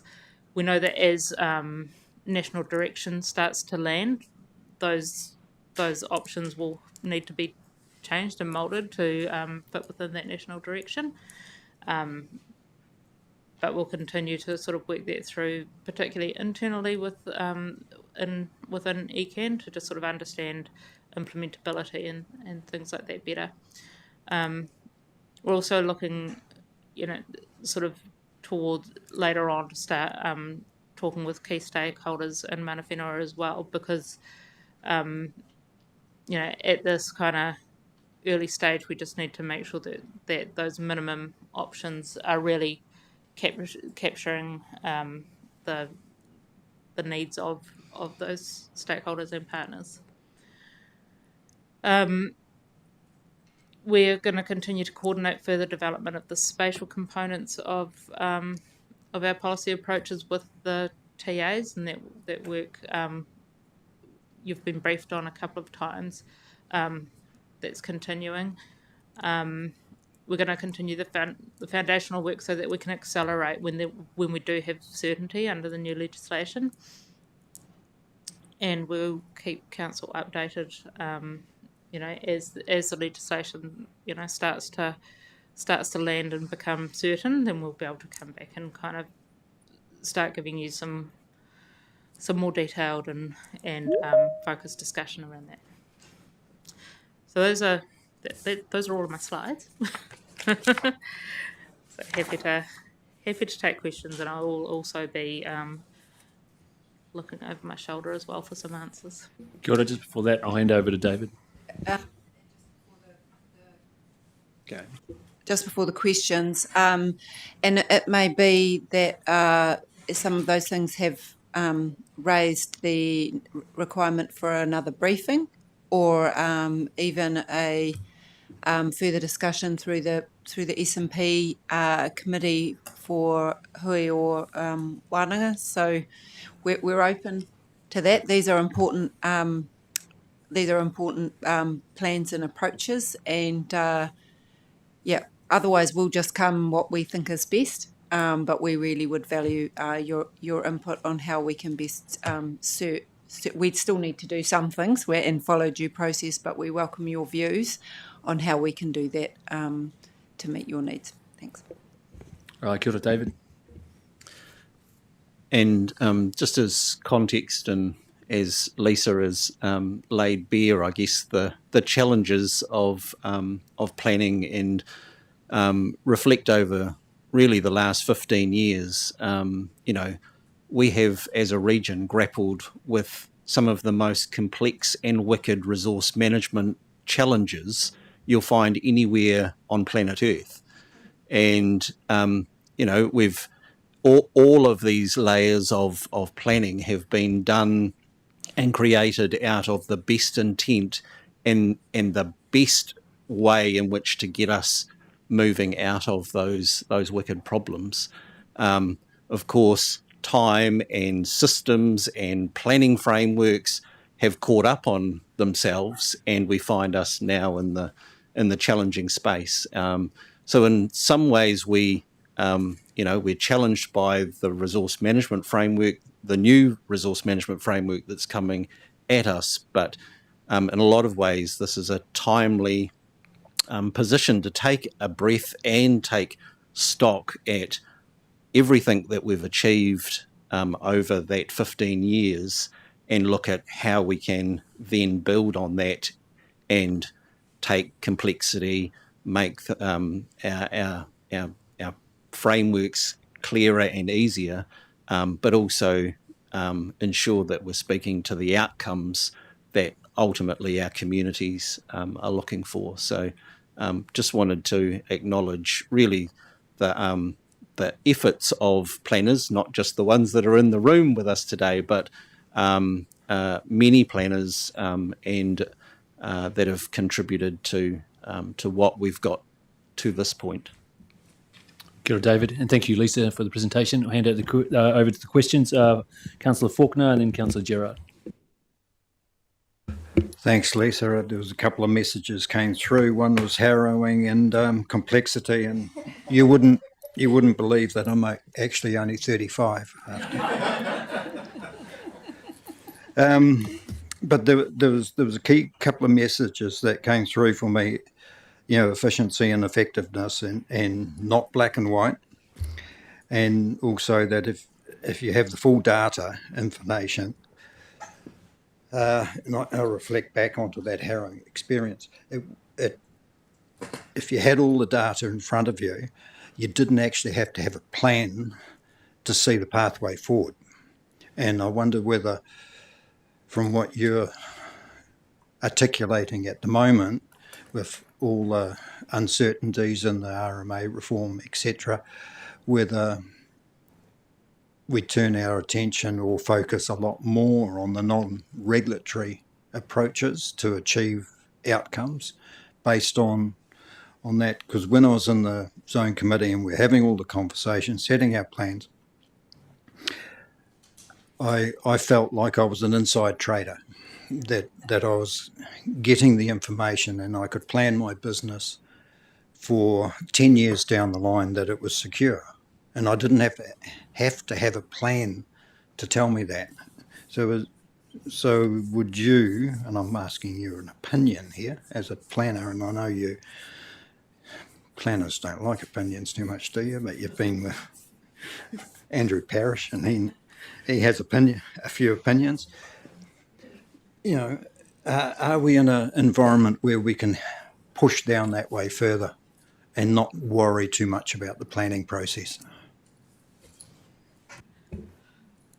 I think we need to be looking really, really hard at those non-statutory approaches. I think the two things go hand in hand. There's always that kind of regulatory backstop, but I really do think that the non-regulatory approaches are key to moving to a better system. To a system where we're not bogged down in the red tape that we currently find ourselves in. Councillor Gerard. Thank you very much. This is really, really helpful. Back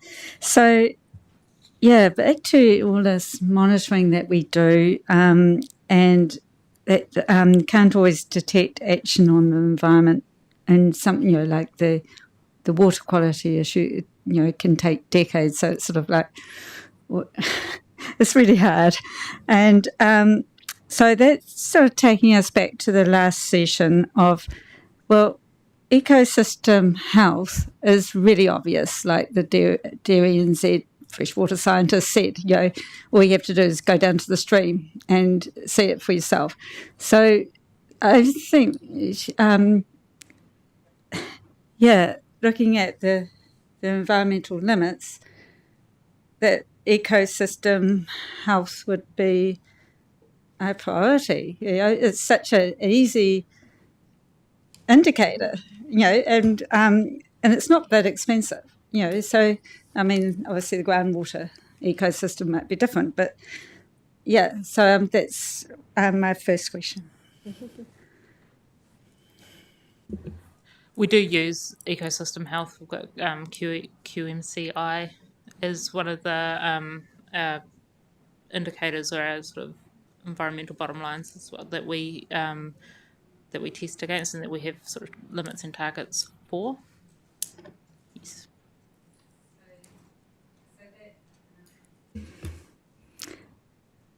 So for the consents, that is a target.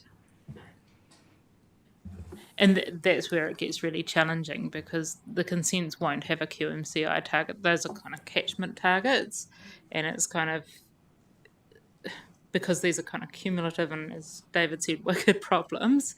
It's kind of it takes a catchment to improve a catchment, and so the individual consents individually will be really hard to detect the impact that they're having, but collectively they have an impact, which again can be difficult to. But with ecosystem health, it's a pretty fast and obvious indicator. Yeah, it's faster in nitrates. So the second question is just around the marine side of things. So have we been, I think it's probably for a question for Chair Swiggs, is any indicator from the Simplify local government whether it's going to be a role for regional councils still, or handed over to MPI, or is it? Yeah. So any indication?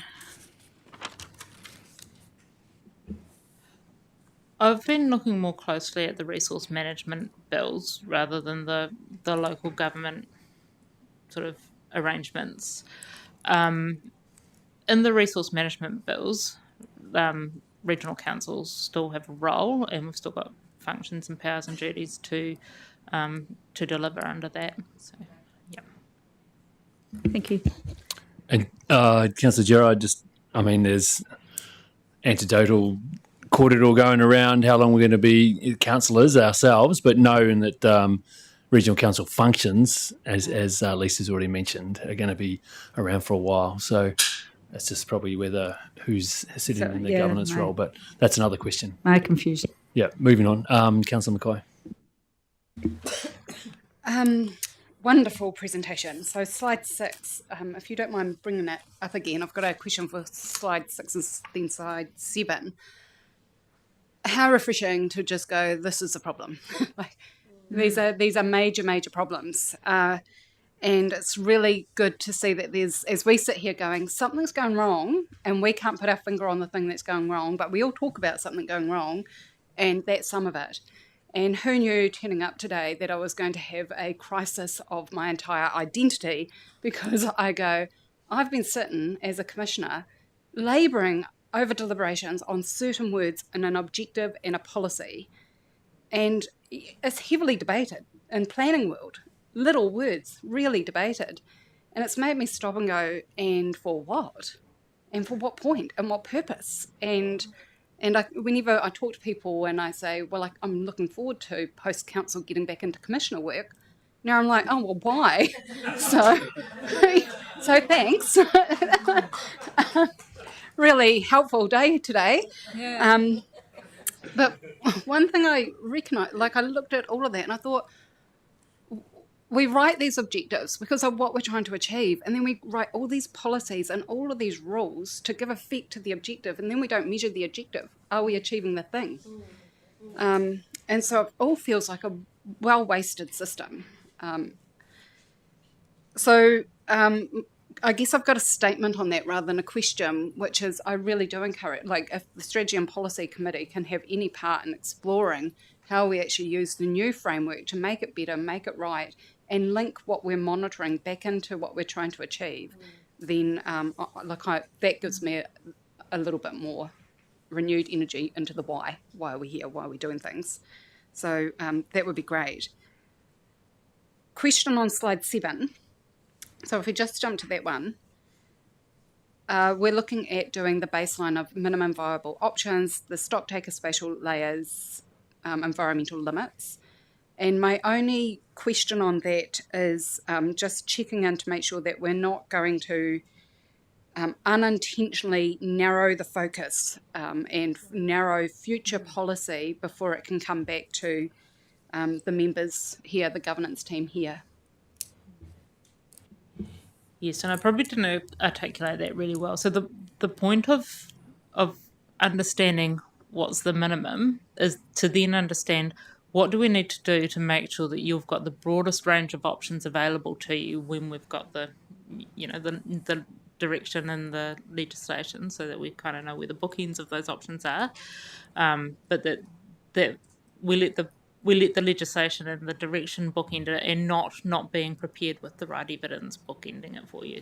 That's what we're trying to get across here. Is we're trying to keep those options as open as possible. We don't want to go out and spend a whole lot of money and get a whole lot of evidence that is beyond what national direction will allow us to look at, but we do want to make sure that we've got a really solid base, and that anything that we need to add to keep options open is an add-on, and it's not a crikey, we need 2 years to develop that and we've only got 6 months. We don't want to be caught in that situation. Kia ora, Councillor Davis, followed by Councillor Campbell. Oh, cheers. You must be good at puzzles. Are you good at puzzles? Yeah, okay. The spatial layers, you talked about possibly you might need some new layers focusing on high-risk areas. And that made me think of earlier, Zoe promised you'd show me those high-value areas in their biosecurity strategies. And then I'm thinking, how would these layers talk to each other, and how does her strategy talk to you? And would your high-risk area come across their high-value area, and then you go there? Is that what you're thinking? That is certainly where we're seeing the real opportunity with spatial planning, is to really start to understand, like, where are those opportunities and where can we make things, where can we really make a smooth path for people if if you can choose to do something in this paddock or this paddock, and this one's going to cost you, a big lengthy consent process, and this one's going to be, you can just go and do it tomorrow, then we want to make that as clear as possible so that people can make those choices. Just to add to that, so as well as beginning to work more, not beginning, but bolstering our joined up approach between parts of the organisation, within the S&P Directorate, actually we have various senior leaders leading large work programs that are big in and of their own right. So we're making doubly sure, aren't we, Lisa, around those senior leaders ensuring that they talk to one another and that they are sharing. So while it's a micro silo, it could still be a silo. So we're making sure that actually we're joined up, to your absolute point. So Cam and Lisa work in different parts of the regulatory framework, but they are all connected. So, Ka pai, kia ora, Amy. Councillor Campbell. My question actually builds on what Megan was talking about with minimum viable options and baselines, because you use that quite a bit. I'm just trying to tease out, what do you mean by a baseline? Is it, we've got to do this, and even the most resource-hungry miner this side of anywhere would agree we need to do this? Or is it, this is going to be going to be required of us no matter what? We know that. Just, can I tease out just a little bit more what you actually mean by that? Yes, it's kind of, so it's looking at what is our function, what are our functions, what are the things that we're required to do, and that's set out, currently in the RMA when it comes to resource management, but also been spelled out quite clearly in the bills. It's looking at how we currently do that, and the objectives and outcomes that the community over the past 15 years have told us they want to achieve. It's looking at the national direction. So, for example, we've got the New Zealand Coastal Policy Statement, which sets some really clear bottom lines, and so we're kind of looking at that as a bottom baseline, and then we're also so we're kind of gathering all of that stuff up to sort of go, so what's the most basic stuff that a plan framework would have to do, and have we got at least the information to be able to support that. I don't know if do you want to add anything to that, Simon? I can see you champing the bit. Yeah.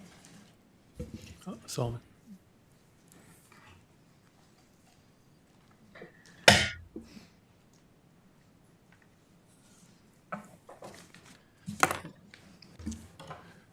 Ngā mihi.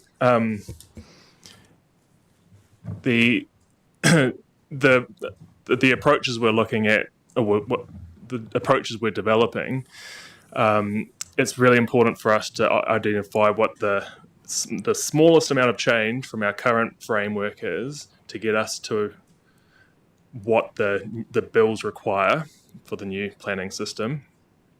And so if we go into more advanced approaches, which we're also developing, at least if we can't go very far, or we can't go as far as we like, or whatever it might be, we could always go back to a minimum viable plan. And so being a plan lead, that was my thing that I wanted to make sure that we do, is that we have at least something to fall back on.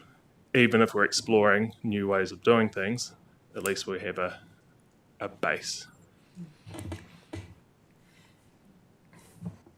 Looking at the timeframes under the new bills, and I've said this a couple of times, but between at the moment it says we've got to have a spatial plan out. I think it's within the first 12 months, and then 9 months after that have the natural environment plan ready. So there will be trade-offs along the way around what options we can explore, and so we have to have a really good understanding of how do we make sure we don't go backwards as well. Ka pai, kia ora. Councillor Moody. Oh, kia ora, Lisa. To go back to the mention of non-statutory measures. So my understanding is that the RMA 91, which sort of outlined the functions of regional councils. Our core functions are to create plans and issue consents. And there's only one regulator. That's us. It's my understanding that it's not our job to do non-statutories, but as the planner, where is that even allowed for in the legislation for us to spend the ratepayer money on not setting plans, consents, or monitoring and the compliance with them. Under the RMA, when we're looking at when we're developing plans, Section 32 asks us to look at, we set the objectives to best achieve the purpose of the Resource Management Act, so best promote sustainable management. And then the test for the policies and the methods are not just rules that come out of that. What are the policies and methods which can best achieve those objectives? Now, if those methods, again, don't all have to be rules, and if there is a non-statutory way of achieving the objective that is more efficient and effective than a rule, then our Section 32 test would send us towards that. Okay, thank you. I'm trying to keep an open mind. So, given that if it's more efficient than having a rule that requires a certain behaviour, how do we ever have data of the outcomes? My concern, I started out very inspired about this stuff, integrated catchment management as a young starry-eyed graduate, and spent the first 20 years working in that collaborative, hand-holding, encouraging, educating with kids, with farmers, with factories, everyone. And I saw, very little outcome across all the projects. Almost no rivers have been restored in those 20 years. Across all the South Island, I know of 2 tiny examples out of maybe 100. Do we gather that data? It's that's the if you have a rule and it says you can't discharge this, and you go and measure it and you go, this charge exceeds the rule, stop, and they stop. If you go and have a big hui and plant some trees and fly some drones and you put on tea, everyone feels great, but I've seen very little evidence that anyone really much happens. The only one who really seems to want non-statutory is the industries, and sorry, John, the industries that are regulated by those statutes. So it's a tough question, and I understand you don't have an off-the-cuff answer, but I think it's a valid one when we consider effective methods to get the changes and results we want.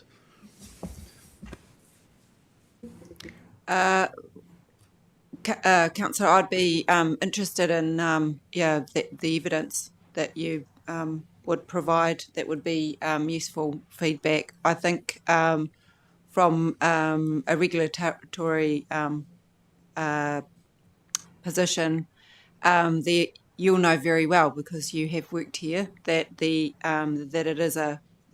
is a sliding scale from education to encouragement all the way down to enforcement. That's quite a standard practice within regulation and well understood. What you speak to around community development and local solutions for local problems, there's also that is quite a well-worn path of actually community citizen science, community action, and having led MPI catchment group work and working across to see those groups actually make changes to their environment, riparian planting, increasing water quality. There are some really good examples that you can make change. Canterbury has some of the most mature and I would say sophisticated catchment groups, and we have two I think national collectives now. So I think it's all really good to challenge us to make sure that where is it and why, and equally any evidence and information we really welcome. But at the moment, that's one of the few counters that community action or non-statutory is the only mechanism.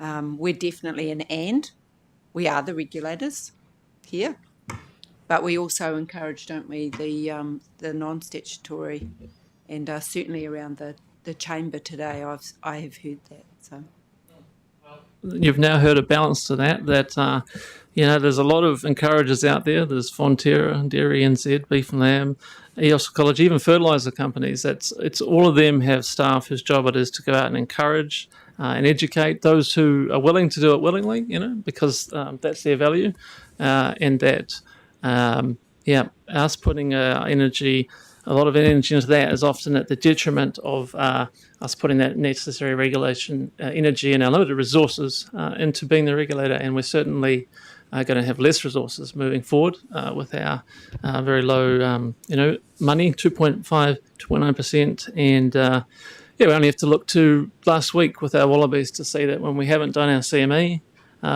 in that space and their numbers build up, we then have to spend $925,000 to do that sort of compliance work ourselves.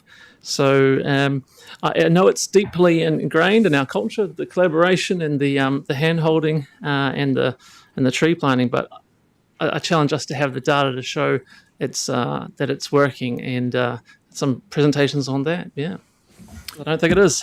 Yeah, Councillor Moody, you said there the data and other things. It's a big issue for us, and kind of working through that. I can hear the passion in your voice, and Amy's already mentioned about working with you on some of those issues. So we'll make sure we carry that on. We've got Councillor Robinson, and then we're going to close off the session. No, thanks for this, and I'm actually just feeding into what you said, Nick. I understand where you're coming from, but I think we do need to do both. But from what I gather from what you said and from what I've been thinking as well, it's the fact of who pays. And so through consents and that process, then the user pays. But through anything other than that, then it's often general rates. And I think this is where he was heading with that too. And I think we do need to look at that when it's public funds to clean up the mess of polluters, perhaps. It's not always the case, but we do need to be very clear about that. My question, well, not really a question, what is a question? More a concern, I guess, because having sat here before and having not been at the table in the past, in the past, we haven't necessarily followed through with national direction, but now we are, which is great. But I just hope the gap analysis does look at that, where we haven't and now we do. What happened in between the do and don't, or don't and do? And I'm looking at the coastal, of course, because it's clear that it's a nationwide issue. It's not just regional, because there's only 7 councils in New Zealand that have an updated coastal environment plan or coastal plan out of 17. And so it is a situation, and I'm pleased the government is addressing that.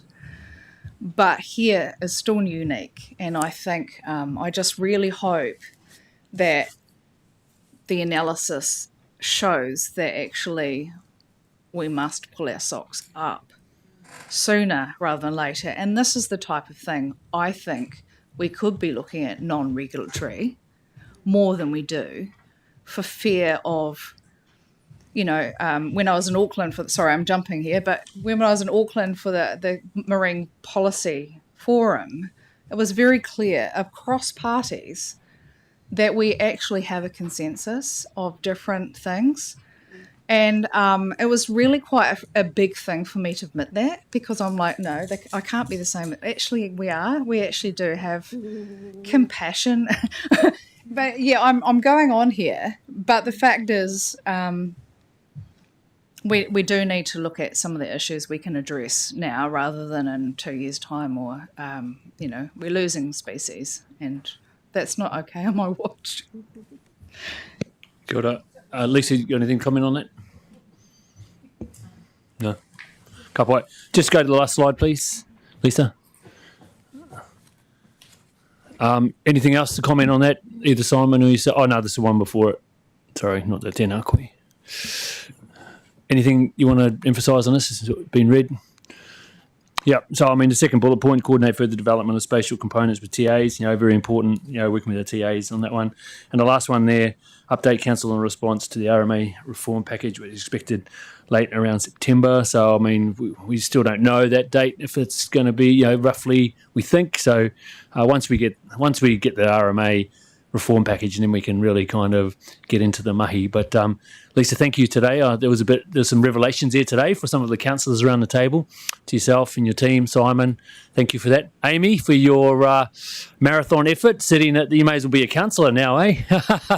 5 sessions in a row. Thank you, Amy. Thank you for getting us through today. That's our session for this afternoon. We're going to have a 15-minute break and be back in the chambers at 3:50.